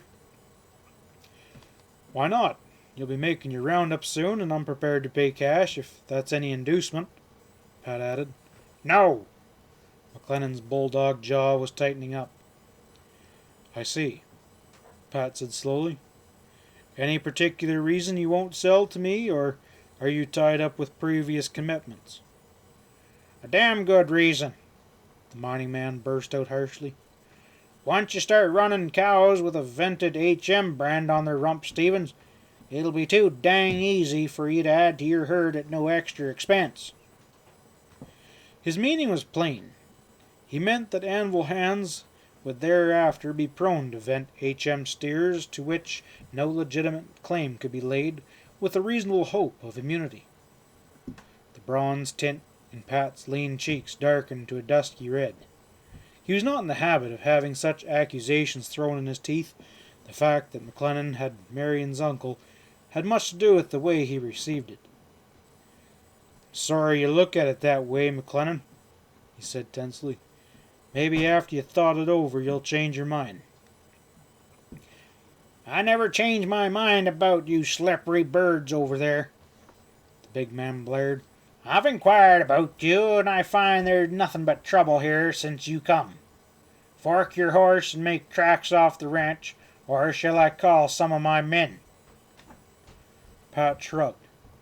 "My mistake. You won't be bothered again," he promised grimly, stepping down off the porch. McLennan watched with unveiled hostility, standing in the door, nearly filling it, while Pat stepped into the saddle and turned Jigger, his horse, away. He did not head back towards the anvil as he had come. Men working around the HM corral eyed him in silent watchfulness as he took the ranch road, leading down the slopes and through the winding Aprava wash to the San Pedro levels below. Not once had he glimpsed Marion this morning, and remembrance of Henry McLennan's intolerance tightened his mouth. He was glad of it. The girl was a different breed from her uncle. Jogging into El Castor shortly after midday, Pat eyed the hitching racks and took a careful note of the men moving about. He racked his own horse and stepped into the Golden Girl saloon. The only man he recognized was Ole Whitten. The puncher grinned as Pat sidled up alongside him at the bar. "You see Hanlon in town today?" Pat murmured in an undertone. Ollie's yellow eyes showed that he understood the question. He shook his head. "He ain't shown in the last 2 hours. If you want, I can find out where he's been, Stevens." "Do that if you could." Winton finished his drink, lounged out the door, and his high heels a-wobbling. He was gone for 20 minutes, and Pat's glance went to him the minute he reappeared. The puncher shrugged. "Chad ain't been in town for a day or two," he muttered, coming up. "None of the boys know where he is." "Hardwick?" Chad dropped, absently studying the other men at the bar. "Probably still trailing Ace Cangle's ghost, I reckon." Ollie grinned. "He ain't getting very far." Pat grunted. He thought about it. "Where would you say Hanlon was holed up, Ollie?" he asked. "Well," Whitten frowned. You might try Cascabel. Bunch of sharp gents out there about Chad's speed. Pat hitched up his cartridge belt. You wouldn't want me to ride along with you, would you, Stevens? Ollie asked anxiously. No, thank you. Pat smiled. The puncher smiled reluctantly. Well, watch yourself, was all he said as Pat walked out of the saloon and went for his horse. He took the Benson trail at a swinging gait, and one or two freighters waved their whips at him as he passed their rumbling outfits. Otherwise, the way lay empty and forlorn. Even the mesquite leaves, usually glossy in this season before the late rains, hung grey and shriveled. The rasp of the dry weather flies made resonance the dreaming silence. Cascabel had battered ancient combination store and saloon, standing beside the trail a number of miles to the south. Its appearance of rickety dilapidation, from the broken plank steps to the snarl of brush that gathered about the rear, fully sustained its unsavory reputation. It was a known hideout for shady characters and those outside the law. Men had been killed here, and even deviltry hatched in the place to lend this portion to the valley an inevitable name. Cash Conklin, the man who ran this isolated and sinister den at a mysterious profit, was said to rule its habitants with an iron hand. A burst of laughter, sounding from the bar in a harsh voice, attested the confidence of at least one of the frequenters in his immunity, as Pat hauled up at the sagging rail before the place and stepped down. A dead silence descended as his shadow fell on the door. Ep Stack was the man who was laughing, Pat saw. Ep was sober enough now. His slanted eyes glaze raked Pat as he moved to the bar. Portly and sallow, Cash Conklin stood behind it and favored Pat with a baleful regard. "What'll it be, stranger?" he growled. "Rye." Pat downed his drink and poured another, and looking at it, while the pressure of silent hostility built in its place. His head swung as he took in Stack's hasty, averted face. "Somebody dead?" he inquired, suddenly disrupting the continuing quiet. Stack uncomfortably shifted his feet, muttered angrily to Conklin, his voice lowered, but he gave no direct answer. Cash took the initiative, moving down the bar again deliberately to halt opposite of Stevens. "Did you drop in here for a drink or for conversation?" His malevolent, unwinking gaze waited. For 10 seconds, Pat examined his fleshy face, and when he spoke, the chill of his drawl was marked. "If I want any of yours, Conklin, I'll ask for it." Cash stiffened and flushed, but it was his heavy eyes which dropped first. "Maybe you'll just as soon as get on your way," he muttered. Pat was not deceived into believing the man was easily cowed as appeared. Conklin was no fool. He had not lasted this long by forcing the issue with every man who came into his place. If it went against the grain to sidestep trouble with a man about whom Stack was obviously warning him about, his inscrutable face failed to reveal it. Nor did the fact that the bar happened to be virtually empty now mean anything. Pat was equally indifferent to what the next moment might bring. They understood each other. "If you're in a tearing hurry to get rid of me," Pat's tone was inflexing, "just trot Hanlon out here and I'll get my business over with." Chad had been nowhere in sight when Pat entered the place, but minutes ago his keenly attuned ear had picked up the low murmur and the rattling of chips which told of a poker game in the back room. Pat had shrewdly deduced that the price of his ranch would be burning a hole in Hanlon's pocket. The gambling table, preferably in such a dive as this, was Chad's logical field of operations.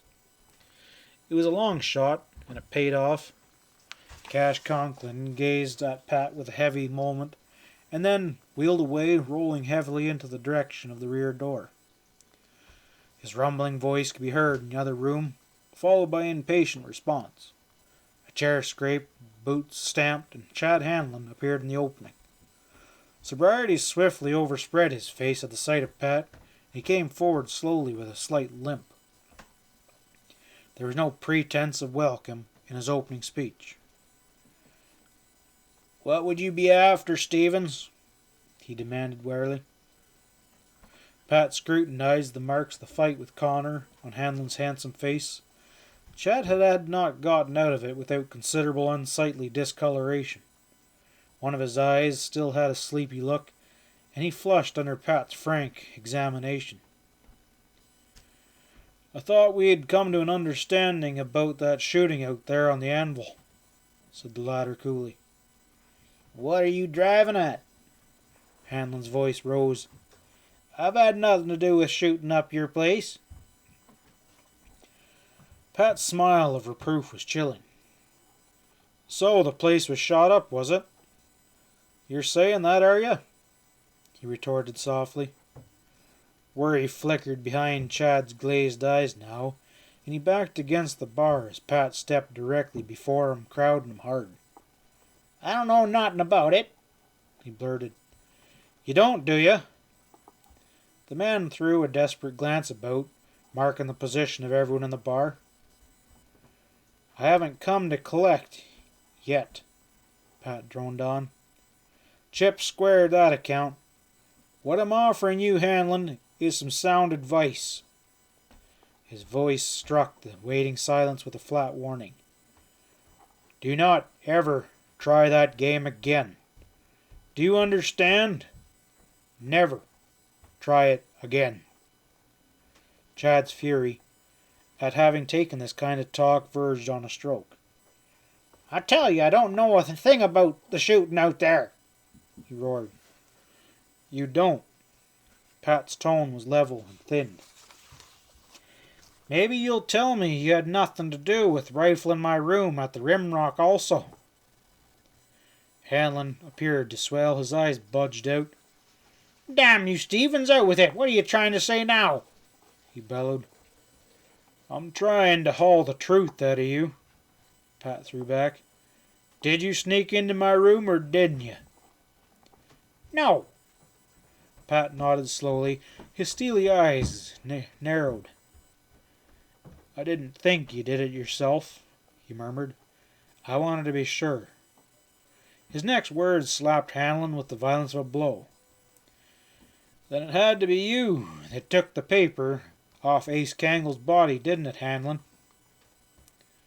The tension in the room was nerve-wracking to the three men desperately searching Pat's keen, hammered bronze face. "What's the hell this about Cangle?" It was Cash Conklin. His baggy face a thundercloud, and he slammed a sawed-off shotgun on the bar, and his eyes flared a menace. "How come this nosy hombre knows so damned much?" cried Stack from the other end of the bar. Chad Hanlon had gone ashen. He gathered himself for a leap, crouching against the bar, and even as he sprang, Pat closed in to meet him, and with an iron-banded arm he clasped the other close against his chest. In the same instant, a shadowy movement down the bar caught Pat's eye, and holding the struggling Hanlon before him like a shield, he whirled, and he saw Ep Stack's nervous hands snatch at his waist. The puncher's features were contorted with rage and hate. The next instant, a shot crashed in the taut silence of the saloon. End of Chapter 11. Chapter 12. For half a dozen years, Cash Conklin had constituted the final law in his sinister mesquite brush domain.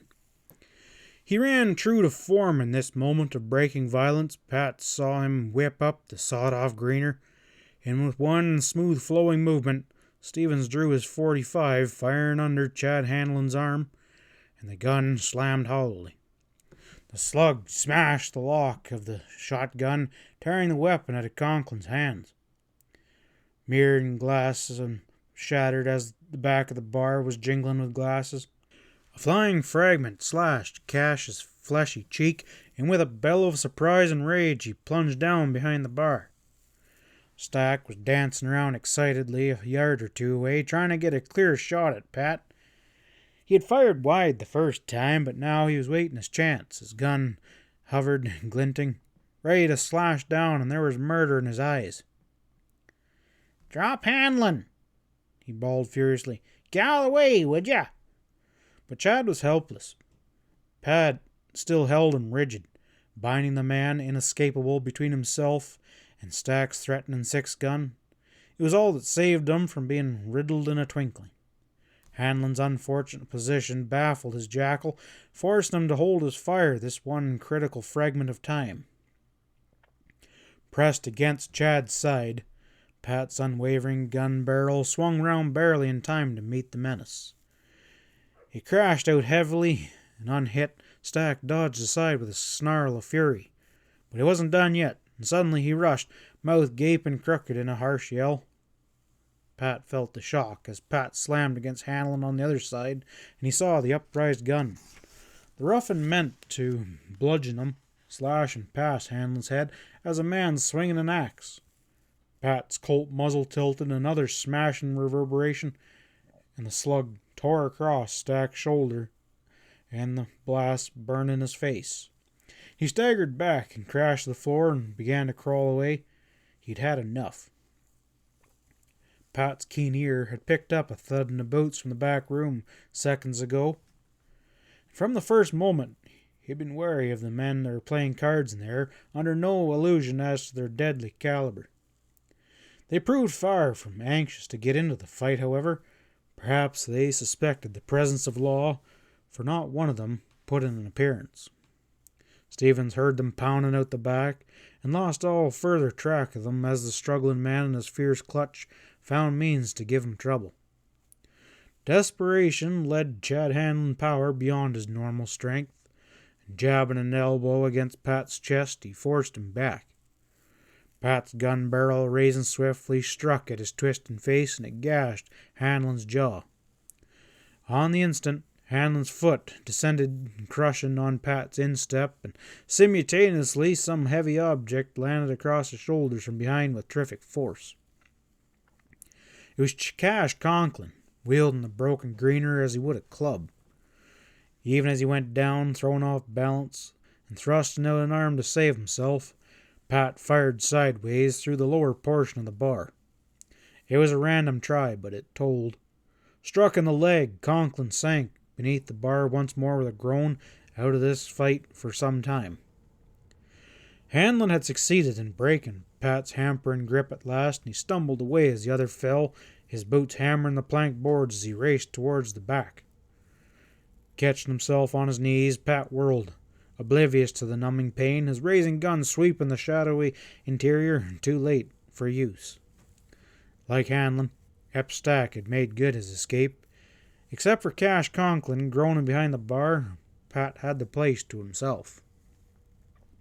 Within 3 minutes after the first crash of a gun, silence returned to the room, layered with smoke. Pat rose unsteadily, trying to experiment the foot on which Chad had stamped, and limbered out gently. It was all right. Methodically then, he plunged out the empty shells in his gun, recharged the chambers. A couple of strides took him to the end of the bar. A glance satisfied him that the moaning Conklin was no longer constituting a menace. Broken chairs and overturned tables littered the room, where they had been scattered about. The card room, conspicuously vacant now, was in a similar condition, cards and chips scattered about the floor. Pat passed through that wide arch leading into the store half of the establishment. It was empty, except for flies buzzing with melancholy persistence amid the merchandise. He was stepping out the front door, steely challenge in his leisurely manner, when the quick thud of hoofs came to his ears. A man came racing down the road, hell-bent over the settle, and who had seemed warning about what was afoot. Pat got a flash of the rugged, flat face as he thundered past, and they fired together, a ball slamming into the wall over Pat's shoulder. On the instant, the renegade reeled back, his ear disappeared from the side of his head as if sliced off, and blood gushed out his jaw. And with a yell, he mastered his horse and swung away, jabbing the spurs in deep. Pat gazed after him, too surprised to fire again. "Well," he exclaimed, "where'd you spring from?" All too plainly he had recognized the other man, and one more tumbler dropped into place to reinforce his understanding of the tangled skeins of events since he had ridden away from Powder Valley. More than one of the ponies which had been standing before Conklin's grocery on his arrival seemed to have mysteriously disappeared, carrying the rats from this unsavory warren with full flight. But Jigger still waited alertly.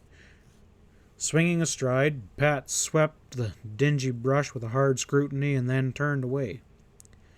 Half an hour later he was plodding up the sandy wash leading into the hills, and he swung right at the fork. Nebraska Swingle's sprawling block-S ranch house, a low-roofed adobe fortress of a place, stood on the edge of a pine-sprinkled flat crowded against the rearing hills. The ranch road curved round the trees and entered a beaten yard thick with yellow dust. Of late years, it was Nebraska's custom to spend the larger portion of his time in a rawhide chair tilted against the thick adobe wall in the shade of a gnarly pine tree, jaws oscillating ruminantly and his beady, ice-colored eyes roving shrewdly over everything in sight. There, Pat found the Indian-faced old warrior today. Rugged and thick-bodied, far from looking his 60-odd years, the cattleman lifted his sharp gaze to the younger man's face, and his flat, silvery-stubbed jaws stopped working. He gave not an unfriendly nod, but made no other move, nor did he speak. Pat drew Jigger to a stand, and eased his seat in the saddle, glancing about lazily. "Howdy," he said. "I reckon you're Swingle?" Nebraska rumbled an agreement. Pat introduced himself. "You probably know all about me. I've met one or two of your boys," he informed the other. Swingle's unwavering eye measured him without haste. "Yep," he allowed cagily. "I got you placed. Are you making a job of the anvil, Stevens?" he demanded pointedly. Pat nodded. "It'll be a ranch," he promised, and then told Swingle about the lazy mare in Powder Valley. "As I see it, the two outfits will balance each other quite nicely. I'll make you a bid for the Block S one of these days," he grinned. Nebraska shook his head to some thought of his own. Regret briefly shadowed his leathery face. "Well, you're young," he mused aloud gruffly. "It's your chance to put in an operation, an old scheme of my own. The range was just too wild in my day." He gathered himself then. "What do you want with me, Stevens? Money? Steers?" Pat smiled his denial. "Maybe that's a compliment, Swingle, but I'm prepared to buy your cattle if you will sell." The old cattleman was thoughtful. "Thought of coming to me first, did you?" "Well, as a matter of fact, I didn't," Pat said frankly. He told of the threatening trouble with McLennan, H.M., and his efforts to try and nullify it. Swingle heard his account of the interview with Henry McLennan without comment. Evidently he knew something of the situation on the northern range, as well as the San Pedro country. "Stevens, what did Hanlon have against Ace Kangle?" he demanded suddenly. Pat arrested, searching the broad, inscrutable face. He was unprepared for the abrupt change of subject. "Well, I've asked myself that," he said with a pause. Nebraska chuckled internally. "Ain't no throwing you off balance, is there?" he remarked with candor. "Well, what's your grudge agin Chad, then? And don't forget, I may know more'n you think," he added flatly. Pat found himself telling this man how the deed to the anvil had disappeared a few hours after its purchase. Nor did he hold back a number of details concerning the events in town hitherto known only to himself. Instinct told him Nebraska could be a trusted man. Swingle scratched his jaw as he listened and looked away. That his thoughts were busy, he proved a moment later. Dane Hardwick's a friend of mine," he announced quietly.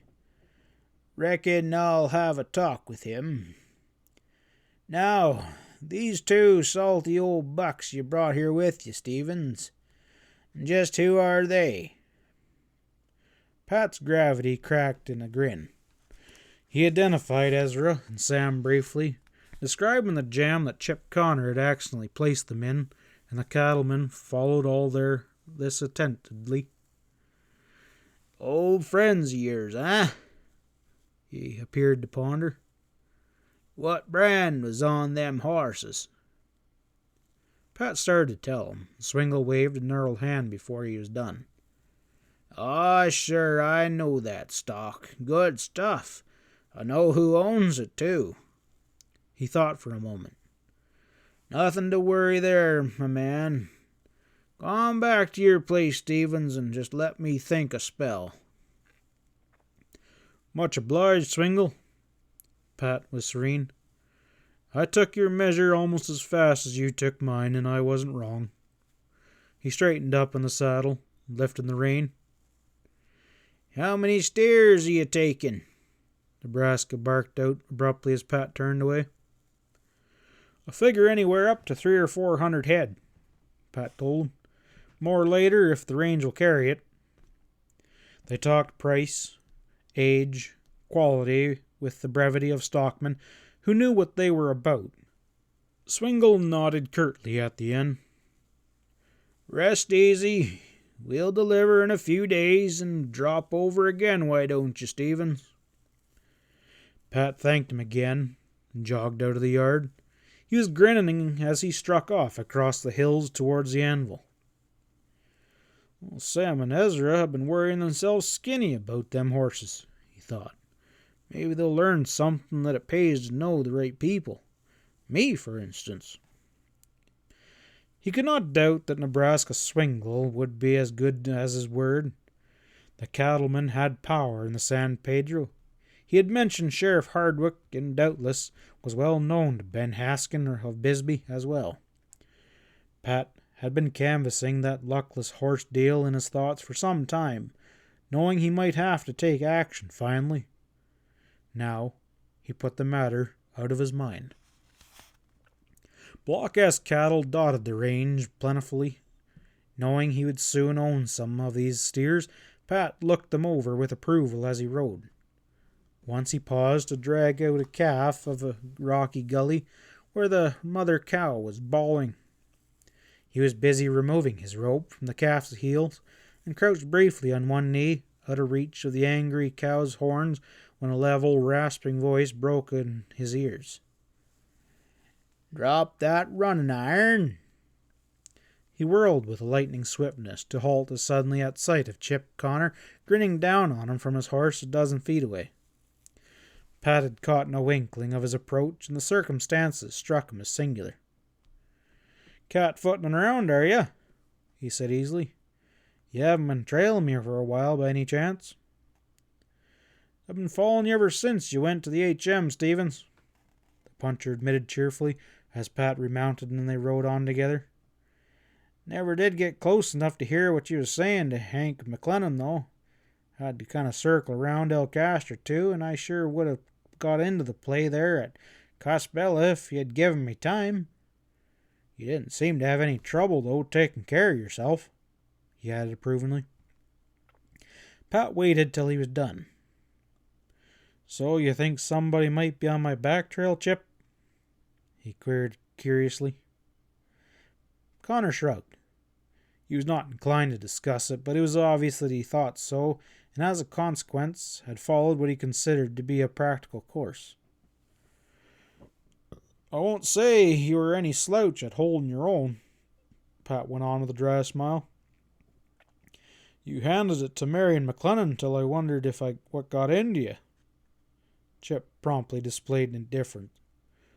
"Reckon I kind of lost my head a moment there," he managed gruffly. "I'm not so sure of that." Pat studied him with some interest. "There seems to me to be a lot of savvy in what you said to her, and if I'm not mistaken, I think she thought so as well." Connor continued to look away, his tone strangely subdued. It wasn't really, though, my place to say those things, Stevens. I didn't do you any good either. Pat refused to look at the matter in just that light, however. You think she can't take it, eh? Because she doesn't have it? Chip whirled in a quick protest to that. No, I don't mean that at all. She ain't like what you think she is, Stevens, he exclaimed warmly. And how do you think she is? Pat countered. Connor waved an impatient hand. I know she acts rich and arrogant, but that's just her way. It doesn't mean anything, and I should have remembered that. Actually, he slowed to halt utterance. Well, Marion really is in a jackpot, and she's scared to death. Oh, yeah? Pat's challenge sounded just skeptical enough to prod the other on. Don't get her wrong, Chip urged strongly. She manages the HM for that fat uncle, but she doesn't hold $1's interest in the place. Figure it for yourself, Stevens. Things are going wrong over there, and Chad Hannon's bound her to marry him. And not only that, McLennan's been after her to yoke up with some mining man from Bonanza Belt. It seems that the family connection will bolster his own bank account. Is that enough to rowel a girl like her into showing some spunk? Pat was scrutinizing this fresh picture of Marion McLennan's prospects with close attention. And just what, he wondered audibly, what would she want with the anvil? She's certainly taken plenty of punishment trying to get it. Hell, that's as plain as daylight, exclaimed Chip. Why would any ambitious person like her want the anvil? Heck, why do you want it? It's a fine ranch that spells independence and living on her own. Connor unconsciously warmed him to the subject. Well, Pat, she's got it all figured out. She'd run a few head of cattle, of course, but mainly she wants to raise horses for the mines. It's a steady market, and she could sell 'em timber off the place, too, for shoring and such. She'd get on fine, trust her for that. He stopped suddenly in some confusion and stole a look at Pat. The latter was gazing off across the range in a brown study. It was some time before he spoke. You seem to be pretty well posted on her plans, Chip, he observed at last. Well, I have talked to her about it casually, the puncher was reluctant to continue. Pat faced him square. I'm not questioning your knowledge. Are you in love with her, Chip? He asked bluntly. Connor's color deepened, but he didn't evade the issue. I reckon I am, he confessed. But that don't mean anything. I never told her I was, and now I'm pretty sure I'll never have the chance. Shucks, Stevens, I'm nothing but a darn cowpoker. And my foreman, Pat reminded him quietly. Thanks, but a foreman ain't big enough to impress her, least of all a mouthy one like I turned out to be. Pat laughed. I didn't notice that she went off the handle to you in the same way she did with me, at any rate. In fact, I thought you eared her down pretty handy, Connor. Chip's face was a dusky red now. He declined to take any part of this brand of levity where Marion was concerned. It's no laughing matter, he insisted. I told you where she stands, and you've been mighty white to me, Stevens. I ain't forgetting that, but if you let her down, you're letting me down as well. I ain't expecting a thing from her personally, but if there's any way I can see to it that she gets a fair shake, I'll do it. Oh, don't let yourself get into a lather, Pat told him, suppressing a grin at the other's earnestness. As for that girl, I haven't thrown her down yet, and I'm not much on making promises. All I can say is that I'll see what I can figure out. Chip had to let it go at that. End of chapter 12. Chapter 13. Didn't you find your steers after all, did you? Groused Ezra when Pat and Connor rode into the ranch late that afternoon. Considering the length of time Stevens had been away, the lanky redhead felt safe in making his assertion. Oh, don't be jumping at conclusions, Pat retorted in good humor. I'll get the idea that you're trying to discourage me, too. He winked at Chip. Either you did or you didn't, Ezra roared huffily. Don't be gaggling along with a mouthful of words. I not only got the steers, Ezra, but I learned the answer to something that's been bothering us, Pat told him calmly. Big fella got suspicious. And how's that? Remember the hombre we cornered back in the brush in Camaro? I ran into him this afternoon. In fact, Pat grinned, I shot his ear off. Ezra forgot his resentment at the news, his hackles rising. Where was this? Pat briefly sketched the encounter at Casbell. Hannon showed his hand at last, he said. The cards are down. The playoffs coming next. I threw a jolt into Chad. That's almost certain to make him crowd his luck. He'll slip and then wham! Did you grab the deed while you had him there? Ezra barked, a single eye glinting. That damn deed, Pat frowned. He had it with him all right and was using him for a shield. I had him plastered up against me so tight it was almost in my own pocket. In fact, he laughed, I got to thinking about it so hard while I had a hold of him that I couldn't keep my mind on my work. Cash Conklin nearly polished me off with a gun stock. Chad then tripped me the same time, and he did me that favor, but he got away and the deed went with him. Ezra groaned. Well, you ain't seen the last of her, nor of him either, he predicted gloomily. Sure, I do expect him to turn up eventually, Pat was confident. Sure, I expect he'll turn up, and this time he'll be hauling it out of his own pocket, and that'll be good enough for me. Santos, Bain, and Ash Salmon came riding in at dark with news not greatly different from what Pat had expected. The Anvil beef count, they declared, ran right around 250 head, a far cry from the 400 head count which Hannon had claimed. The miles of Anvil fence they had been able to report in good condition, largely due to Nico Santos' faithful attention. There was little enough work here for the men. Things will be different shortly, Pat announced. You boys will have plenty to do. Nebraska Swingle's driving up 300 or 2 or 3 year-olds and 100 cows. He promised the spring calf drop should be satisfactory. Then we'll shove the steers into the pasture and vent 'em, run 'em on our own brand. Then we'll scatter 'em to the winter canyons. It'll be a busy season, boys. Good cowpunchers are always optimistic about hard work. The Anvil crew bade fair to weld into an efficient outfit. Work was rushed along on the repair of the ranch buildings while they waited. Then, one morning, a chorus of blatting red and white steers evaded the anvil yard, hooves and horns clacking, and the man ran out whooping and excited. Nebraska Swingle had kept his word. In a matter of minutes, saddles were clinched and work with the new herd was promptly underway.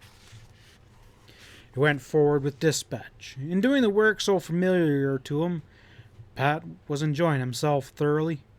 Even Ezra and Sam plunged into rebranding with a wholeheartedness, as if their future depended upon it, their horse venture momentarily forgotten. You have your fun while you can, Pat needled the pair slyly. It is still possible for Dane Hardwick to ride in it any day and then march you off to the jailhouse. They hated any reminder of their folly. If we go, you'll be going with us, Ezra retorted tartly. You're in this as deep as we are, Stevens. Well, how do you make that out? You was harboring them horses on your place when the law caught up with them. Ezra's eye glinted vindictively. You just remember that, Pat said. Well, I can always testify that I was victimized. One look at you and the judge, he'll draw his own conclusions. Ezra stalked off in a huff. 2 days sufficed for the branding. The herd was split into small bunches, and these were scattered to various corners of the range. Winter was mild in this country, and after 1 or 2 bad months' feed, it would be of no problem. Pat rode everywhere, studying the range and seeing to a great variety of details. all of which contributed to a successful ranch management. He found himself one day not far from the HM line, alone for a moment. A bunch of anvil steers had that morning been introduced to a grassy canyon not far below. And though it spelled winter comfort for the dumb brutes, they had proved stubborn and contrary. Tired and sweaty, the chore finished, Pat pushed his pony as far as the line fence and dismounted to stretch. The land was high just here, rolling away in pine-cluttered swells over which the fence dipped from sight. Gaps in the trees framed an occasional view, and Pat moved forward, propping an elbow on the near post. As he gazed north towards McLennan Range, it was Marion of whom he was vaguely thinking. A moment or two passed before he came aware of a thin vibration coming up through his arm, so faint as it was to be almost non-existent. Coming to himself with a start, Pat glanced along both ways without discovering the cause. Reaching out, he grasped the wire fence with a steady, sensitive hand. Plainly enough, along the top strand ran the faint, singing vibration he detected. Pat's brow wrinkled in puzzlement. A steer, perhaps, rubbing against the fence in one of the hollows that was yonder? It seemed likely, yet as the silence ran on, broke only by drowsing, buzzing insects, and the strange vibration continued, interrupted by slight jerks, Pat's curiosity strengthened into purpose. He mounted his pony and rode along the fence for several hundred yards without seeing anything. Leaning down, he grasped the barbed wire strand once more. The vibration reached him, apprehensively fainter, and he straightened. He got his direction. Wheeling back, he started the other way, and this time, watchful gaze running ahead, he kept to the cover of pines, advancing cautiously. It had occurred to him that a deer might have been caught in that treacherous barbed wire and struggling its wild life away. If so, he had no intentions of scaring it to death. It was something of a jolt, on reaching the crest of the brush-covered swell, to look down and find a man working swiftly and quietly below in the hollow. Pat froze, staring.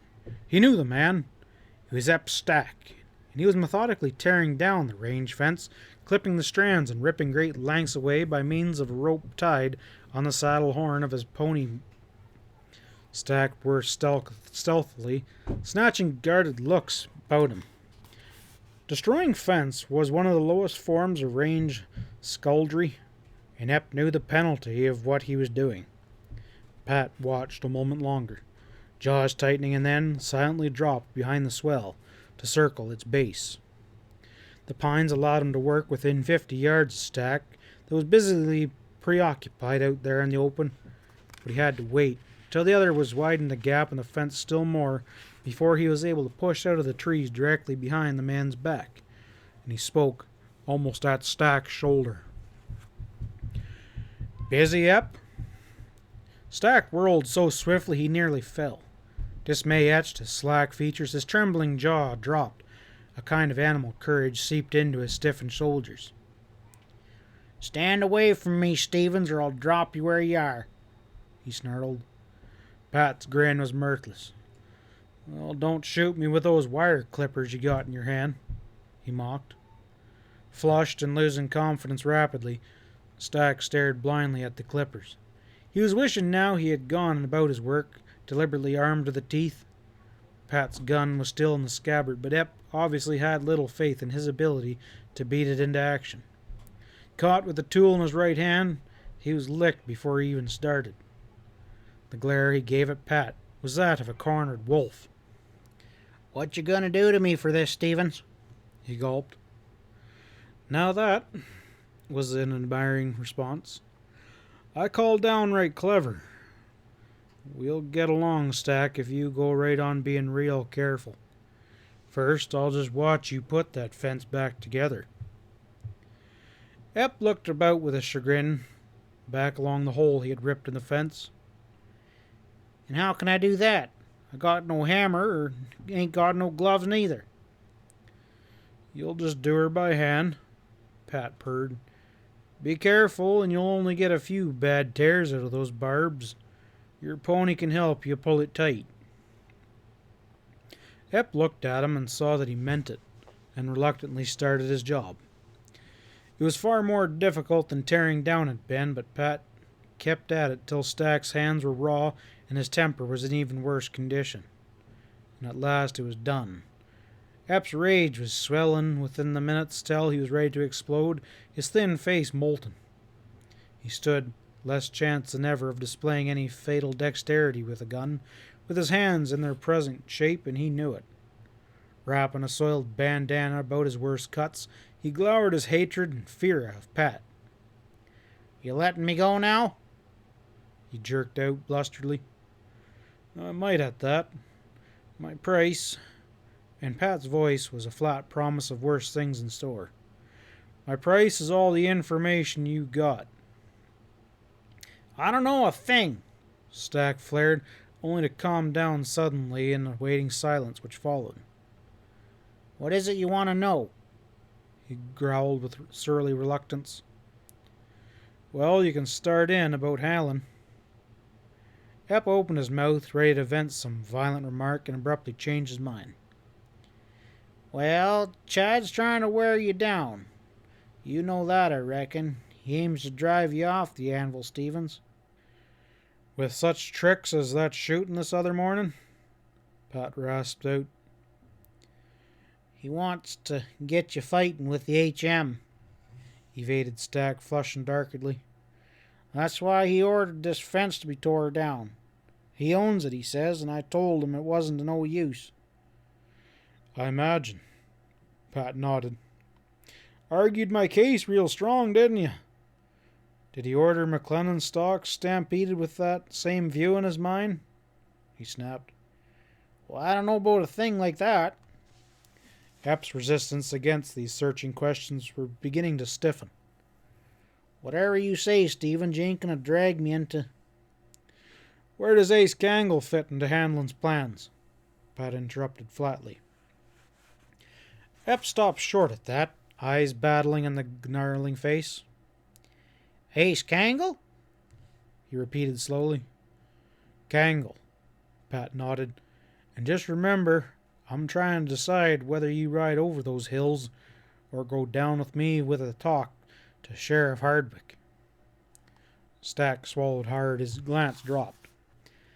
"All I know is that we was told off to watch your movements in town that day and keep out of Rimrock House for an hour if necessary.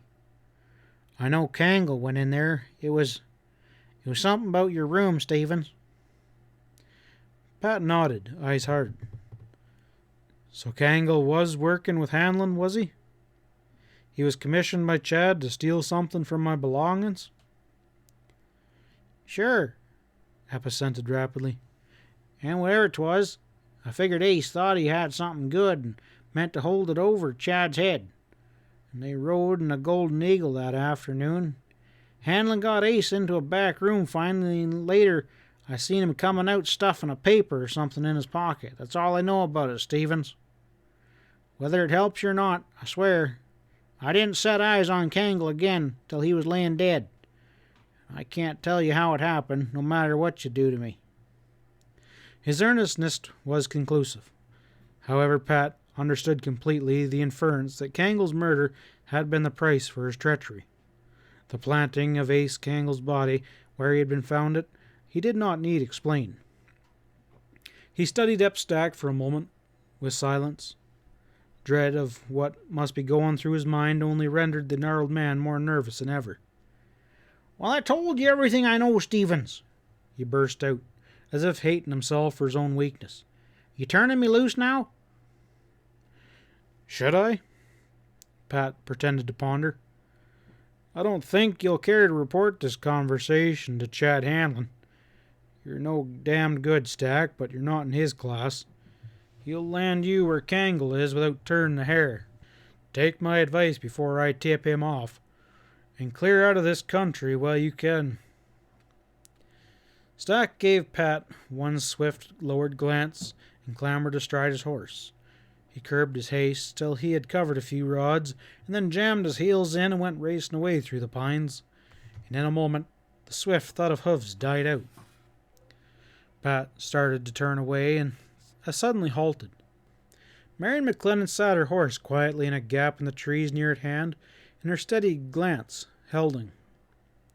He did not need to be told that she had overheard his talk with Stack, and perhaps had watched the whole encounter. "You're smart," she said soberly. "I think you already know more about this range than many of us. It hasn't escaped me how you've covered Chip Connor, perhaps from the start. But why should you prejudice your own interest to protect Chad Hanlon instead of marching Ep Stack down to the sheriff?" Her auburn hair contrasted prettily with the rich green of the ragged pines, and Pat took time to note that, relishing the thoroughbred lines of her, a thin smile on his lips. He enjoyed sparring with this girl, and it was not beneath him to rowel her into a fresh show of spirit. "I wasn't dead sure whether you're done with handling it or not," he returned with an appearance of candor. Marion could not prevent an exclamation of anger from escaping her. "You think I have any faintest remaining interest in that man? Or that I had any at all?" she burst out hotly. "Then I needn't ask what your true opinion of me might be." "Why, I thought it was the other way around," he drawled with twitching lips.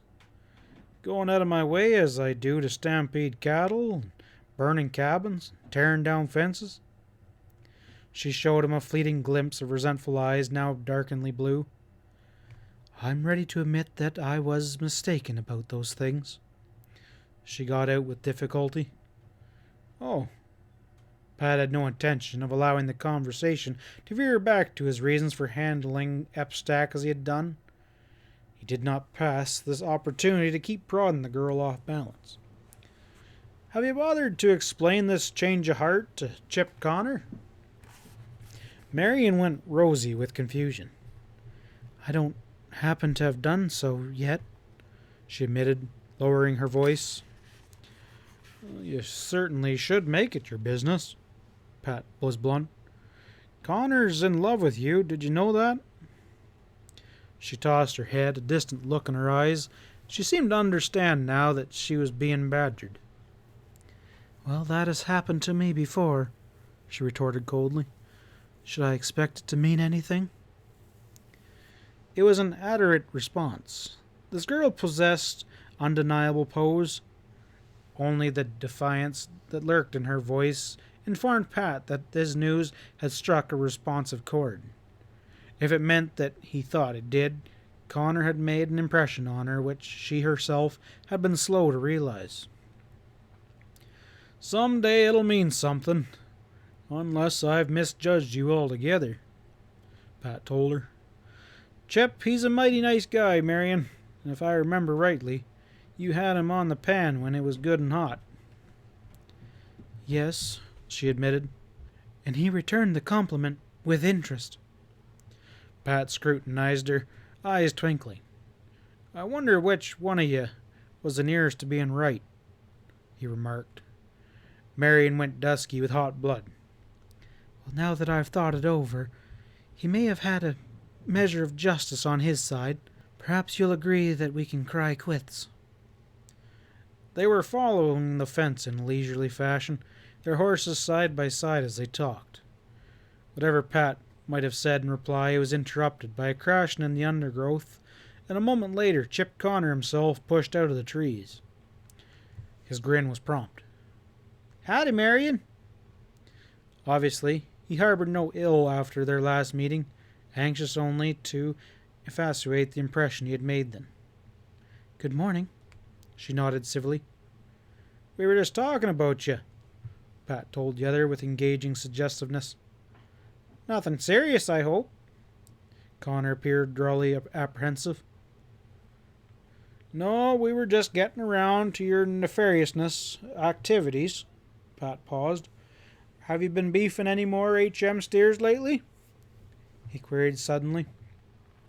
Chip's surprise revealed his real distress, but there was a design in Pat's introduction of the humorless subject. "Oh, don't be silly," Marion spoke up at once, faintly irritated. "I am perfectly aware that Chip has never shot any of our stock, and I think you know it. Chip stared at her. You mean that, Marion? He burst out. I was afraid you'd hear that wild yarn of Ace Cangle's and believe it. I've heard it, and it's pretty well established now that Ace was telling a deliberate lie. The girl made Chip this reparation with ready frankness.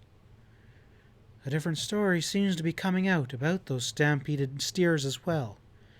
Uncle Henry doesn't not credit it fully, though, she acknowledged. But the boys nabbed a suspicious rider on the range yesterday. It was one of those men who stay at Casabella. Pat showed no surprise. His question elated a sordid story pretending to exonerate the anvil of malicious mischief, and it pleased him that the tone of the conversation had grown pleasanter all around by the time the three had parted half an hour later to go their separate ways. End of Chapter 13. Chapter 14.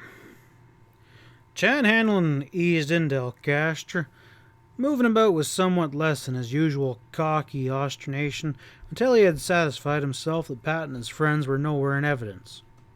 Stevens apparently had not ridden into town after his visit to Casabella, but Chad spotted another man whose presence here was to his immediate purpose. He was racking his horse at the lower end of town when he saw Henry McLennan step out of the stage office. Hanlon watched the other for a moment across the back of his horse, his devilish mind busy. Abruptly, then, he turned and made his way to the boarding house. Chipping a cigar and lighting it, he sank into a porch chair and lifted his feet to the rail and sank back with every appearance of expansive ease. It was a sure knowledge of Henry McLennan's character which had caused him to pursue this course. Though a drinking man, McLennan had seldomly known to share the bar and the Gold Eagle with the brawny-chested brethren of toll commonly to be found there.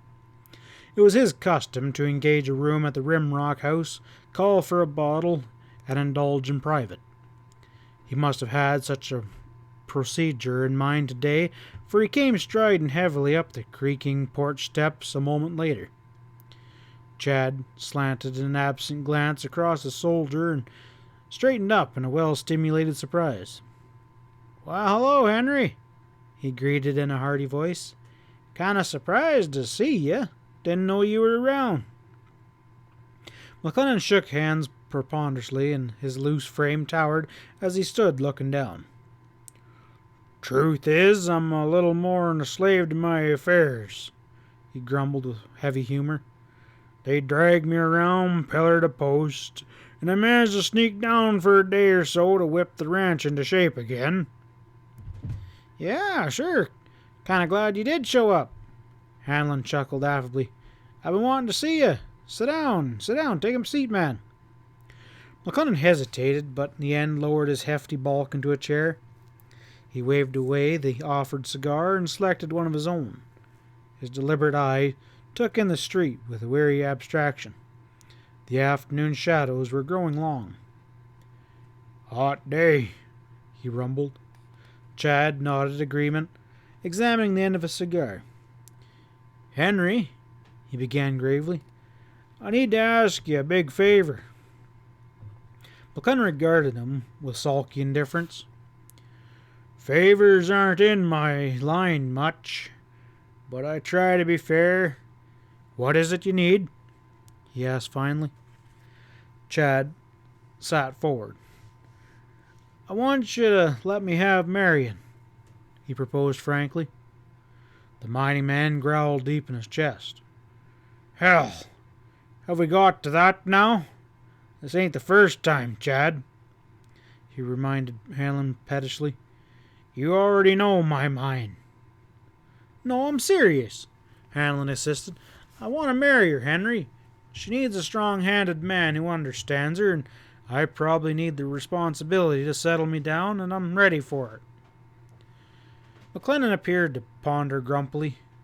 He had never told Hanlon that he had other plans for his fiery and rebellious niece, but Henry McLennan was growing gray in the habit of bending other men to his purpose, and he had a use for Chad, one motive which, Hanlon would have been surprised to learn, alone had persuaded him to tolerate the friendliness of this talk. "Have you spoken to her yet?" he growled at length. Well, that's just it. She will and she won't. You know what women are, Chad said tolerably. Besides, Henry, until I have your full consent, I wouldn't be in any position to persuade Marion I could really mean it. But with your influence, perhaps a word or two. "Where'll you take her?" Lieutenant interrupted. "She's used to a comfortable life, my boy." "Why, the anvil's waiting," Chad declared simply. "What? With that damned upstart Stevens bogged down out there?" Henry squared on him bluffly. "What's he doing there, anyhow? What are you thinking of?" Smiling with superb humor, Hanlon repeated the same glib tale of leasing the ranch conditionally with which he had put off to the girl. Henry McLennan heard him out, scowling. "It was a big mistake," he veered positively. "There's been nothing but grief since he came here, and I don't like it. I won't have it, in fact." He made up his mind abruptly, starting to rise. "No, it won't work at all, Hanlon. Marion's future's too important. Her security has got to be of certain." He paused, half out of his chair, his hooded eyes growing fierce. "Well, get that troublesome Stevens off the anvil," he concluded flatly. "Get him off, and then I'll talk to you." For a long time after the other left, Chad sat there, gloomily gazing off into the space. He knew desperately enough that something had to be done, and quickly. He had counted confidently on powerful support, allowing his alliance with Henry Canville had been assured in the task of ousting Pat Stevens from the anvil. The older man's testy attitude had warned him to shy away from any expression from that hope. The task remained to be faced, in all of its thorny aspects. Chad had already made up his mind that he would move promptly. He made no reason to alter his plans now, and sitting there, resolve slowly hardening in him, he came to a swift decision. Tossing his cigar butt over the rail, he slumped down the steps and started off the street with an unmistakable purpose in the set of his blocky shoulders. Pat and the others were gathered at the Anvil Ranch yard the following morning, standing about while they waited for breakfast. The day promised to be bright, and the early sun, flashing rosily, at Guarlo's Peak a few miles away. The pines rose motionless and solemn in the still air. Chip Connor had failed to put in an appearance overnight, and they were discussing his whereabouts. "He probably still rolled in his blanket somewhere, for all we know," laughed Ollie. "Well, somebody got up early," Ash Salmon declared, running his carrot head with a freckled hand. "I heard 'em coming along the ranch road." They turned inquiring eyes to that direction, one or two moving out to look past the corner of the house. A moment later, a stout spring wagon whirled into the yard behind two brisk bays, its wheels spouting dust, and it drew to a halt. Pat stood with his gaze fixed upon the elderly, proud-faced Mexican sitting stiff-backed on the seat beside the driver. He moved out slowly with a curt nod of greeting. "This the anvil, senor?" came the clipped, precise inquiry. "You've hit it." "And you're Senor Stevens? I am Don Emilio Delgado," the other announced pompously, with a suavity that was almost insolence. Pat looked him over with care. Don Emilio Delgado, clad severely in trim, polished garb with precisely creased, flat brim to polished boots, was manifestly a Rico and a personage of importance. All this was completely lost in Ezra and Sam, however. The two regarded the Don's equipage, including himself, with a grumpy suspicion. They had an idea what was coming. "What can we do for you, Don Emilio?" Pat acknowledged the introduction easily. "You're holding some horses for me, I believe." Don Emilio was polite and firm. He named the brands and described the horses briefly in a confident manner. The breakfast gong sounded at the moment, but no one paid any attention, waiting tensely. "The horses are here," Pat returned with a reserved nod. "What about 'em?" "I'm claiming my property," the Don said, smiling. "Well, hold on here." Sam moved forward, his demeanor curt. "You got any proof of that, I expect? We're holding them horses under bill of sale." Don Emilio's natural fieriness asserted itself with the startling suddenness, and he drew himself up. "Senor," he drew out sharply, "I know what I own. Those horses were stolen from my ranch and they're mine. I demand their return instantly." Plainly, he had made up his mind not to descend to the indignity of submitting positive proof of his ownership. Sam glared at him wrathfully.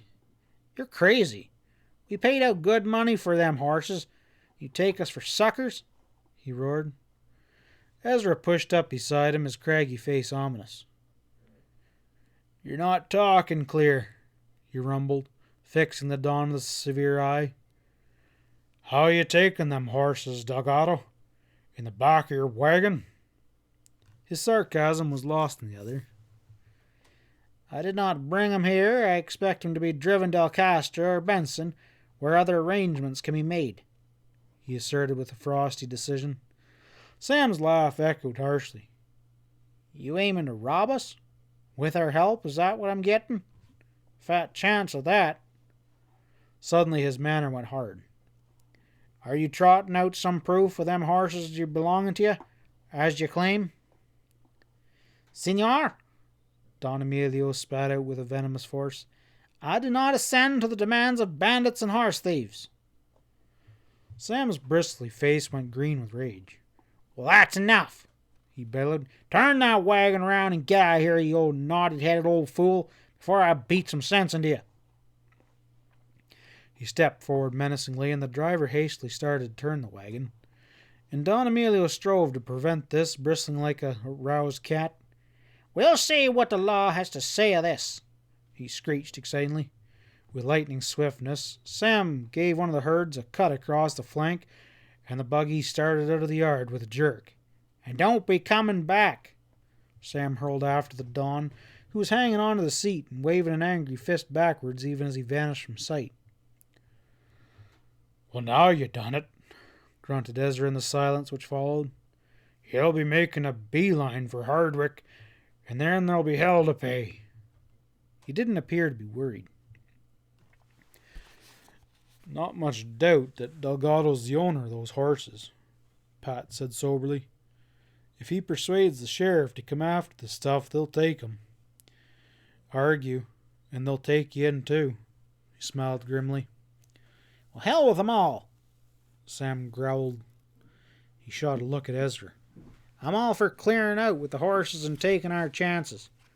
We can go by the Gilly Mountains by night. What do you say, Ezra?"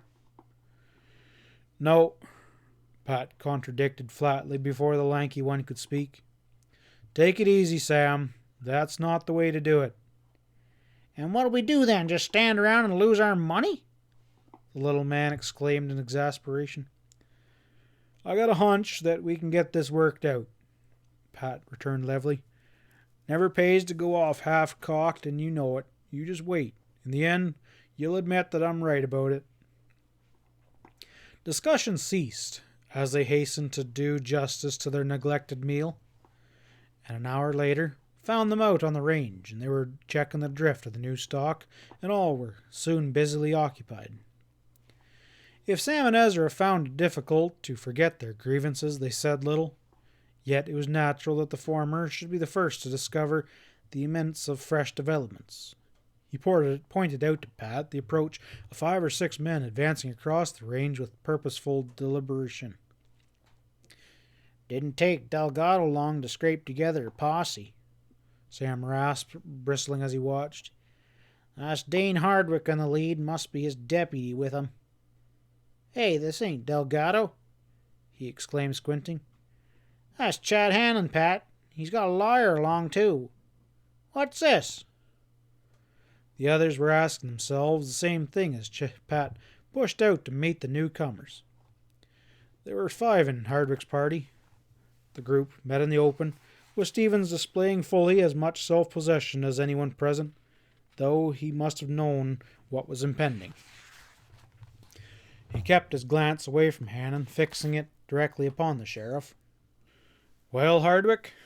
he said expectantly. Dane appeared not to note the absence of any greeting, and he fumbled in his pocket with his usual lack of haste. "Got a deposition notice here, Stevens," he announced heavily. "Hanlon claims the terms of your lease have been violated, and he's withdrawn from the contract. We'll go back on to the ranch house, and you can get your things." Eyeing him carefully, Pat saw that he was serious. He paid no heed to the incredulous snorts of his friends, nodded slowly. "So, now it's a lease that I took on the anvil. Is that the story, Sheriff? Drawn up, no doubt," he added with a sharp glance at Hanlon's thin-faced legal shark, "by a lawyer that I never seen before. What's the so-called breach of contract amount to, by the way?" "Chad claims you're overloading the range," Dane returned sourly. "Ye are, too," Hanlon spoke up with heady violence. "Throwing in feeders by the 100 till you might as well run sheep." He was working himself up to this pitch, and he made it strong. "The ranch will be ruined inside a year. Then I suppose you'll be wanting to hand it back and laugh in my face. Well, it won't work. I've changed my mind, Stevens. I insist on the terms of this lease being optional with me, and now you're getting off." Pat's smile was thin. "Well, we all know that you're a thundering liar, Hanlon. You might as well at least have made your story good. We just about in the middle of our range right now, and there's not a dozen steers in sight. What kind of overloading is that?" He had shrewdly guessed that Chad would ride his allegation of contract hard, striving to keep the talk away from the more dangerous aspect of the case, and this conjuncture proved correct. Hanlon would have argued, venting his wrongs with passion, but Hardwick halted this with a wave of the hand. "Well, it don't matter," he stated. "Hanlon's changed his mind about leasing to you, Stevens, and that's enough. It's my job to serve the disposition notice, and I'm doing it." "Dane," Pat caught him up levelly, "you'll remember I told you that I bought the anvil the day I made the deal. Is it your opinion that I lied?" Hardwick showed annoyance. "This is a legal action," he rumbled. "I ain't involved in it one way or another." "But Hannon is," Pat pointed out, "and right now you're doing his chores. That man," he pointed to the gray-haired, slightly apprehensive town clerk who had come out with the others, "knows I was in his office that day, checking the ranch title, and he found a mortgage in Mart Sabo's name, and we paid it off that afternoon." "It wasn't my understanding that you expected to buy the anvil, Stevens." The record clerk's tone was colorless, but it was plain whose side he was on, and that he had been bought. "Sabo claims Hanlon's settled the mortgage with the lease money." "You rode way out here just to say that?" "I volunteered that service in the interest of justice." Pat snorted, looking at the sharp-faced lawyer coldly. "And you, on the other hand," he rapped out, "I suppose you remember distinctly my coming to you with Hanlon and asking you to draw up a lease form. And you witnessed the signatures too, I imagine, huh?" The shyster examined him critically. "I don't forget faces, Stevens," he retorted with a smug evasion of outright perjury. "I suppose next you'll be telling Hardwick that wasn't the case at all." Pat whirled on Chad. "And since the ranch is yours, Hanlon, no doubt you still have the deed in your pocket?" "Well, why shouldn't I, since it never left my possession?" Hanlon retorted brazenly. "That was what persuaded the sheriff of the truth of my story, Stevens." Pat gazed at him in surprise. "What? You mean you never told Hardwick how you turned the deed over to me? And how it was stolen from my room that night, and that you killed Ace Cangle for trying to get hold of it for you? Hey, what's this about Ace Cangle and murder and stealing? Hardwick injected gruffly, his leathery face darkened. I reckon you're fixed to prove them wild charges, Stevens, are you? Well, enough of them to hold together in the mind of any reasonable man, Pat affirmed blandly. Perhaps you'll recall Jack Drummond telling you something was stolen from my room in the Rimrock house the night that Cangle was killed. He waited for that to sink in, then added, It was the anvil deed that was stolen. And why didn't you tell me at the time? Dane barked. Well, with you worrying about Ace laying out there in the alley, Pat smiled, you would have laughed at me, Hardwick. A thoughtful expression overspread the lawman's lanky features, and he cut off Chad Hanlon's irate interruption with a gesture, his attention still fastened on Pat. And what about Cangle, then? He growled. Pat spread his hands. Well, that's too bad that Ep Stack ain't here today. He's usually with Hanlon. Ep's my authority of what happened to Ace. His story was mighty convincing, too. What the hell's all this about? Chad roared angrily, alarmed in the direction things were taking and striving desperately to break it up. You're out here to order Stevens off the ranch, Hardwick, not listen to a bunch of lying talk. You can safely leave my duty to me, Dane told him with blunt directness. He had grown austere in the last few minutes. I am to learn why Ep Stack didn't bring his story to me himself. He turned back. Go on, Stevens, give us the rest of it. Pat nodded his willingness. Before he could continue, however, an interruption occurred of such a startling nature that all were arrested and motionless. In the sunny quiet, a gunshot slammed flatly against the pines on the crest of the ridge a few 100 yards away. It was followed by a second, and then a hoarse cry, a quickly strangling, and they were all looking that way, mouths ajar in their surprise, when there came a quick crash in the brush and trees below the crest. There's been a fight up there, Hardwick's red-faced deputy burst out in suppressed undertone. Somebody's fogging this way in a hurry. They didn't have long to wait. The wildly running horse smashing down the slope, and a moment later a horse broke out from the edge of trees, and he started this way only to haul up in a sudden. Why, that's Chip Connor, Ezra burst out harshly staring. Who's he been tangling with? The sheriff made the identification as quickly. He had been seeking this man for days without success, only to run across him in the most incriminating circumstances. His bony jaws corded. Come over here, Connor. I want it you, he bellowed. Chip had other ideas, however. He turned his pony even as the red-faced deputy started in his direction with a rush, and the deputy's gun was out and it cracked. Connor's answer was as prompt, his gun sweeping up and spitting. Struck in the arm, the deputy whirled about in his saddle and slipped sideways into a long fall, which he was left powerless to prevent, and his pony ran on.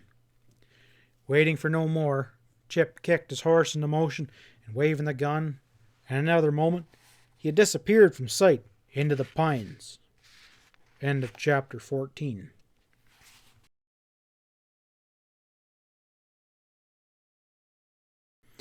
Chapter 15. Pat and Ezra were the first ones to reach the fallen deputy's side. They picked him up and looked him over while the others gathered about in silence. The man was in no serious danger, but Connor had put him out of operation effectively enough. There was a ragged tear in his bicep where the bullet had struck him, and he was weak with shock. Pat crudely bandaged the wound, and Charlie Bain had instructed to accompany the deputy back to the Anvil Ranch house, and they set off side by side. Sheriff Hardwick was already on his way up the ridge, and the rest hurried up to catch. Pat pulled in alongside the grim-faced lawman. I trust you're not forgetting what I had to say about Hanlon, Sheriff, he began quietly.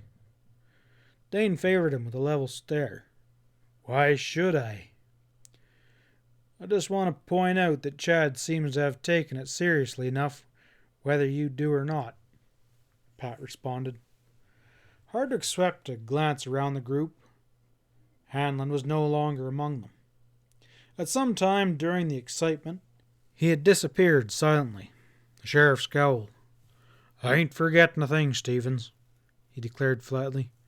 It don't look good for Hanlon sneaking off like this, but there'll be time enough to see about him right now. I'm looking into this shooting that was pulled off under my nose. No more was said as they climbed the ridge. It was Ezra, that expert tracker, who found a faint game trail which speeded their ascent. The ground lay open under the pines that were crowding the ridge, and they spread out up there, riding forward. Pat quickly spotted first the saddled horse standing with bridle down, and the ominous object lying hurtled near at hand. His call brought the others hurried. They gathered about and gazed down in a tense-looking curiosity, while Hardwick laboriously knelt beside the motionless body. He rolled it over. All eyes sought the placid, sightless face. Why, that's Ike Mosher, exclaimed Ash Solomon harshly. Pat recognized the H.M. foreman, who had accompanied Marion McLennan one day on a visit to the anvil. The man had been shot through the temple and had died instantly. What's behind this? Ollie Whitten burst out, mystification strong in his voice. Mosher didn't have a mean bone in his body. I don't get it. They knew what he was thinking. Pat's own expression was blank as he stared at the dead man, and for a moment the stark tragedy of it, flying in the face of all probability, left him wordless. Well, there it is. Ain't no question about Connor's guilt, Dane Hardwick ground out doggedly. He got to his feet. I'm calling on the rest you here now to help ride the man down. It's got to be done. He can't get away with his cold-blooded murder. Grim silence greeted his announcement. Not a present man would openly refuse service under the circumstances. If there were those who entertained reservations concerning the certainty of Chip Connor's guilt, they said nothing. Hardwick raked the expressionless face with a questioning glance, well aware that a number of these men were friends of the fugitive. He appeared satisfied with what he saw. Ain't gonna be no fooling about this. We'll grab 'em quick, shoot if you have to. I'm saying it because I don't want no more innocent men laying dead. The lawyer and George Michaels, the El Castro record clerk, were named to carry Mosher's body back to town. Neither was a range man, and they could scarcely be expected to make themselves useful in the present emergency. The rest gathered in tightened cinches and looked to their guns, making a show of getting ready to ride. I'm deputizing y'all, Hardwick announced, mounting. We'll land Connor in jail tonight, or we'll know why. There ain't a second to be wasted. He tossed Pat a pair of handcuffs as they started away. Keep 'em handy, Stevens, and use 'em if you get the chance. I got me another pair. Connor is slippery and dangerous, and I'm calling on you to watch him real close if you catch him.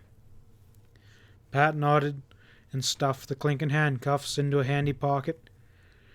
If I get him, Sheriff, I'll see that Connor don't make any false moves, he returned cynically.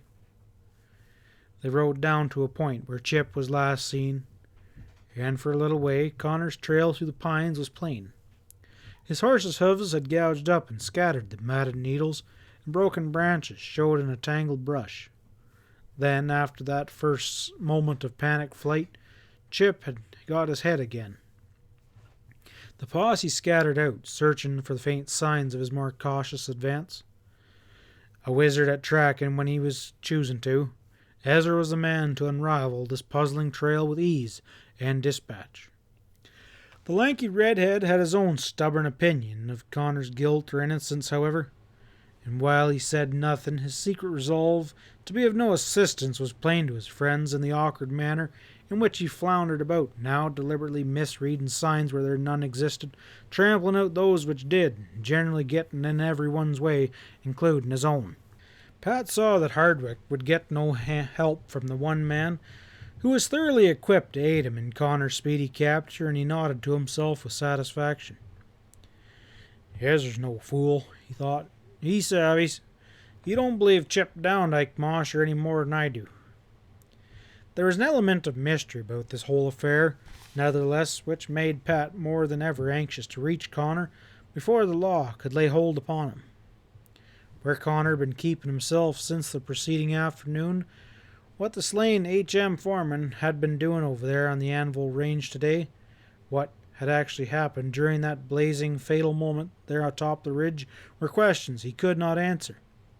But Pat was convinced that a logical explanation existed, and he was determined to get at it while time, fast running out for the luckless puncher, yet existed in which to do something about it. His first move, once safely beyond observation by Sheriff Hardwick, was to climb the ridge to a point from which he could view his surroundings. And from the crest, a quick glance told him that since the rest of the range lay open and unprotected, Connor must have ascended this ridge again at a lower point, dropping across the canyon beyond and gaining to the further ridge a heavily wooden spine, and from there the fugitive might easily gain the comparative safety of the Gormallow Range. And to the west, a tangled maze of ridges and canyons climbed the rising shoulders of the mountains. A few miles beyond towered the rocky peak itself, and almost its shadow, fringing the San Pedro bottoms, lay 100 square miles of scattered rim rock and cactus-fanged gorges never thoroughly explored by man. There, deer, wolves, cougars held sway, and grouse and squirrels and rabbits offered sufficient food for a desperate man. Once in that tangled mess of hills, Chip Connor would never be overhauled if he chose otherwise. Gazing that way, Pat hesitated briefly. He thought he knew Connor's state of mind. Convinced that he was outlawed, or about to be, Chip would be on the run, intending on making a clean escape. There was little hope of overtaking the man by following his actual trail, and to make even the slightest mixed calculations as to his probable course would be to lose him altogether. Without haste, in steady driving purpose, Pat dropped down the ridge and climbed the next one and set off along its rugged length. There was a rocky gap, a half-mile away, leading up to the heights, and he set his sights for that. Connor must pass there if he was reading on the situation as it existed in the other mind correctly. He reached the gap, dismounted to lead his blowing horse the last few yards, and at the top paused to look downward. The land fell away for 1,000 feet, a tumbling patchwork of massive pine tips and dull red rocks. Gullies slashed the slopes in every direction, and sandstone crags rose in the lower depths. Connor may have swung north around Gualo Peak for easier going, Pat thought. And as the minutes passed, he scanned the empty waste for signs of a moving object. He began to worry lest this had indeed been the case. Hang it, Hardwick's tight on the man's trail, he argued, his own reading of the situation. Chip's got to come this way. It was conceivable, of course, that the other's flight had been so precipitated that he already passed this place minutes before Pat's arrival. He reminded himself that Chip knew these hills like his own pocket, and they would confront him with few delays at such a time. He set himself to examine the ground at every point where Connor might have gone through the gap, in a momentary dread of finding fresh tracks of a hurried horse, which would declare him being too late. But there was no such marks, and assuring himself of this, Pat felt his spirits rise once more. It was not 10 minutes later, while he posed himself in patience to await that event, that his ears picked up a faint crash in the stunted pines a few rods behind his position, and he knew that his efforts had been rewarded. Grasping his pony's bridle up short, Pat took the stand several yards beyond the gap and a little to one side. Presently there came a thud and scrape of hoofs drawn near, and the crack of dislodging rocks. Chip Connor appeared in the opening, leading his mount, his tight face thrust forward. At sight of Pat he stopped dead, an expression of frustrated fit across his features. He whirled then, darting a fierce look about, as fully expecting to find Sheriff Hardwick and the others waiting for him there. You outsmarted me, Stevens. He jerked out the grudgingly compliment in a strained voice. What are you doing up here? He seemed to dread the answer. I'm alone, Chip. Pat's tone was reasonable, almost reassuring. Connor subtly relaxed, but he still remained wary. I'm damn glad for once the others didn't show your amount of smarts, he grunted. Where's Danes now? Heading this way? Pat shook his head. His manner remained deliberate, giving the other man time to get a hold of himself. Near as I know, Hardwick hasn't the slightest idea where we are. I'll never call him Connor. I made up my mind I wanted to talk with you and came where I thought you could be found. Nothing to talk about, Chip muttered shortly. I want to be on my way, Stevens, and you're holding me up. Pat's head shake now was a smiling one. Don't get me wrong, Chip. I don't mean to stand in your way, but I think you owe me an explanation of what happened down there on my range. We found Mosher, and whatever you may think about it, that can't be passed over. Chip's look was brooding. Well, that's the exact way that Dane Hardwick's going to look at it, too. And that's why I'm running, he declared simply. Well, at least you can tell me about it, can't you? Pat returned bluntly. Chip appeared to struggle with himself, a heavy reluctance riding on him. I can tell you, he agreed at last. You might believe the story, and if you do, you're the only one who would. Well, try me. Connor paused for a moment before proceeding. He still wasn't convinced that he wasn't wasting precious time. I didn't come back to the ranch last night, Stevens, as you probably noticed. There's a good reason why. Ever since yesterday, I've been on the trail of Ep Stack. Stack? Pat started visibly. Is he still around here? Ep's around, Chip assured Pat grimly. He had himself a bad scare, though. He's wary as a short-haired wolf. I watched him camp in a canyon last night at the edge of our range, and I managed to pick him up again this morning. What was he doing? Well, that's what I was figuring to find out. It got to me that he was hoping for a crack at you, Stevens, so I stuck as close to him as I dared. Finally, Stack got a flash on somebody crossing the range, and I seen it was Ike Mosher.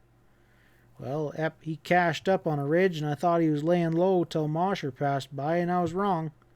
By the time he blasted Ike, it was too late. I made a dash for him then, and then he ran. Connor stopped.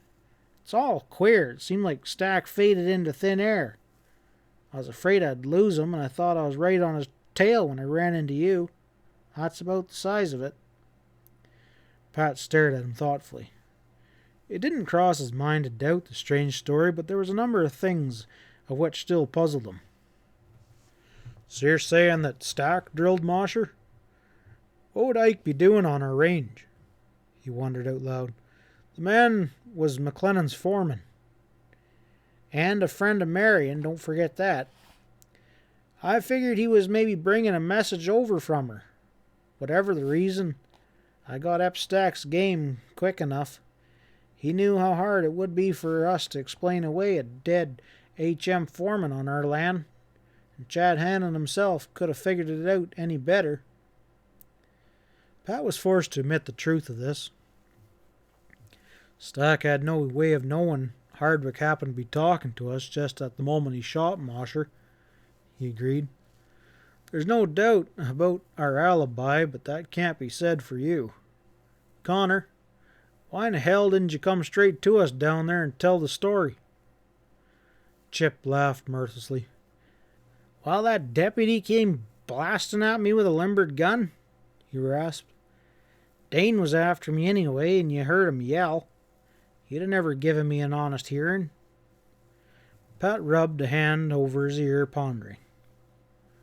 Seems to me this story of yours was all the more reason for facing him down. Running like you did was almost as good as signing a confession. Have you thought of that? Chip's look was distracted. Well, I know it, he groaned, but Stevens, as I looked at it, I'm damned well anyhow. McLennan's been crowding Hardwick hard about that Kangle killing, and Dane, he's made up his mind to give me the goat. That's where you're dead wrong, Pat assured him quietly. Hardwick may have had such a hope, but I changed his mind this morning 2 minutes before you showed up. Connor listened to his account of Chad Hanlon's attempt to have a judgment of eviction served. His eyes darkened on hearing how Hanlon had snuck away when things began getting hot for him. Then Ace Kangle was working for Hanlon? He exclaimed. How in creation did you crowd that out of stack? Pat told how he caught Ep tearing down fence and had forced the man to talk to save his own skin. My God, ejected Chip in dismay when it was all revealed. And then I went and let Stack get away. If Hardwick had gotten a hold of him, Stevens, it would have put us all in the clear. I haven't given up hope of landing us there yet. Pat told him coolly, a lot depends on what you do from here on out. But I ain't got no choice. Connor's voice was strained. Stack did his job and got away clean. I'm willing to bet he's miles away by now, increasing the distance with every jump of his horse. As matters stand, I'm on the run, faced with a murder rap. I gotta admit, it does look bad, Pat admitted. But I believe what you say really happened, Chip, and I'm confident the story can be proved. But the other could see no reason for such thorough optimism. How? He demanded shortly. Well, Stack could be picked up, Pat pointed out. He told Chip about Ezra's ability as a tracker. If we turn Ezra loose on Ep's trail, he'll have him in custody inside of 24 hours. Hope sprang alive in Connor's eyes. Really? You think that, Stevens? I'll stay out of sight till the man's taken and it'll all be over. No. Pat surprised him by saying firmly, that won't do it all. There's the HM to be considered, Connor, and you're not forgetting Marion. You didn't kill Ike Mosher, but you're a witness. We'll have to use your story as an entering wedge against Stack and Hanlon. There was sense in the words, but Chip promptly went balky. Too stiff a scare had been thrown into him today for him to get over this easily. I ain't going back. No telling what those birds will do before they get a chance to get the straight of things. Why should I take that chance? Only Hanlon and Stack have been nabbed. I'll tell my story in court, and that'll be soon enough. No use being unreasonable about this, Pat pretended to argue mildly. You've got my word for it that things will go all right. You'll have to trust my judgment, Chip. All the while, he was moving closer to the other, his manner one of easy supplication. But Connor's suspicion of danger had by no means left him entirely, and he started to draw away occasionally. Nothing doing, he declared flatly. Sorry, Stevens, but I told you how far I'd go, and that's final. He was mounting his horse as he finished, a lean hand on the pommel. With a single swift stride, Pat closed the distance between them. He had drawn the sheriff's handcuffs from his pocket. As he moved forward, and with lightning gesture, he snapped one of the handcuffs on Connor's exposed wrist. Sorry, too bad, Chip, he murmured, as the other wheeled to face him in outraged protest. I can't let you make a fool of yourself. No matter how you happen to look at things, if you're bound to be stubborn, this is the only way. Chip gave him a glare of contempt, opened his lips to speak, and then sealed them again in a bitter line without uttering a word. End of chapter 15.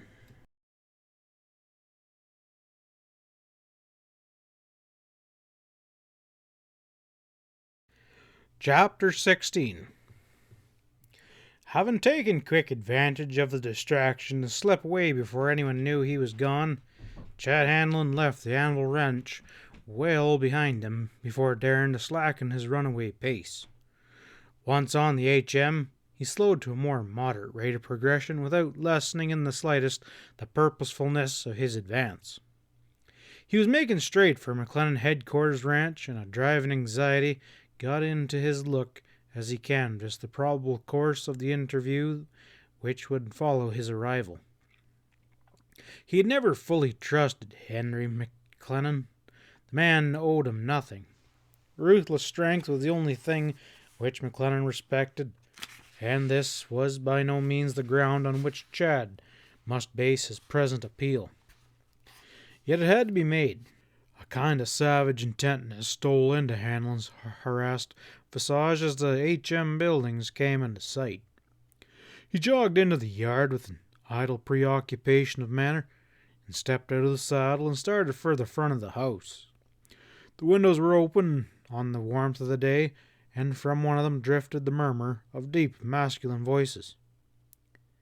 "That a you, Henry?" Chad called. McLennan's dour countenance appeared in the opening.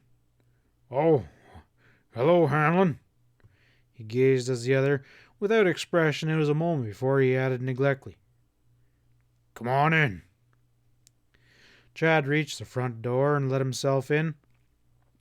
His wary glance darted about the interior in search of Marion, whom he had no desire to see at this moment, but she wasn't in evidence, and he came to the door of McLennan's office and peered within. "Go on, Chad. We're just sitting here talking shop." Henry sounded casual, if scarcely hearty. Hanlon nodded to him and glanced at the other man, and sunk deep into a chair behind the window, whom he recognized vaguely as the colorless figure from the Bonanza Belt copper mines. The two men waited, looking up, and it did not strike Hanlon that he need delay when he had come here to say. "Henry," he said, his voice heavy with finality, "I need your help." McLennan hesitated and turned the cigar on his lips. "Well," he returned indecisively, "what's the trouble now?" Chad spread his hands. "It's that Stevens. You're right about him, Henry. He's a slick article."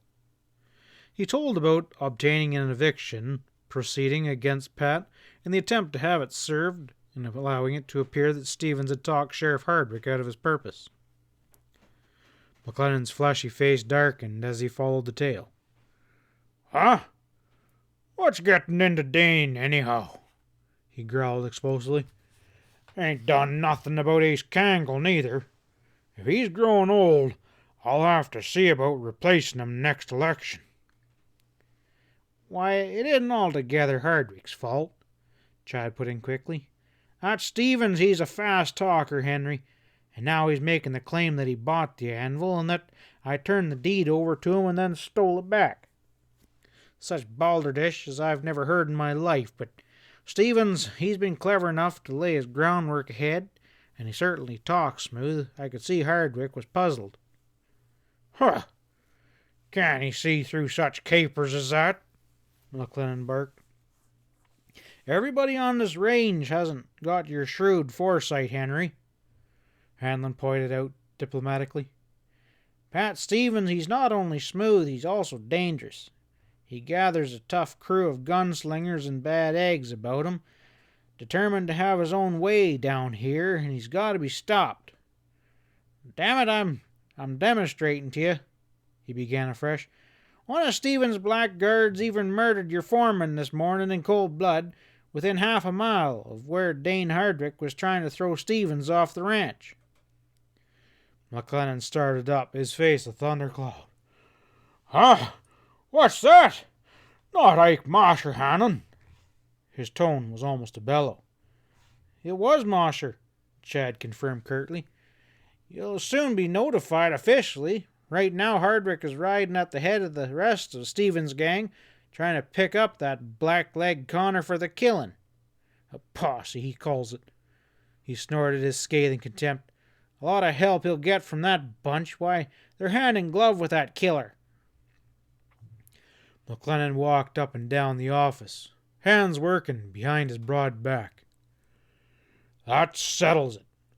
Things have been going further and further, and this is the end. Stephen has to be dislodged by any means at hand. I'll see he's prosecuted too. You asked me for help. He broke off abruptly, turning. What's on your mind?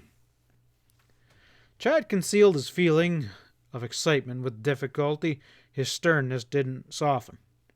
It's only a suggestion, Henry, he began offhandedly. Probably you can come up with a better move. I think you should get in touch with Hardwick right away and point out the stock stampeding that occurred since Stevens come here. Steers have been beefed from time to time. The burning of your High Springs camp was deliberate, too. Ace Cangle's killer ain't been caught yet, but Mosher's murder can be laid directly at Chip Connor's door, and probably both shootings can be hooked up, too. They certainly came out of the same basket. It all adds up to Stevens being an outright menace, and if Dane can't see it, Henry, your word should carry a plenty of authority. Don't that make some sense? McLennan slammed his fist down on the back of a chair. By Joffrey, I'll do it, he ejected heavily, his jaws snapping shut. This ain't any time for monkeying with... He broke off as a muffled clatter of steps sounded outside the big porch, and clicking rapidly in the sudden silence, they left no doubt of their urgency. The three men turned as the footstep advanced running along the hall, and next moment Marion appeared in the door, her face pale and distraught. She was disheveled, her shirt waist awry, and manifestly had been just through some harrowing experience. She seemed scarcely to see Chad Hanlon at all, facing her uncle. "Uncle Henry," she cried in a tight voice, "call the men. All that you can reach at once. Something terrible has happened." Believing he knew the burden of her message, McLennan gazed at her for an interval, unmoved. "Get a hold of yourself, my dear," he said shortly. "I'm listening. What is it?" She threw out a distracted hand. "But it may be too late." "Tell your story," he thundered with authority. The girl stiffened, getting control of her voice. "Very well. I was on the range, Uncle Henry, trying to judge the winter feed, when I heard a shot. It was over towards the anvil. I had sent Ike Mosher over that way with a message a half-hour before, and I rode that way, wondering what had happened, and suddenly a man broke out of the pines, coming from that direction." Chad Hanlon had stood staring at Marion since the moment of her arrival, a secret fear knifing him. He could not know her whole story until it had been told, but he dreaded what it might be. He broke in at this juncture, hoping to halt her before it was too late. "Hold on," he exclaimed. "All this is wasting time. If it's Ike Mosher you're telling about, Marion, we already know the story." She flashed him a look almost as savage as its determination. "What I have to tell must have happened while you were in this room, Mr. Hannon," she retorted with cold directness.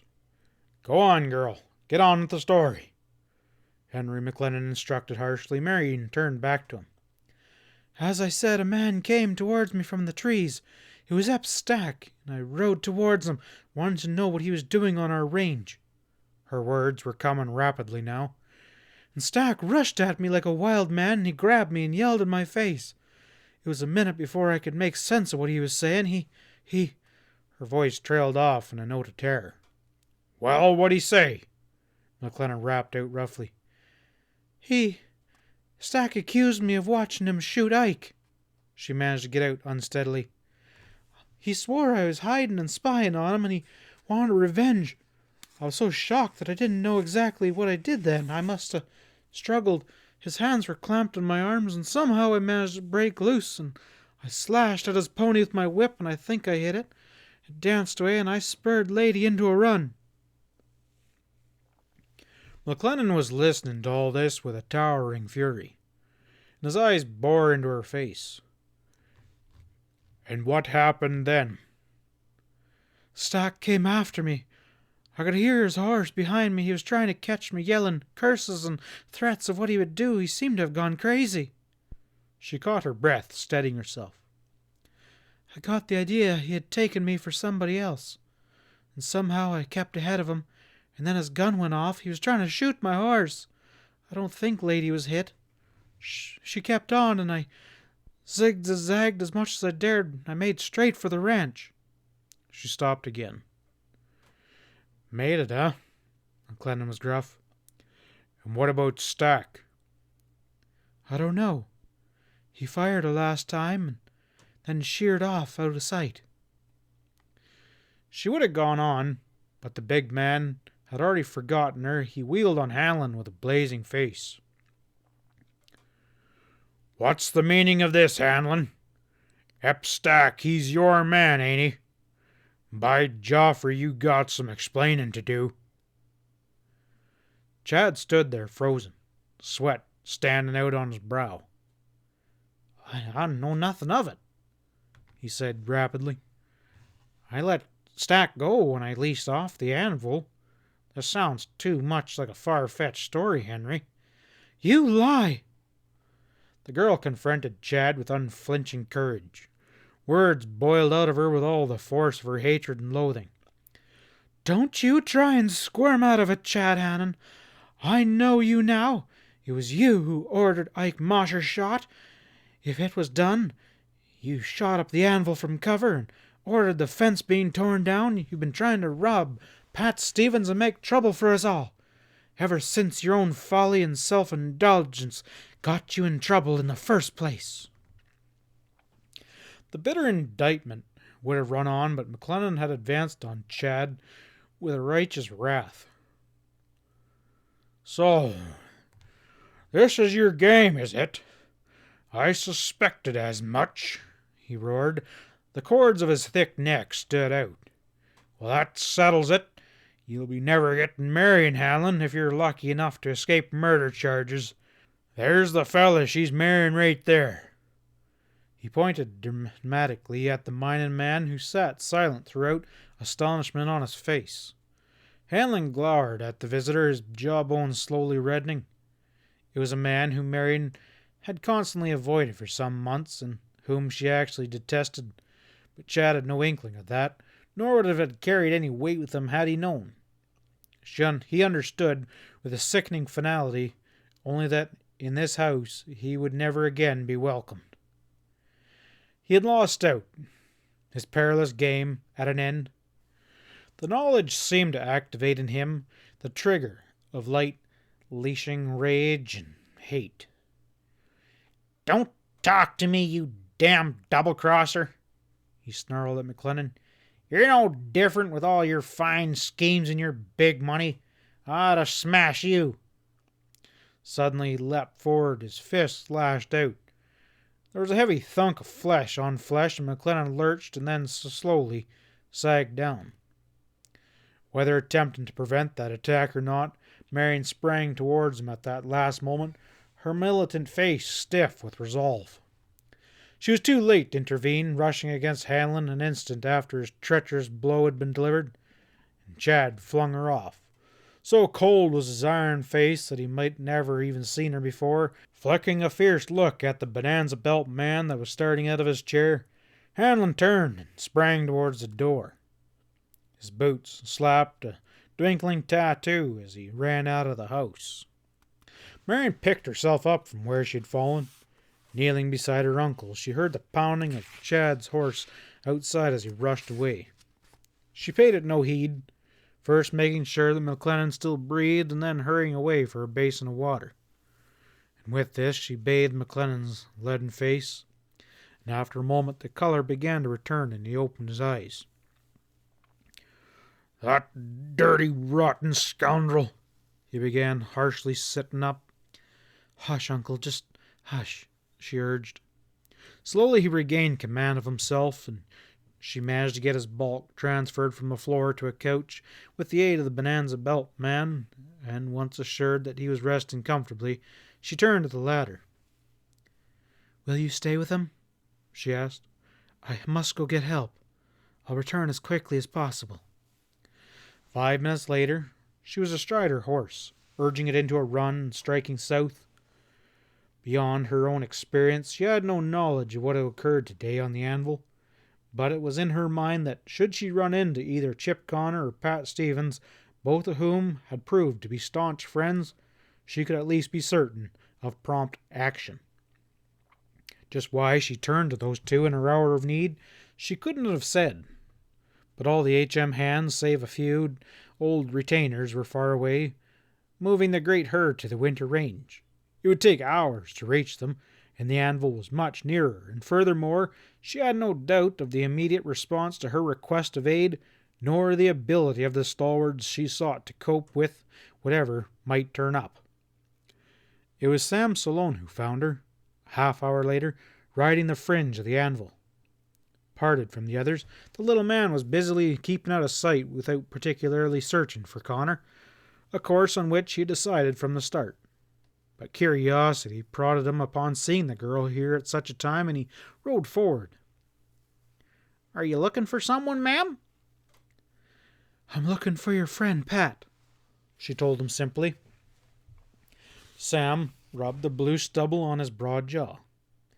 It was no part of his policy to tell her that the less she saw of Pat Stevens, the better would be all around. Moreover, he didn't think it was any too safe for her to be riding the range at such a time. He fastened on this circumstance hopefully.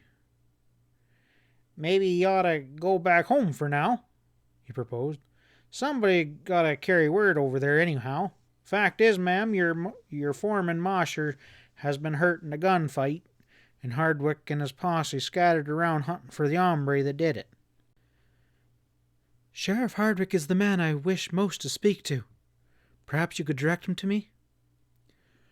Her urgency bothered Sam, and he felt the strength of her plea, but refused to resign his purpose of shunting her away from any future disastrous contact with Pat.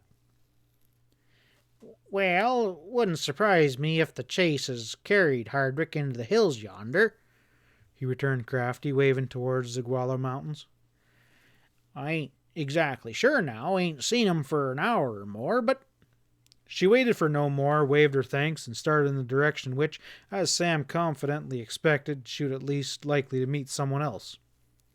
Thus it was that, riding to a meeting towards which Sam unwittingly had directed her, Marion was following a deer trail over a thickly wooded pine ridge a few minutes later when she unexpectedly ran into Pat and Chip Connor coming this way side by side.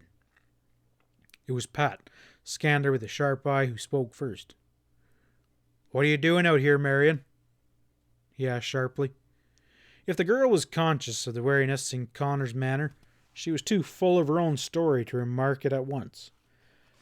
"I'm looking for you or Sheriff Hardwick. Someone I could count on," she said hurriedly. "Something happened," Pat said short. "What is it?"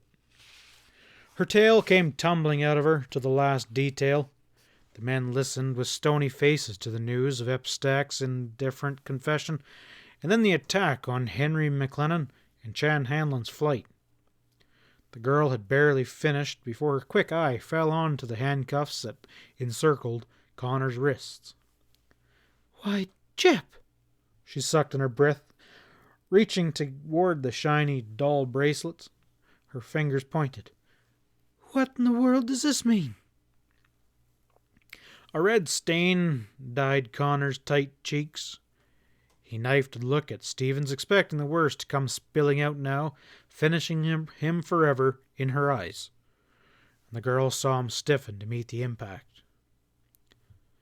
Pat surprised them both. "Reckon it doesn't mean anything more than a misunderstanding is all." He tossed the loose cuff to Chip.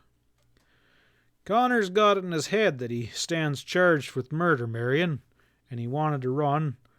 I had to jerk him out of that idea." He eyed the puncher keenly. "You've got my word for it that things will come right in the end. Can I trust you in Marion's custody, Connor? Will I go after Hanlon and Stack?" "Of course you can," exclaimed the girl instantly with firm conviction. But Pat was still waiting for the other's promise. Chip struggled with himself, puzzled and undecided. "Well, I sure won't leave her alone in the woods, Stevens, but," he began worriedly. Pat waited for no more. Pressing his knees against his horse, he turned the animal, jumped it into motion, before Connor could qualify his words further. In another moment, he disappeared from sight among the pines, the thud of horses' hooves swiftly dying out. End of Chapter 16. Chapter 17. Hurriedly leaving Chip and Marion together in the pines to compose their differences, if that was possible, Pat cut down towards the anvil and shortly ran into Sam's saloon. "Where's Hardwick?" he barked. This time Sam wasn't so vague. "Over yonder." He gestured in a direction opposite to that he had pointed out for the girl, and he made no mention of Marion. "What's going on, Pat?" Pat had already started away. "Come on, you'll hear," he tossed back. They found Sheriff Hardwick 10 minutes later, several of the possemen with him, his glance racked over Stephen's importune face. "Well?" "We're on the wrong track, Hardwick," Pat opened up curtly. "I suspected as much. Chad Hanlon's your man, and this time there's no question about it. Grab him alive, and he'll explain all the hell on the range." Hardwick and the others listened as he repeated Marion's tense story of her encounter with Epstack and the appearance of Hanlon on the HM. The lawman's last doubt dissolved on hearing on the attack of Henry McLennan. "Where's Hanlon now?" he rasped. "Marion thinks he cut over the hills for Ashurst. Throw up a net in the San Simon Valley, and we can box him in." "Yeah," Dan was gruff. "Let's get going." All the grim purpose of this manhunt was now forced on Hanlon, as Pat intended. Before they set out, however, he drew Ezra aside for a muttered word or two. "Epstack is legging it for Guerlo Peak," he told the lanky one. "He's red hot and ringy as a wolf. Go get him." Nodding, Ezra swung on his horse and trotted away without a backward look. He would have made no bones about hurrying his pace could he have guessed what had happened and was going on even now in the direction in which he was heading. Chip Connor had been wrong about Epstack when he declared the man to be miles away and increasing the distance with every passing minute. That Ep had suffered a terrible scare, that could be no question. But he was by no means as badly rattled as his brutal, if abortive, attack on Marion McLennan had proclaimed. A yellow streak, never very far from the surface, had forced Stack to develop the craft of a coyote, coupled with the viciousness of a wolverine. And it was so now. Convinced that Marion had witnessed his ruthless murder of Ike Mosher, the sanctuary of the Mexican border loomed large and enticing in Ep's thoughts. But he had no intentions of leaving this scarlet blot on his back trail like a finger pointing towards a hunted and unrested future, if it could be possibly avoided. Swinging off into the pines, when Marion gained the safety of her uncle's ranch, he didn't go far. "I'm not done with that dame," he muttered to himself darkly. "She can't stay there forever, and once her mouth is stopped, I'll drift with a good chance of being forgotten altogether." He had no idea who might be found at the HM. At this hour it was usual for most, if not all the men to be absent about their work. But the possibility of running into another witness, Ep would have run the girl down regardless. Not yet was he so far lost to caution, however. Someone might be around, should the girl find no one at home to listen to her story. Moreover, it could only serve to drive her back to the open range the sooner. When she emerged in search of someone to help her, perhaps carry her tale to the law, Ep Stack meant to pounce, and this time more effectively. It was for this reason that he crept behind a rocky ledge 100 yards from the ranch house, concealing his horse in a nearby clump of alders. The spot did not afford a particularly good view of the ranch, but he cared none the less. Ep watched the yard for 10 minutes without detecting any sign of movement whatsoever. He was starting to raise his head for another look when his horse started thrashing about. Cursing under his breath, he turned back. It's probably alarmed by a rattler common in this country. The horse failed to quiet down. Stack was afraid he might vent some betraying scream or whistle. Climbing down there, he found no trace of Snake, but the pony was thoroughly entangled in the scrub brush, the dropped reins doing nothing to simplify the matters. Busily straightening things out, Stack suddenly froze. The slashing clip-clop of running horse drifted to his ears, racing this way. Expecting the girl at any moment, Ep kicked excitedly at the snarled antlers in a fever, lest Marion should make good her escape after all. The clattering horse rapidly drew near.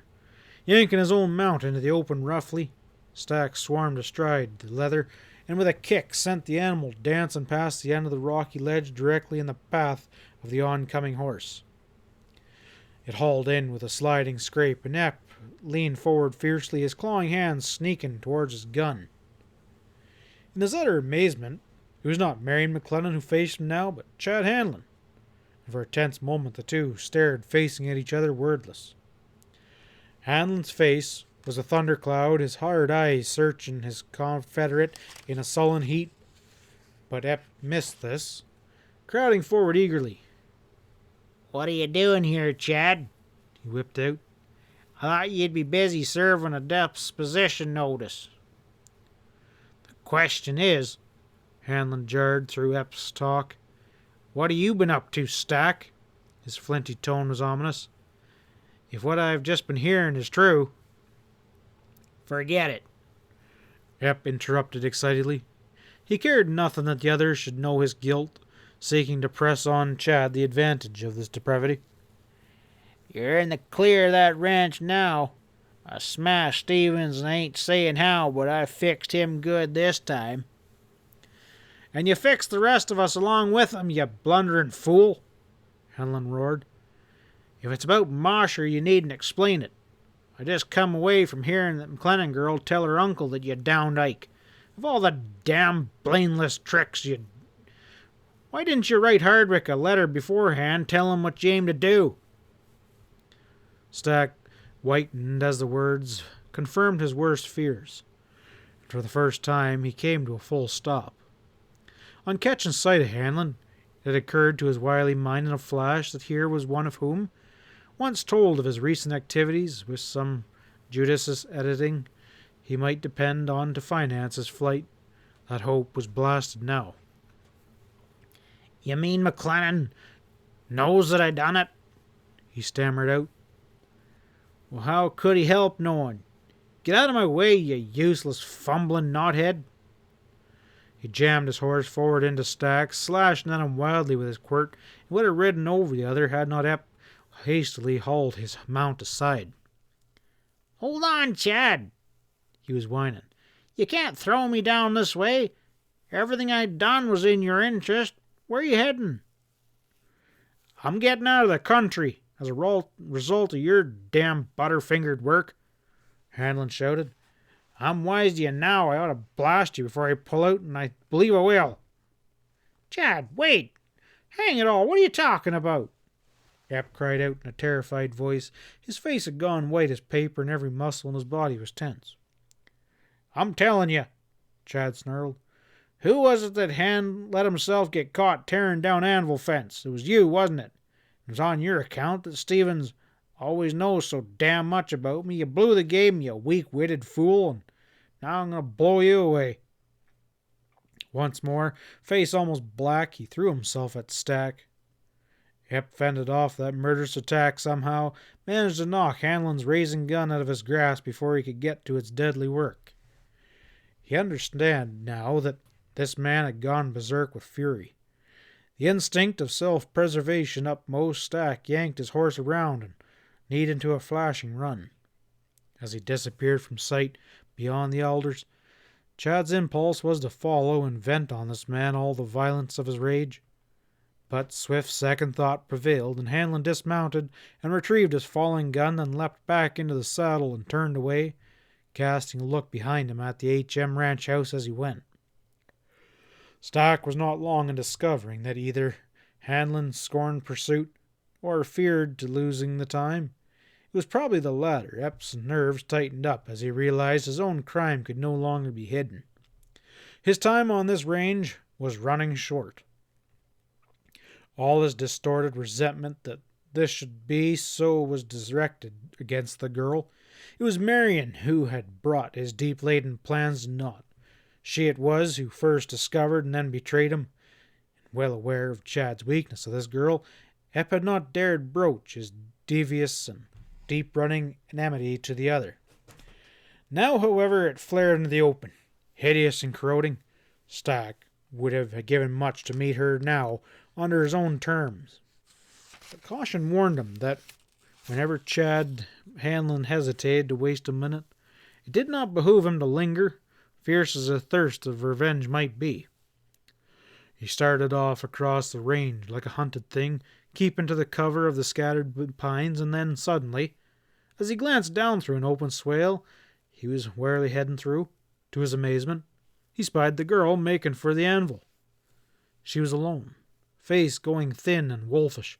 Stack took up the trail, working as close as he dared there in the open, keeping an eye cocked for others who might be abroad.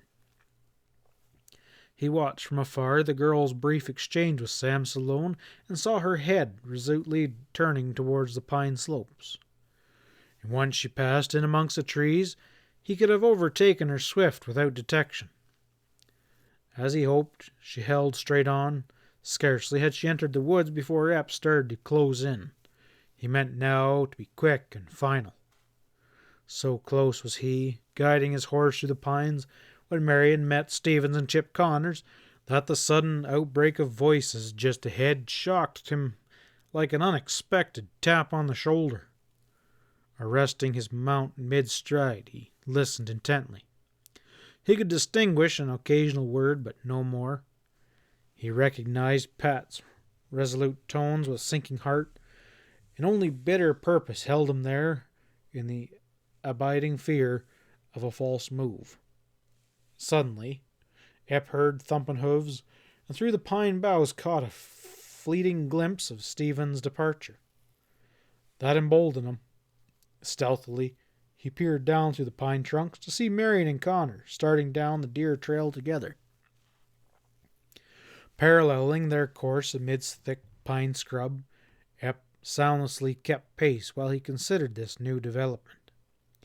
It did not altogether discern him, feeling as he did that he owed Connor a grudge anyway, and that here was one man he was confident he could dominate.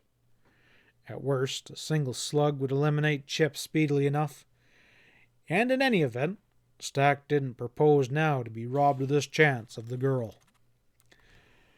A break in the pines appeared ahead, but Ep paid no small heed. He was primed and ready, and shoved his horse forward. He jogged around the edge of the trees, soundless on the thick mat of needles, and confronted the unsuspected pair with cool arrogance, a glint of pure malice in his beady pupils. It was Marion who hauled up sharply with a startled "Oh!" of discovery.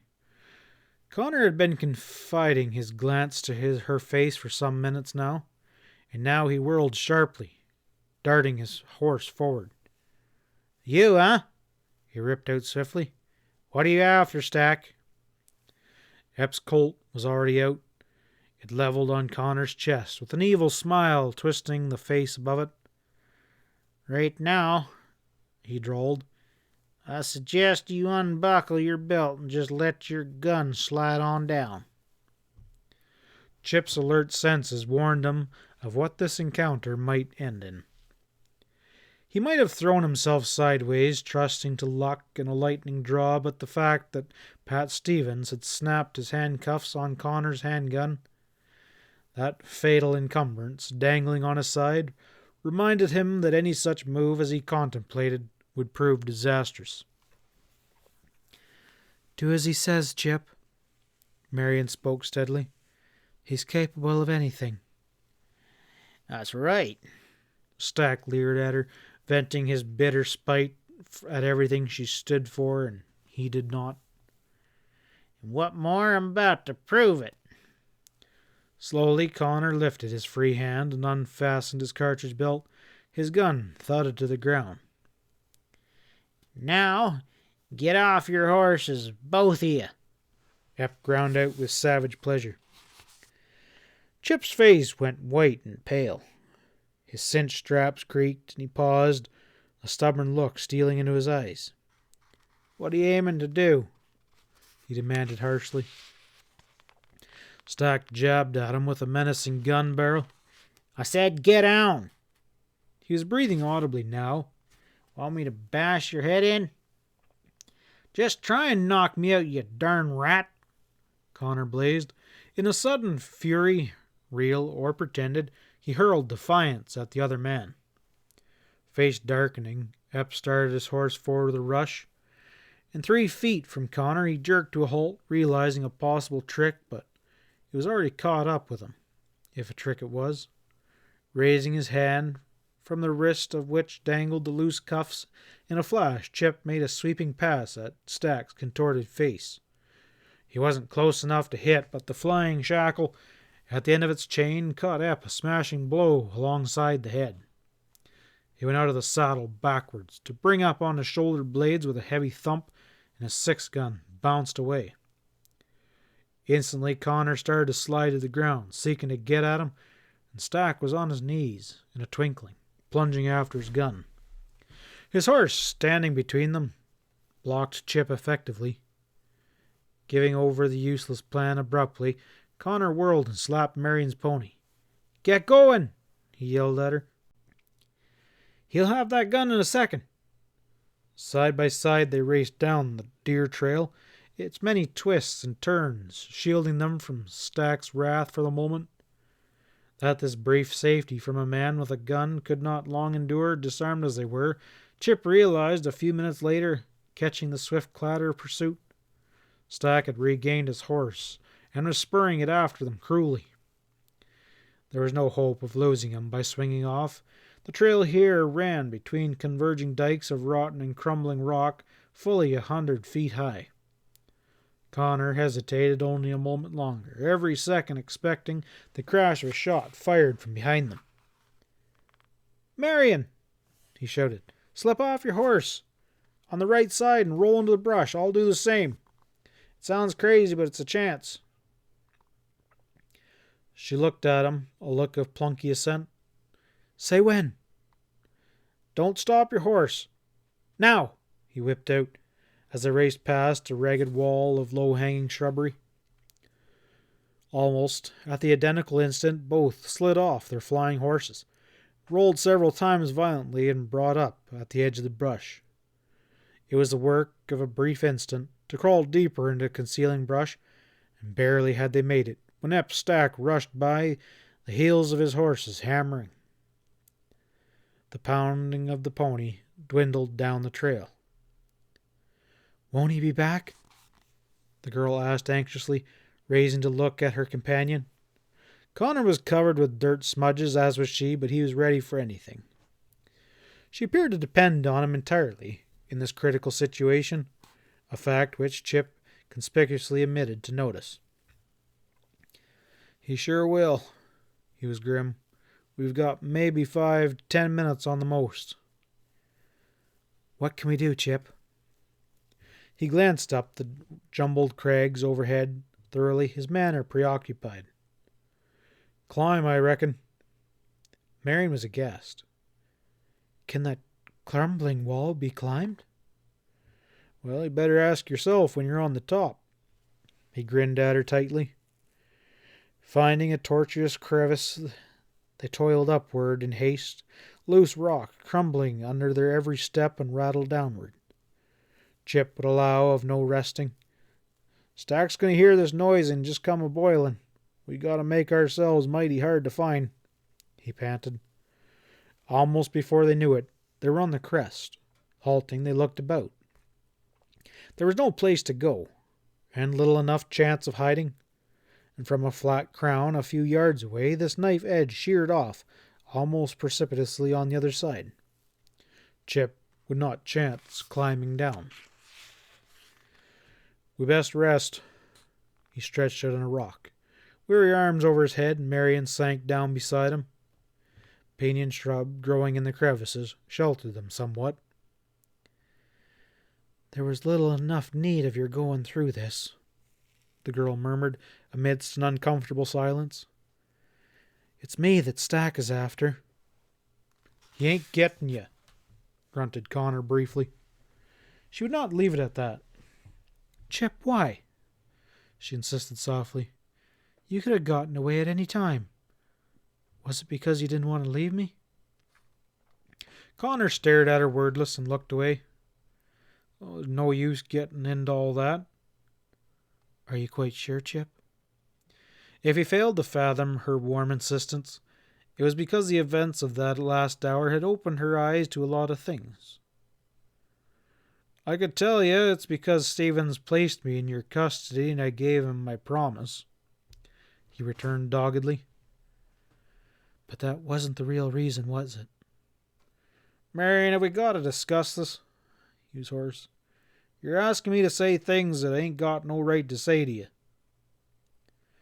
Surely you're not referring to that silly charge against you. Don't you understand, Chip? I know who murdered Ike, and Hep Stack knows that I know. He glanced at her quickly, then shook his head stubbornly. It ain't that. It's the rotten things that I said to you before. The gall that I showed. Is that bothering you? Marion paused. I thought it over, and I believe you said nothing unjustified, Chip. She was almost demure. I must admit I was provoked at the time, but isn't that a woman's privilege? A child could not have misinterpreted the change in her manner. Forced to acknowledge it, Chip turned a dusky red. I thought I was talking for your good, he blurted out. And I believe you, she said gently. Doesn't that go a little way towards settling our differences, Chip? It went far indeed. Moved and incredulous, Connor scrambled to a sitting position facing her. Marion, he cried. She sat there, meeting his look and making no attempt to move away. Not even Chip, apprehensive as he could have mistaken that meeting. He was reaching towards her, roughly, arms outstretched, when a sound crashing arrested them. It was a small sound, only the light crash and jingling of falling debris on the rocky slope below, and both read its significance, their face going blank and tight. Stack. Marion's lips formed the name soundless, and Connor nodded. He sprang up, his understanding complete. Immersed in their private concerns, they had forgotten to guard their voices. Hep, searching the craggy wall below, had overheard them. They could say goodbye to any hope of eluding him, for even now he was climbing the weathered slope, bent on wreaking vengeance upon Marion, and he was armed with a gun. Leaping to the brink, Connor peered over, and through the brush he glimpsed Stack, warily laboring upward. He saw Chip and fired. The slug ricocheted, screaming into space, and Connor sprang back, but an instant later he was kicking madly at the crumbling rock on the edge, showering an avalanche of fragments down on the man below. Stack hung on, cursing, even when a tottering crag, crumbling into shale, slanted downwards to sail over his head. He forged upward a yard, and another, and like a cougar he prowled the ledges.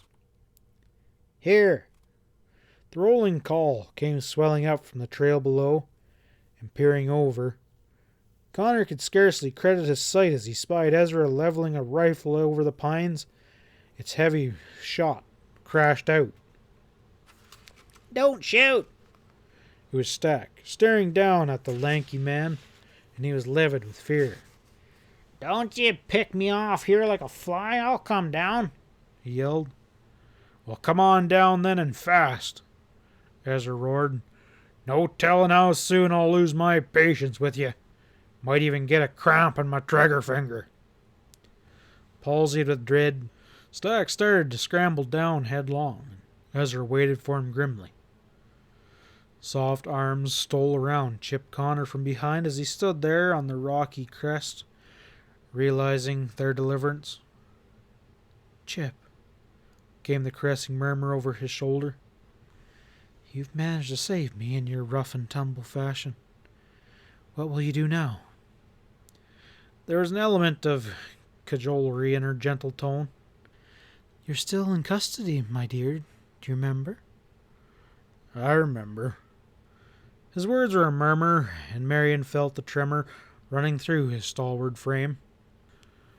"Reckon I'll ride into town with you and wait until Stevens and those stem-widened buzzsaws of his finish their job, as Pat said they would," he went on, suddenly humble.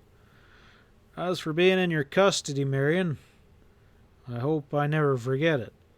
He was husky. "You can be sure now that I'll not try to be escaping."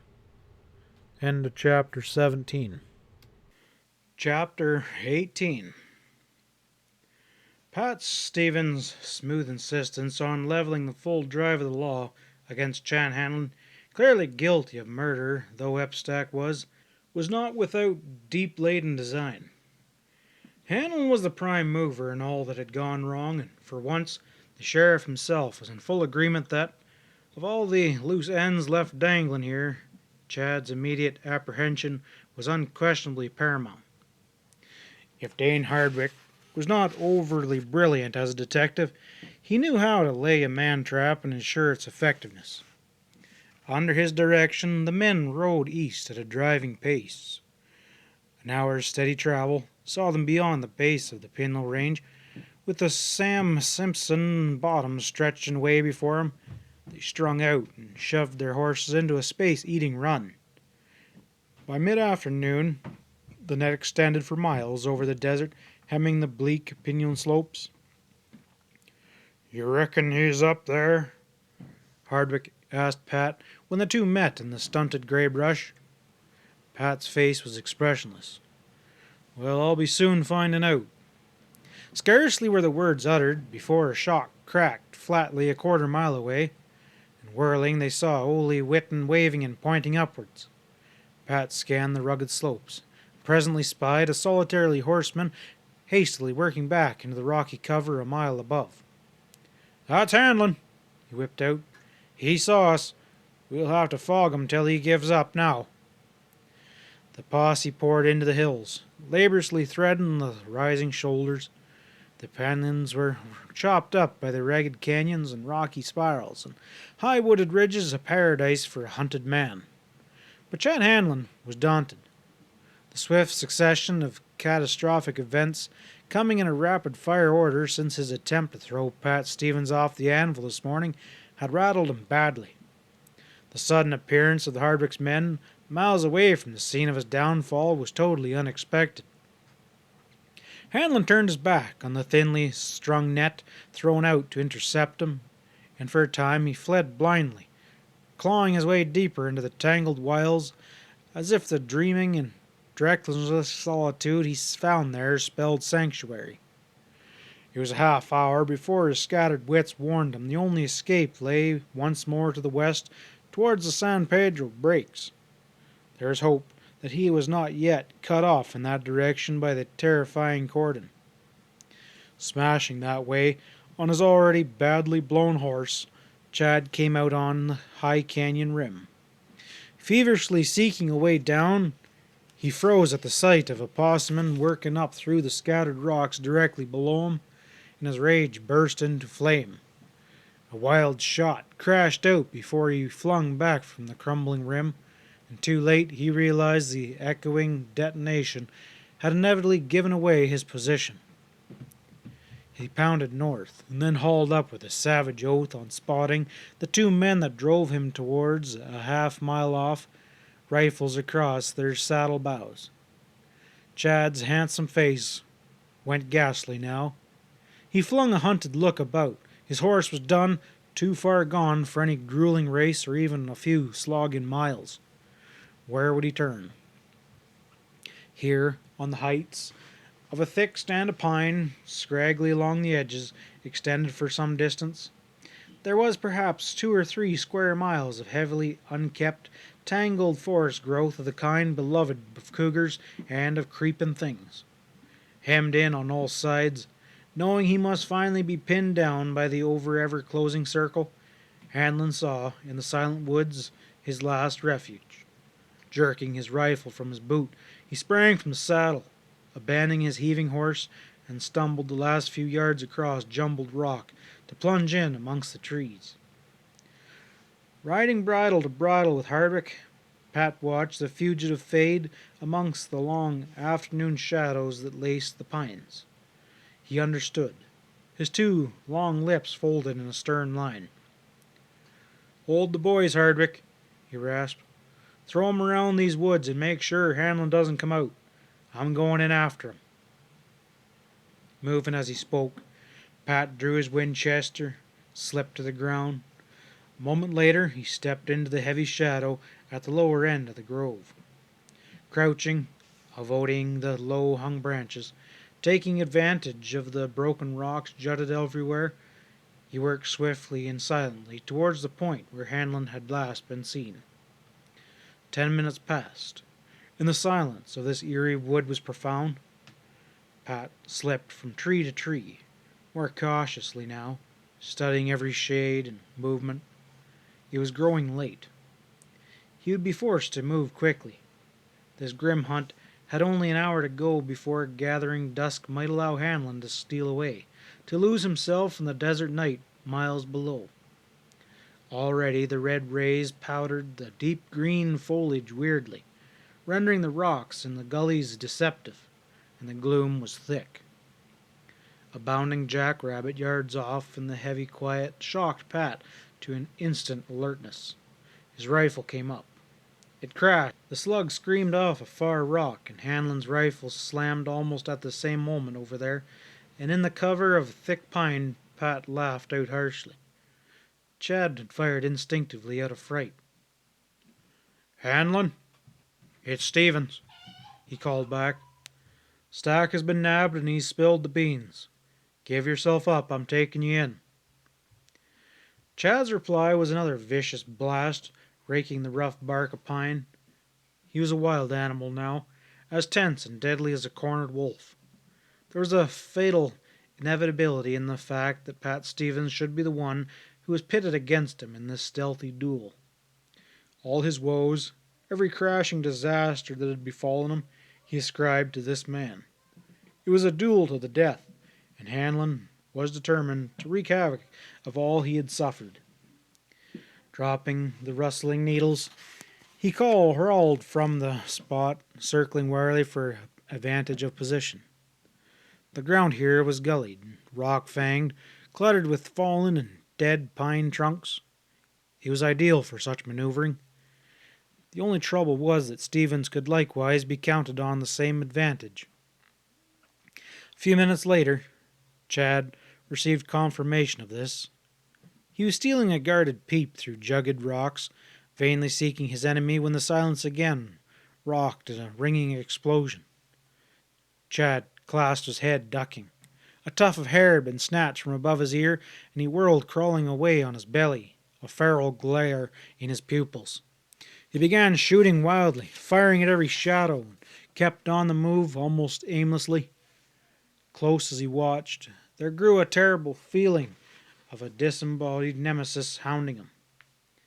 He was creeping head first into the shallow ditch, winding through the pines, when a slug tore a ragged slash in his boot, and to his terror the gunfire seemed every time to come from a fresh quarter. Not since the first moment when Stephen's call advised his position had Chad gotten a single clean shot. He crawled into a thick snarl of scrub firs and rolled over to raise his rifle. Once more the crash of a gun shook him, and the slug struck his weapon, almost tearing it from his grasp. In a wild fury, Hanlon scrambled to his knees. He threw the gun up, and swiftly he worked the lever, whose muffled but unavoidable click had steadily given him away from the first. To his rage and astonishment, the lever came away in his hand. It had been broken by Pat's slug, and the gun was now useless. Chad turned to crash away through the brush, his breath coming in deep gasps. Bursting out in the open, he was horrified to come face to face with his foe. Stephen stood, crouched, his own rifle leveled, ready to blaze away. "Haul up, Hanlon," he hollered. "This is the end of your rope." For a crazy instant, Chad contemplated a rush which would carry him smashing into the other, tilting the scales in his favor. The very thought of failure wilted him, however, and he fell to his knees, groveling before Pat's eyes. "Don't shoot, Stevens. I give up," he rasped. "You do, huh?" Pat measured him. "Are you ready to talk, or shall I finish it here and tell Hardwick I couldn't stop you?" Chad's terror symbolized the completeness of his surrender. "What do you want me to say?" he jerked out in a groan. Pat raised his voice and called out, "Hardwick!" It was some moments before a crashing sound came through the trees. Sam Salone, Ash Salmon, and one or two others advanced cautiously with Sheriff Hardwick at their head. They spread out to gaze at Hanlon, who gathered himself together warily. "Got him, eh?" Dane growled. Chad abruptly sprang to the lawman's side. He had lost hat and sixth gun and had tossed his worthless rifle aside.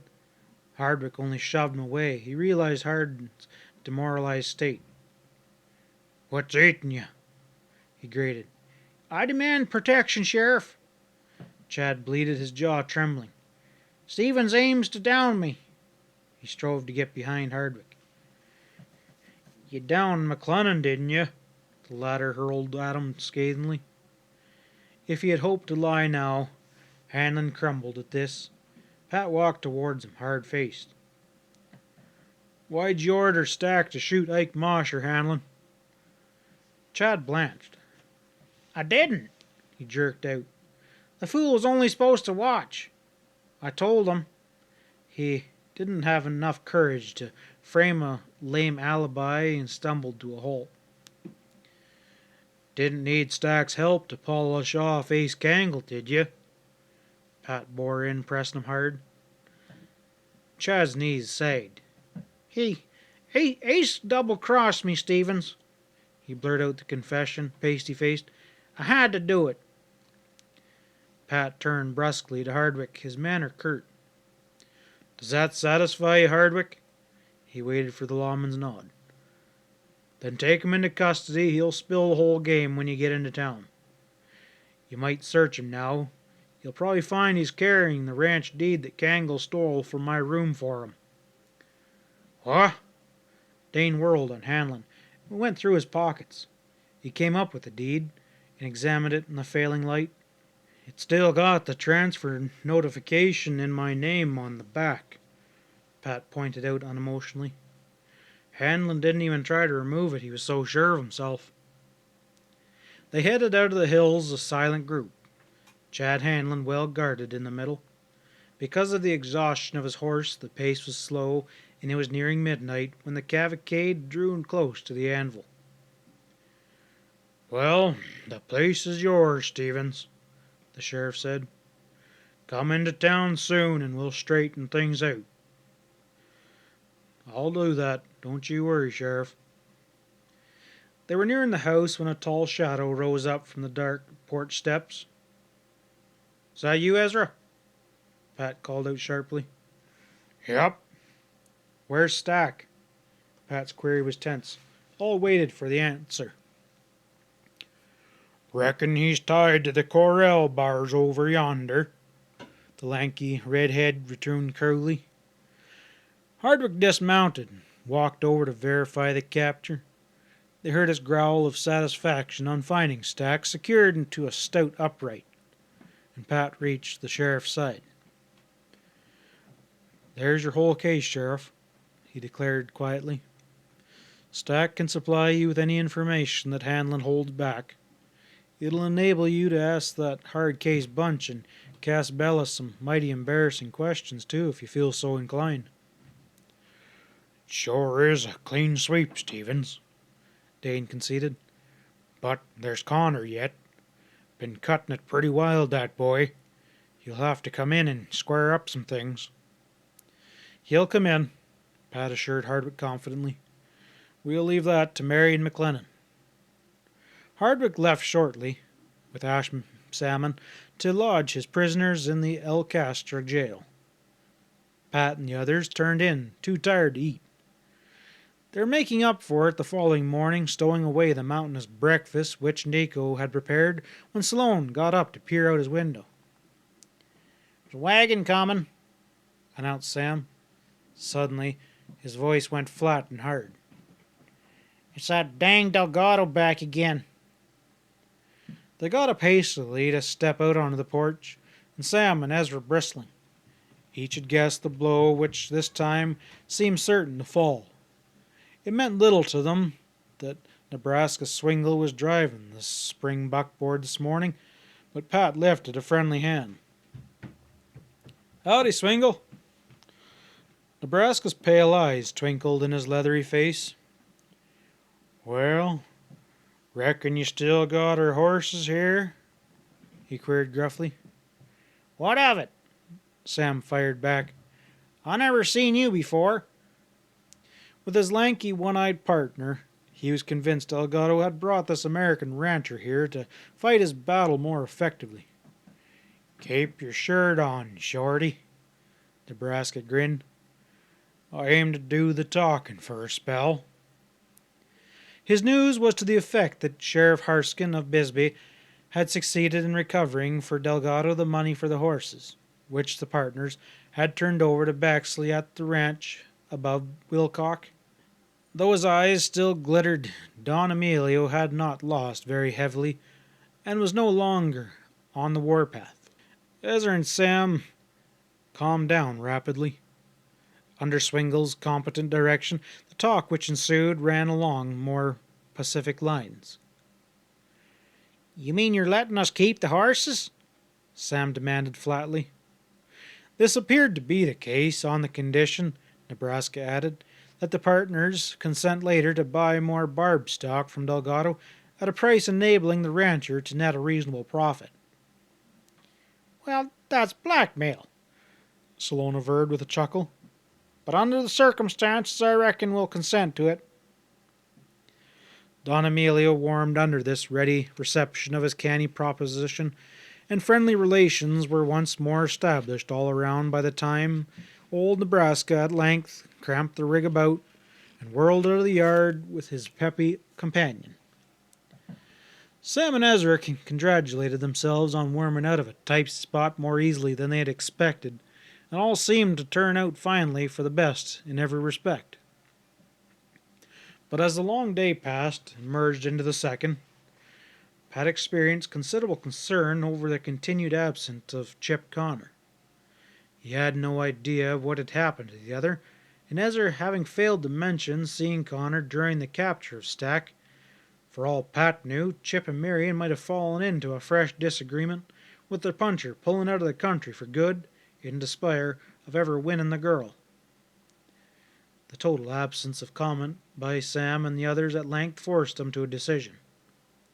On the third morning after Chad Hanlon's capture, Pat was saddling up to ride over to the H.M. with inquiries, despite his parting words with Henry McLennan, when a whoop from the house whirled him about. Sam was cutting white cappers on the porch, his pudgy body dancing. Ezra came running in long-legged strides. And then Pat saw Chip Connor and Marion riding into the yard side by side. He pushed out to meet them, his sharp eye noting their peaceful faces, in which a faint shade of guilt likewise lurked. "Well, just in time." He recovered his relief at their arrival with a casual heartiness. "I was about to get me a new foreman. Where you been keeping yourself, man?" "I've been right busy, Stevens. Best day of work in my life," assured Chip, grinning sheepishly. "Don't ask how I persuaded Marion to marry me." Sam whooped again. "You mean it?" He could really put a sincerity in his jubilant pleasure of the news, and it proved more fervent that Pat shot a suspicious look at the little fellow's face. But Chip he was too happy to notice. "I sure do," he affirmed. "We went to town, like Stevens wanted, and while we were waiting for news, I used the time to good advantage. Henry McLennan claims I kidnapped the best ranch manager in Arizona, but I made him admit he couldn't blame me. Even Hardwick gave me a clean bill of health. He says I'm permanently in Marion's charge now, and I better like it. I kind of reckon I do," he finished, grinning. "Well, congratulations, Chip," Pat exclaimed warmly. "And the best to Mrs. Connor.